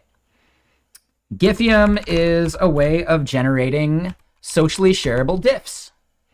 So if we were to take this, click next, and then click generate, it generates a GIF that we can then download and share to social media. The current version of it does have a bug if you have an ad blocker going, because the ad blocker sees the language syntax highlighter for a thing called Clarity and thinks it's Microsoft Clarity, and they think that that is some type of like tracker. So yeah, the only tracking I'm doing on this site is plausible, just like measure, like GDPR compliant visitation, but that's about it. If you like this tool and you want to upvote it, I would really appreciate your upvotes over on the Solid Hack website. It'd be a whole lot cooler if you did. There is a branch that we have that we can't push up yet that fixes the bug that I just mentioned. It fixes some other stuff as well, and it even gives you the ability to generate an MP4 instead of a GIF so that you could share it to something like Blue Sky, because Blue Sky doesn't handle GIFs very well. I'll be able to push that up here in a couple days once the voting has ended. But I need your votes. I want to win. First prize is like $5,000. Oh my god, that sounds amazing. I could definitely like use that to make up for, this Mac Mini I just bought. The web does support uploadable GIFs. Last time I tried, they changed it into a video. I didn't know that. Oh, that's cool. When did that happen? I feel like I looked at it just like last week and they didn't support that. Well, that's a whole lot cooler. Oh, so it's really recent. Yeah, I like how much they're like putting effort into improving the platform.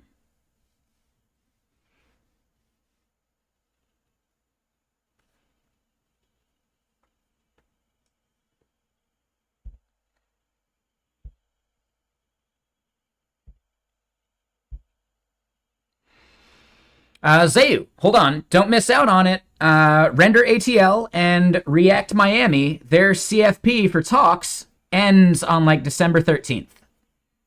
So if you want like a full paid trip to React Miami and all that, get a talk accepted.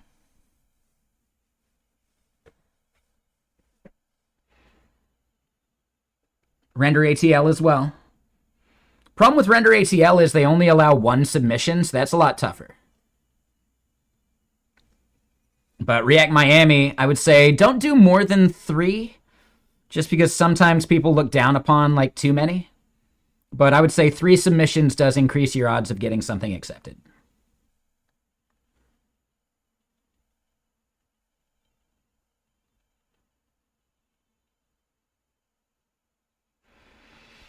Yeah, exactly. Yeah, so React, you got to skedaddle. Yeah, no worries, no worries. Yep. And yeah, if you want to play some League sometime, let me know.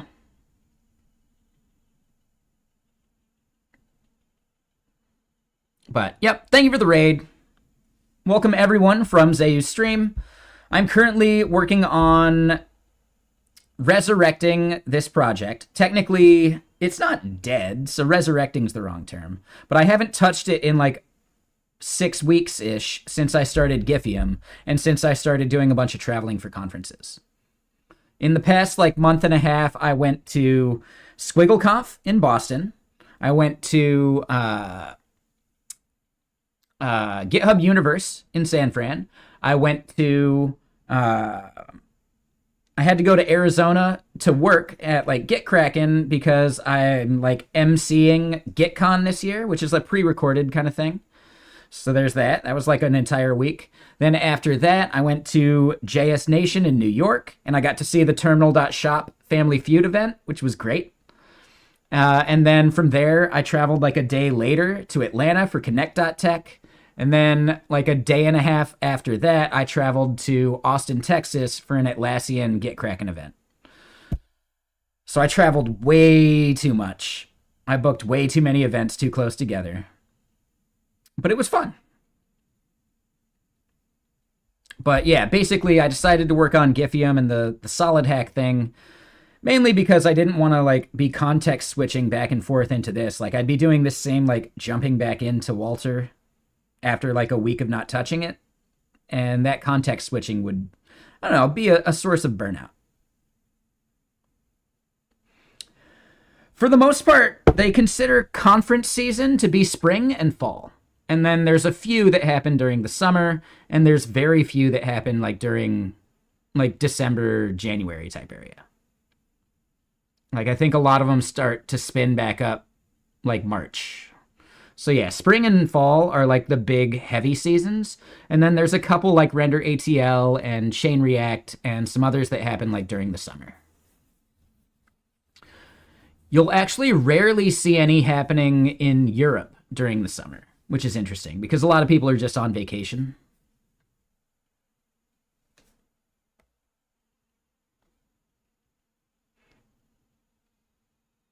And I did just get my birth certificate reprinted so I can get my passport so I can start proposing talks to European conferences. That can be fun.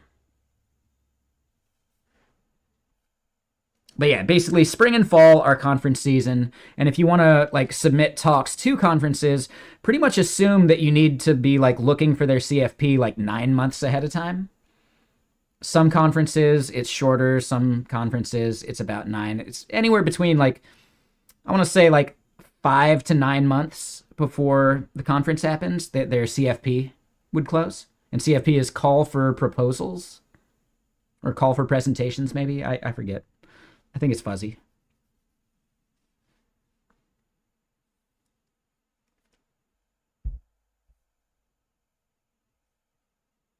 So yeah, there's paper.io, I think. Paper call. Is it call for papers? That's what you're saying? Sure, I've heard other people say it's proposal. So I don't know. I think it's one of those acronyms that is not set in stone.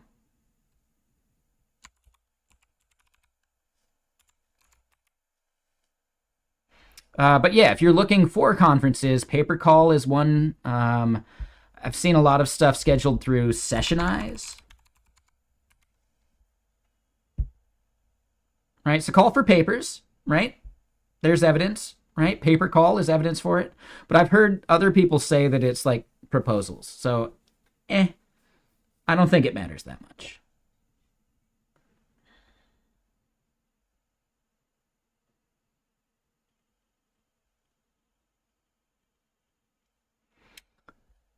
And yeah, Sessionize doesn't actually have like a good directory to look up conferences through, which is kind of annoying.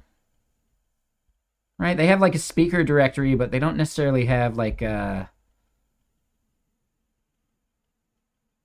conference directory.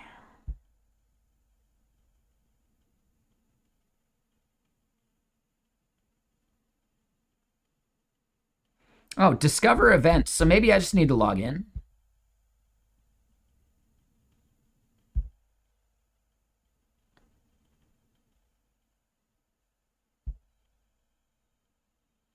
Oh, hold on. I just saw discover events. Okay. No, so there is a way. Okay, cool. So yeah, Render ATL. Definitely one to check out. I've heard We Are Developers is a really good one too.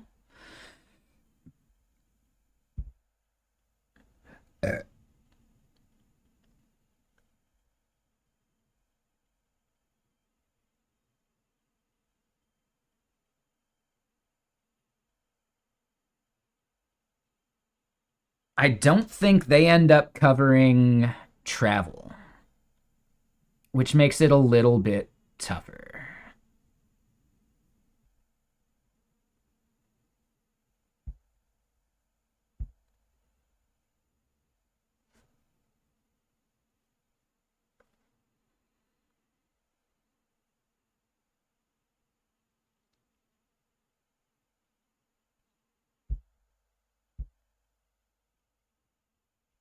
Oh, I haven't seen that one.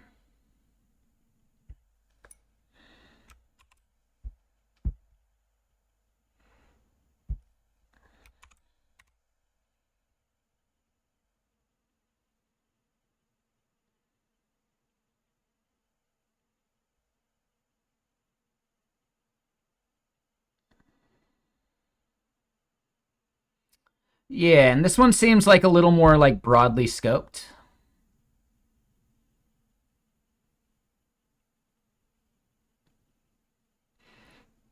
But yeah, no, this one seems cool too.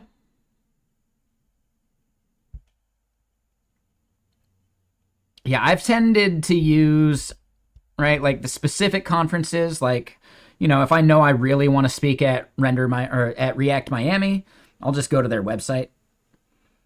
Right, Render ATL, same idea. But then, yeah, as far as like discovering others, I found KubeCon and some others through other stuff. I think PlatformCon. Someone reached out to me for that one. Like, not like giving me a direct invite, but basically just saying like, we'd love you to submit.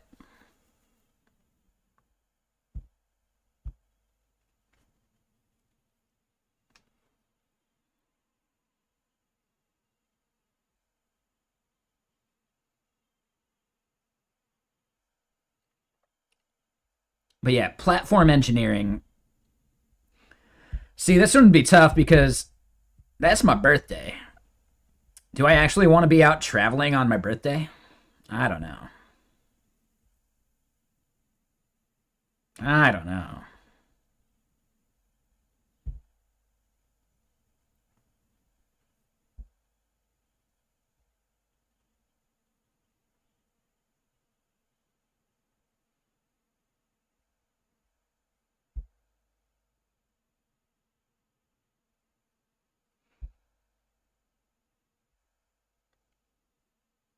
They don't really say if they cover travel.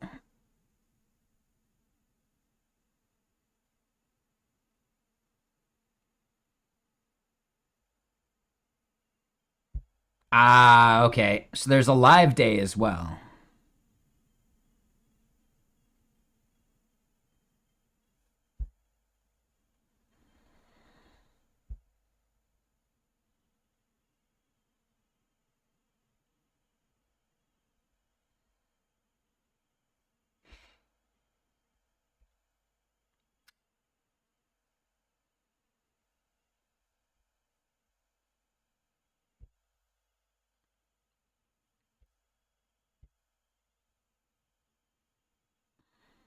All right, so there's time to submit for this one. Platform Con talks are pre-recorded. Okay. So that'd be worth it just to submit one, pre-record and give it. That'd be fine. Okay. But yeah, to actually be like a speaker at the live event.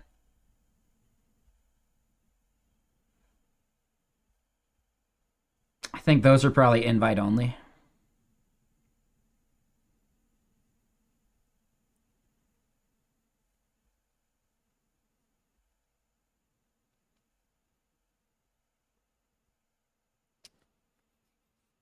So yeah. Yeah, I don't know. Uh Probably not something I'd want to pay out of my own pocket to travel to. But pre-recorded, might as well. Like, that's pretty easy. It's definitely something to consider.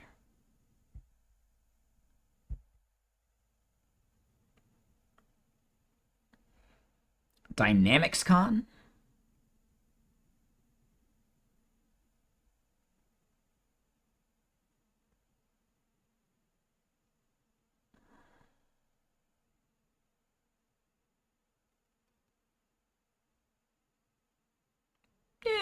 Yeah, I don't know. What is Ignite Summit? Virtual event. Oh, it's Apache Ignite specific. Okay. Yeah, I don't know. Kotlin Conf State of OpenCon?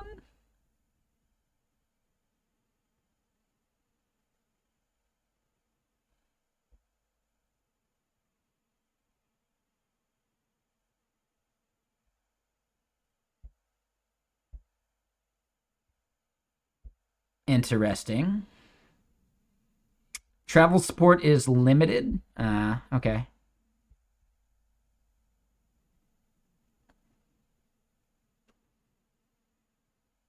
Yeah.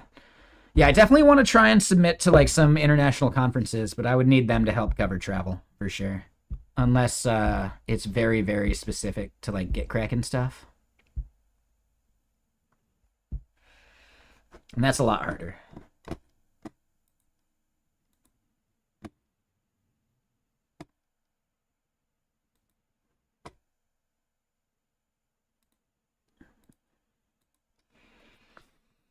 But okay, so yeah, we're currently dealing with a bug, and that bug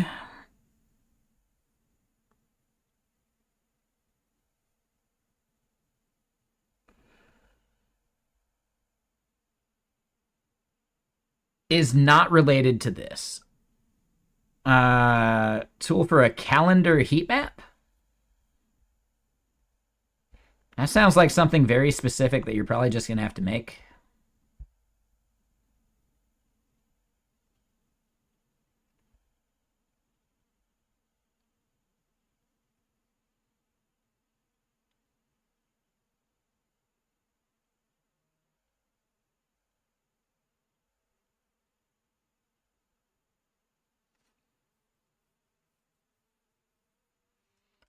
Users table get by ID. That doesn't seem right at all.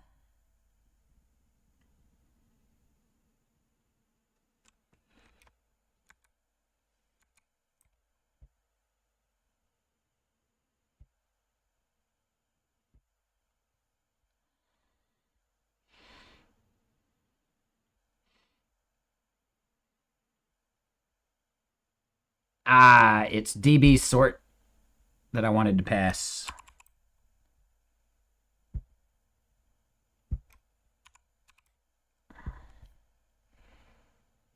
All right, so that ends up rebuilding that endpoint.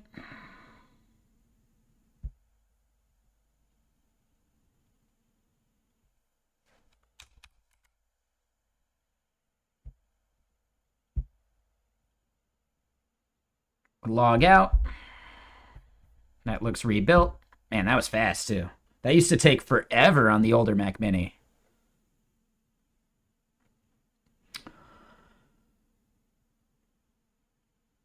Okay. So we end up getting a 404 there.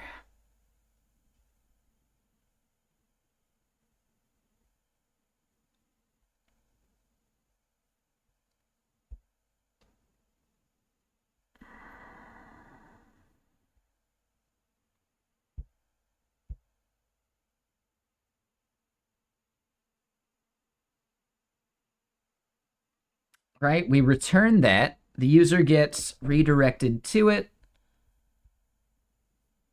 And then over here in the dashboard, what is the route that we're looking for there? So we see MFA base.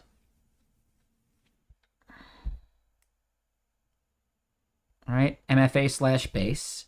But, hold on, where's my router?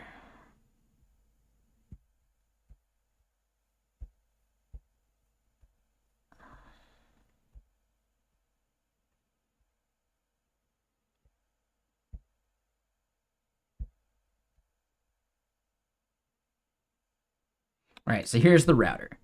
We end up seeing MFA, and that is MFA base. So MFA slash base just doesn't exist.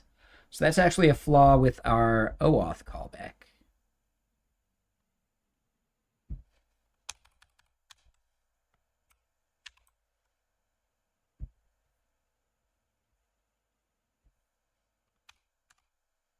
Oh, not what I wanted.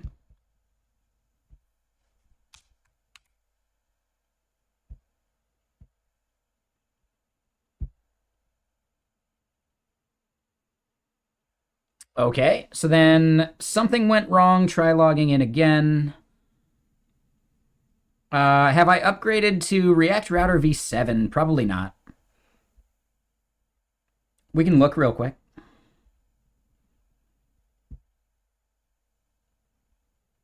Nah, I'm still on 6.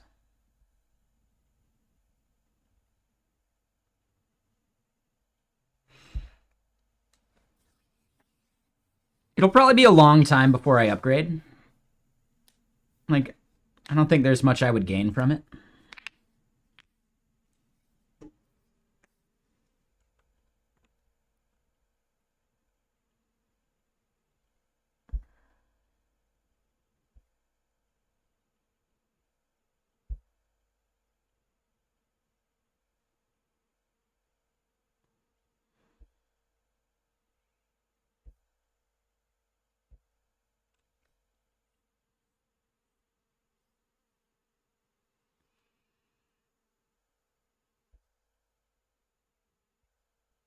So we get to this MFA base page. And we see that has error. Magic link rate limit count exceeded. Okay.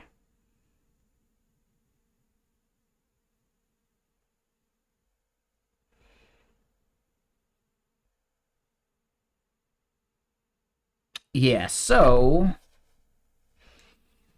some of our magic link logic could use some work.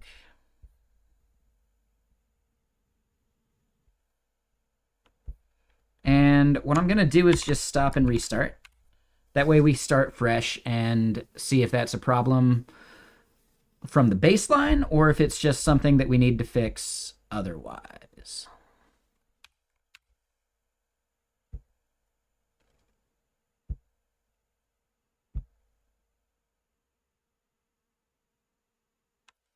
And then we get to this point and we're kind of good. Okay.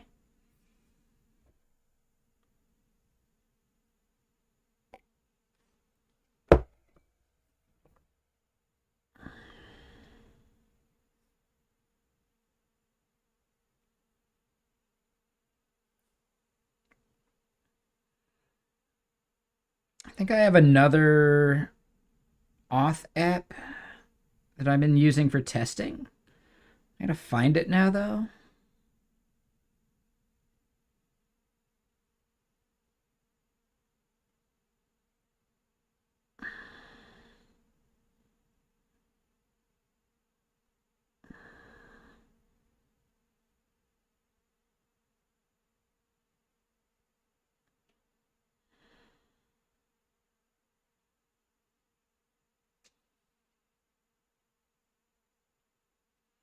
All right, so they hated that one. Oh, IBM Verify is the one I was using, I think.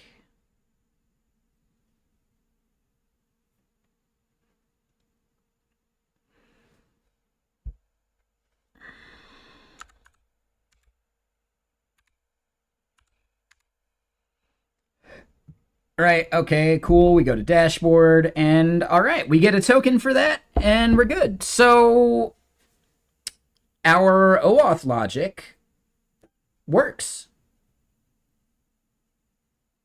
We need to create a new business. We're going to call it Acme.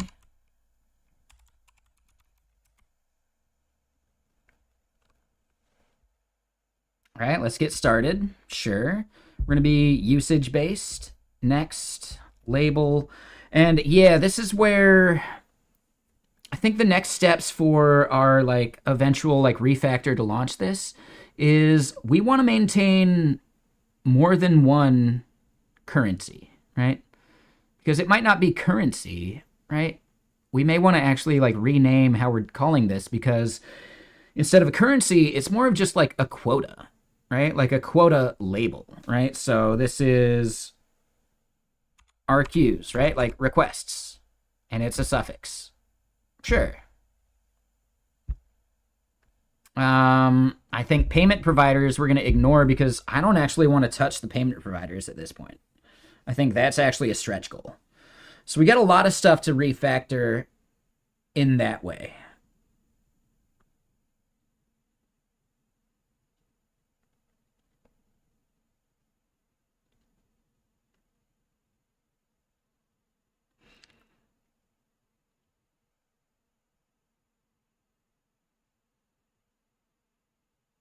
So yeah, right? Like the main things we're doing next.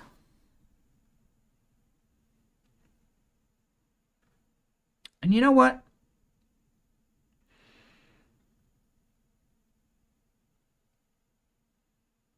Do we think it's been long enough?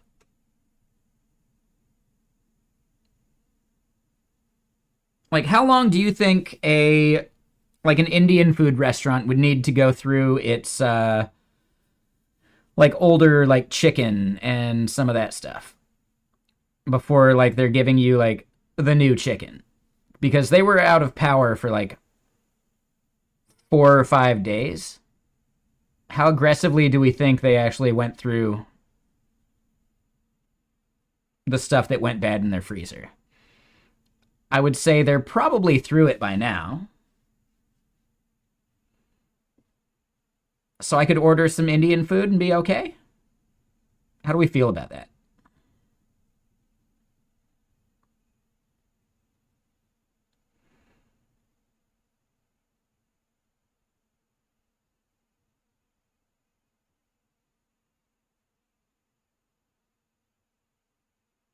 Well, I mean, so it's been a week, right? Like they got their power back last Saturday. And they're a restaurant that has been operating since then. If they were making people sick, like it'd be a big problem that they would have actually experienced before now, right? So like I think a full week should be good. Or, almost a week. So yeah, I think it should be fine now too.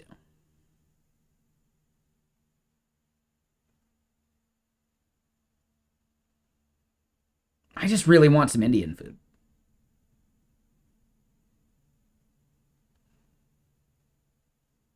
Honestly, you would order the Indian food or you would wait. I feel like you didn't finish your statement there.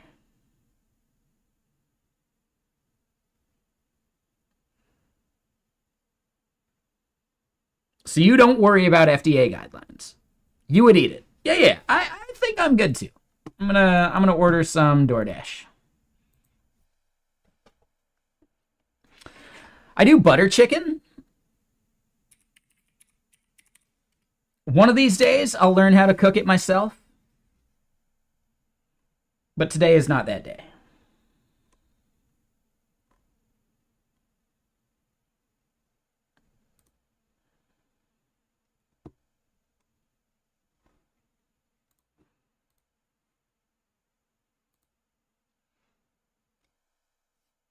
Oh, yeah. The butter chicken is just so good.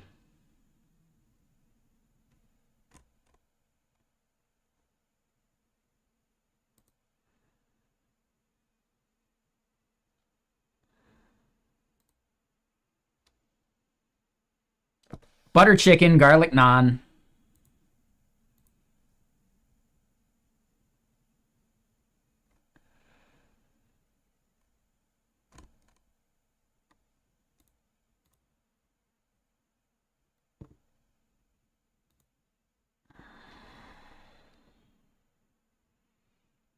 Yep. Yeah, it's going to be good.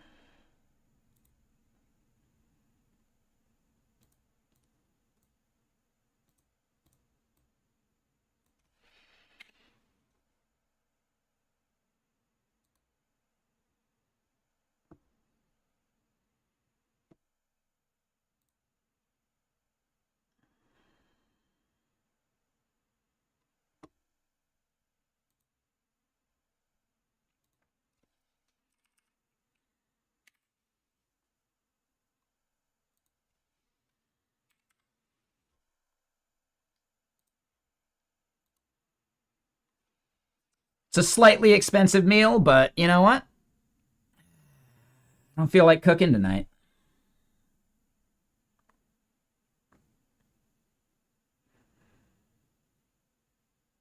And yeah, it'll be like 40 minutes before it's here.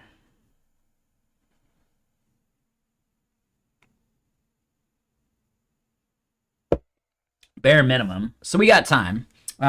So yeah, I'm gonna eat some Indian food tonight. We got our login through GitHub working. I did. I mainly, like, I don't know if it's worth it. We'll see if they end up, like, doing, like, another delivery, like, while they're delivering mine. I believe that's what priority gets you out of.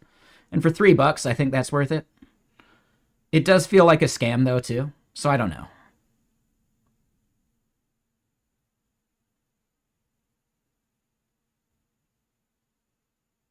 I don't know. And this is like their busiest time, so yeah, we'll see.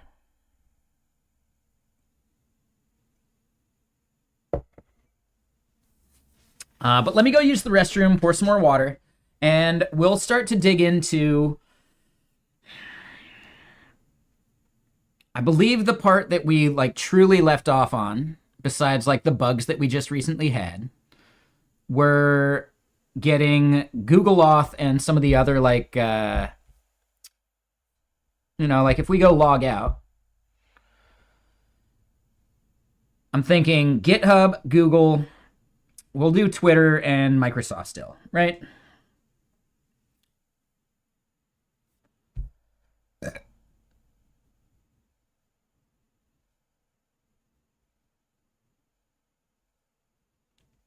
As far as people using this, I think GitHub and Google are the big ones. The other two, we'll see.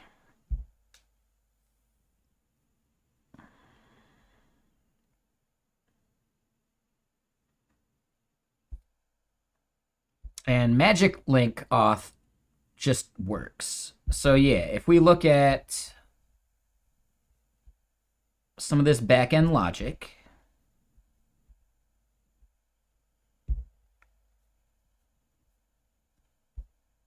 all right, we've got GitHub, we just verified works. Google does look like we almost set it up, but no. Yeah, we're not done with the Google part yet. So yeah, I'm going to think that, yeah, the Google, Microsoft, and Twitter, we've only done a little bit of updating it. Yeah, so Twitter, we got this part, but we didn't get like the last part. For Microsoft, we got this part, but we didn't do the last part. So as far as fetching like user info and all that, yeah, we got more work to do for those. So we got the GitHub working. But yeah, Google, Microsoft, and Twitter, we need to finish up. Once we get those done, then we have a bit of refactoring towards, like how we handle quotas, right? And I think most users are going to end up having more than one quota type, which means we got a bit to rework. I'm thinking, though, that we could have this service launched by the end of the month. That would be my goal, I think, right? And I don't mean by the end of November. I mean by the end of December. I think that's like not too lofty of a goal. So yeah, let me go pee. Let me go pour some more water. I'll be right back.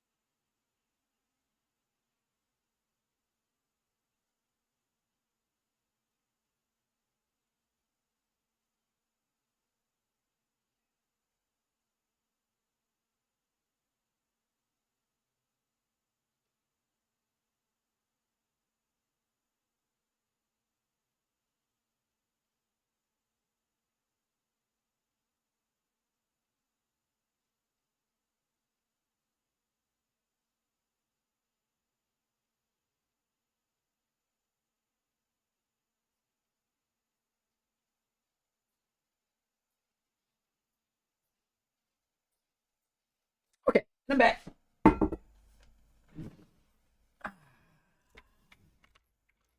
Yeah, GitHub, definitely the most important.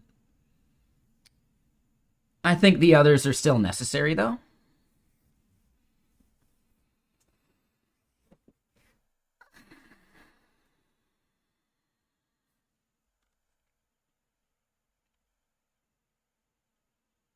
And man, hold on. Let me close the window a bit. Like, it's cold in this part.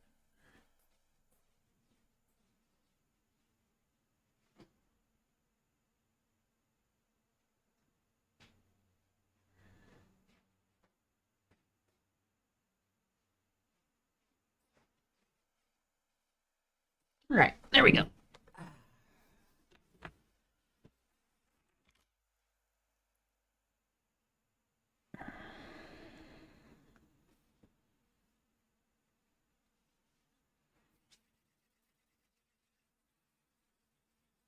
And I guess here's a big question. If I were to use a service like Clerk or whatever, I'd still have to set up my own like applications within Microsoft, Google, blah, blah, blah, right? Like I just give them the callback URLs and some of the bullshit, right? They handle some of the redirect magic, but I'd still have to set up like the applications, right?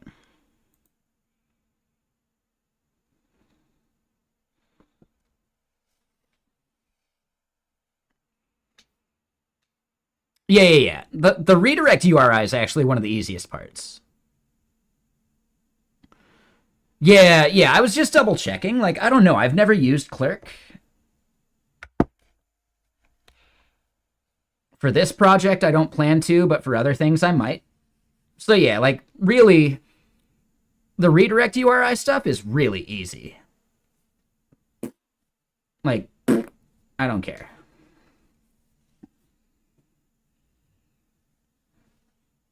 Like, that part's so easy. Like, we already have it, you know? We just gotta, like, fill in the blanks that are, like, platform specific.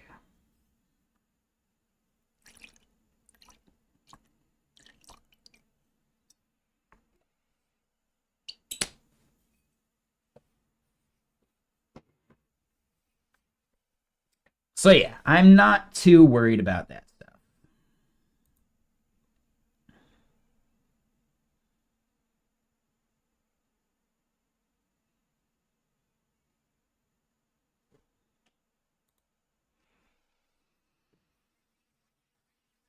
I do think there will be a project I spin up eventually where I would use something like Clerk or whatever.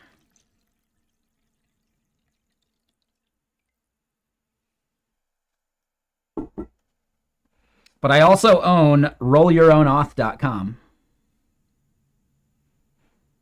So I want to turn that into like a paid course kind of thing. I think that'd be all right.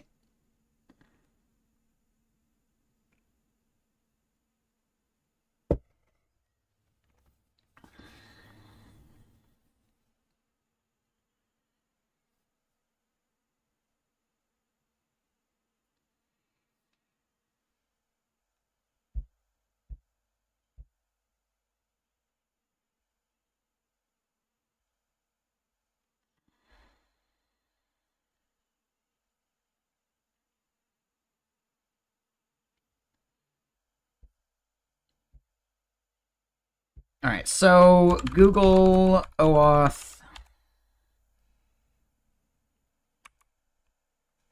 Right, using Google OAuth to access Google APIs, authorization.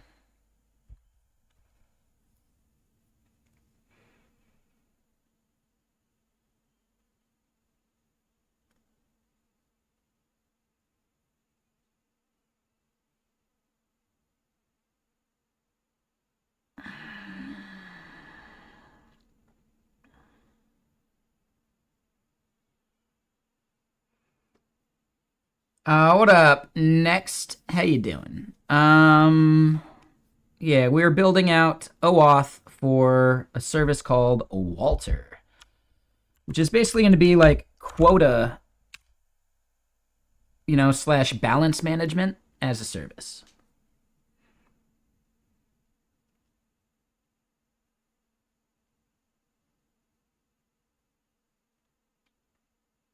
And you know what? Yeah, the fact that we're doing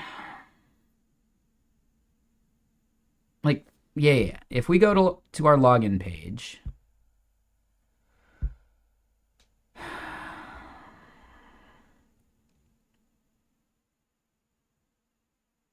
for MVP, I don't think we need any of these. I think we just need the GitHub.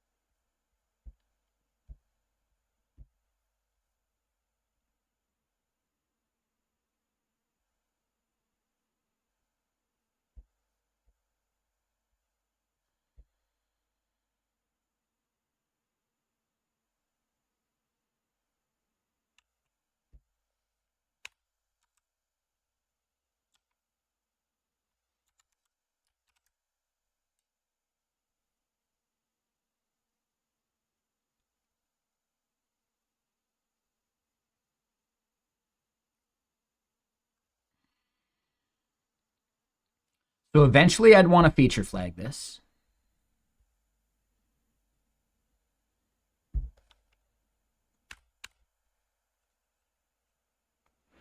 I looked at a few, for sure. I'm trying to remember the ones that stuck out. I mean, we can go look. It's a good chance to like plug Githium. Like, hey, everyone, maybe go give Githium a vote over on the Solid Hack website. And yes, I've tried Flutter. It's fine.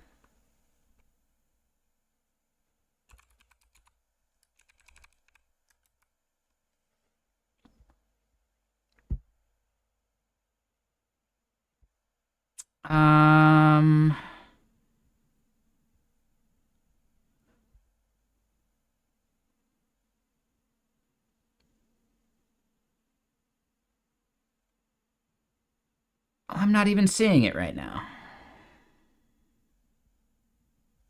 I thought there was another one. Oh, NPM-XT seemed interesting.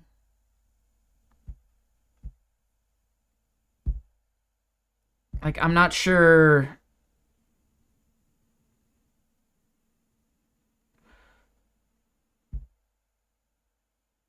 Yeah, so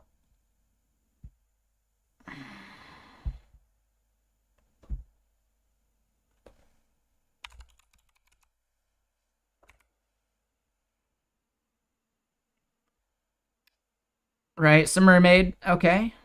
Seems kind of cool. Like, you can look up some of this stuff. You can see the downloads.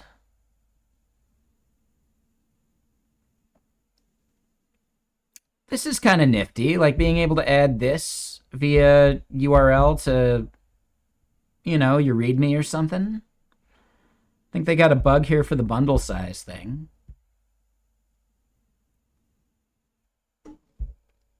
I think it's a little weird to have the dependencies be like the first thing you see.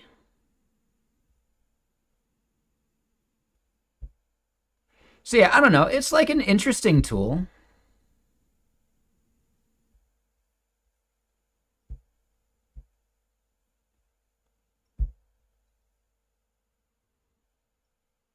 Right? Like, were there any others that you looked at that you liked?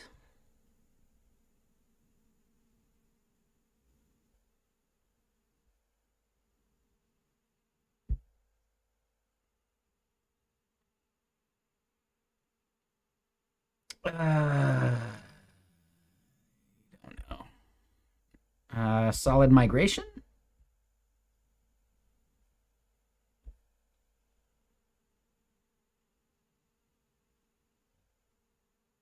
All right, interesting idea. I don't know. As I'm looking at a few more of these, I'm feeling a little better about Githium.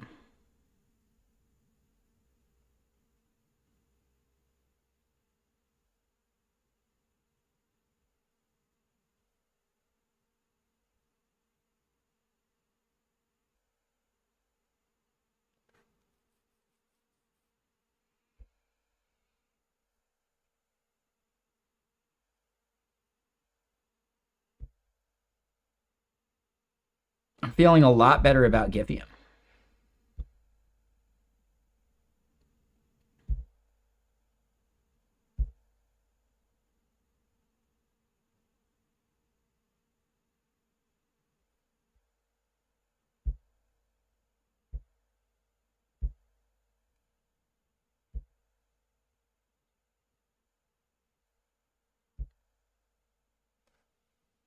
Oh, tier list as a tool. I like that. Oh, that's fun. It's kind of nice.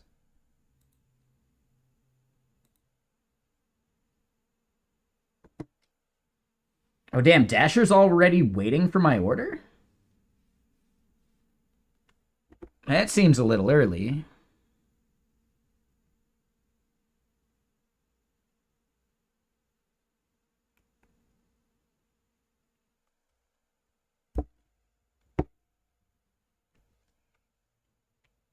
But okay.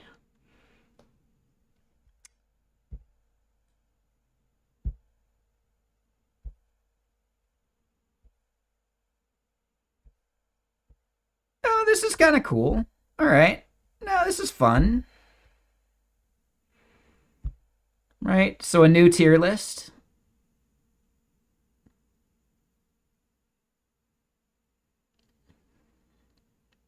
No, that makes sense. New template. Okay, so yeah, I don't know. I'm feeling like really good about Giphium now.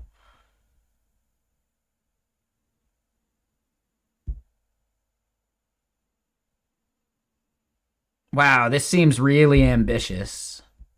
Like a money management tool for a hackathon? That sounds crazy, man. That's really ambitious.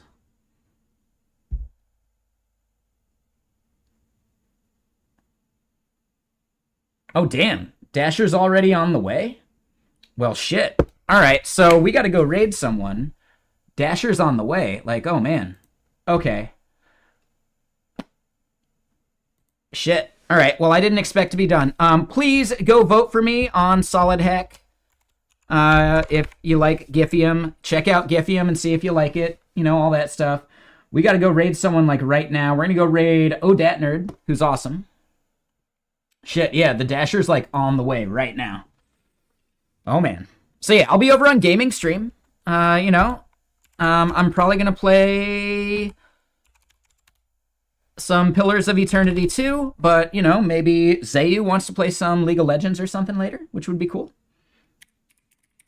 But we're going to go raid Nerd.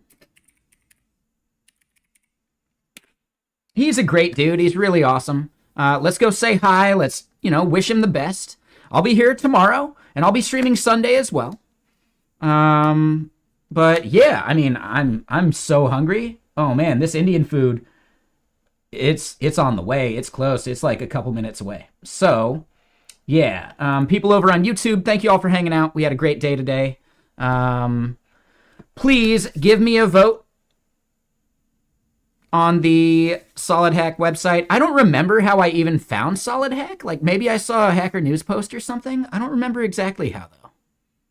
So yeah, that part's a little more curious to me. I don't know. But I picked doing the hackathon project because I was traveling way too much over the past month and a half. And like the context switching I've had to do to get back into Walter, which is the thing that we'll be working on for the next month at least, which is a software as a service I want to launch. Having to context switch between that and like be there only like 2 days and then be traveling again and then be here for 2 days and then travel again, that would have burnt me out. So instead, the Solid Hack like Giphium project was something that was smaller scope that I could like jump back into and out of nice and quick. So I will see you guys again soon. Have a great rest of your day. YouTube, see y'all later.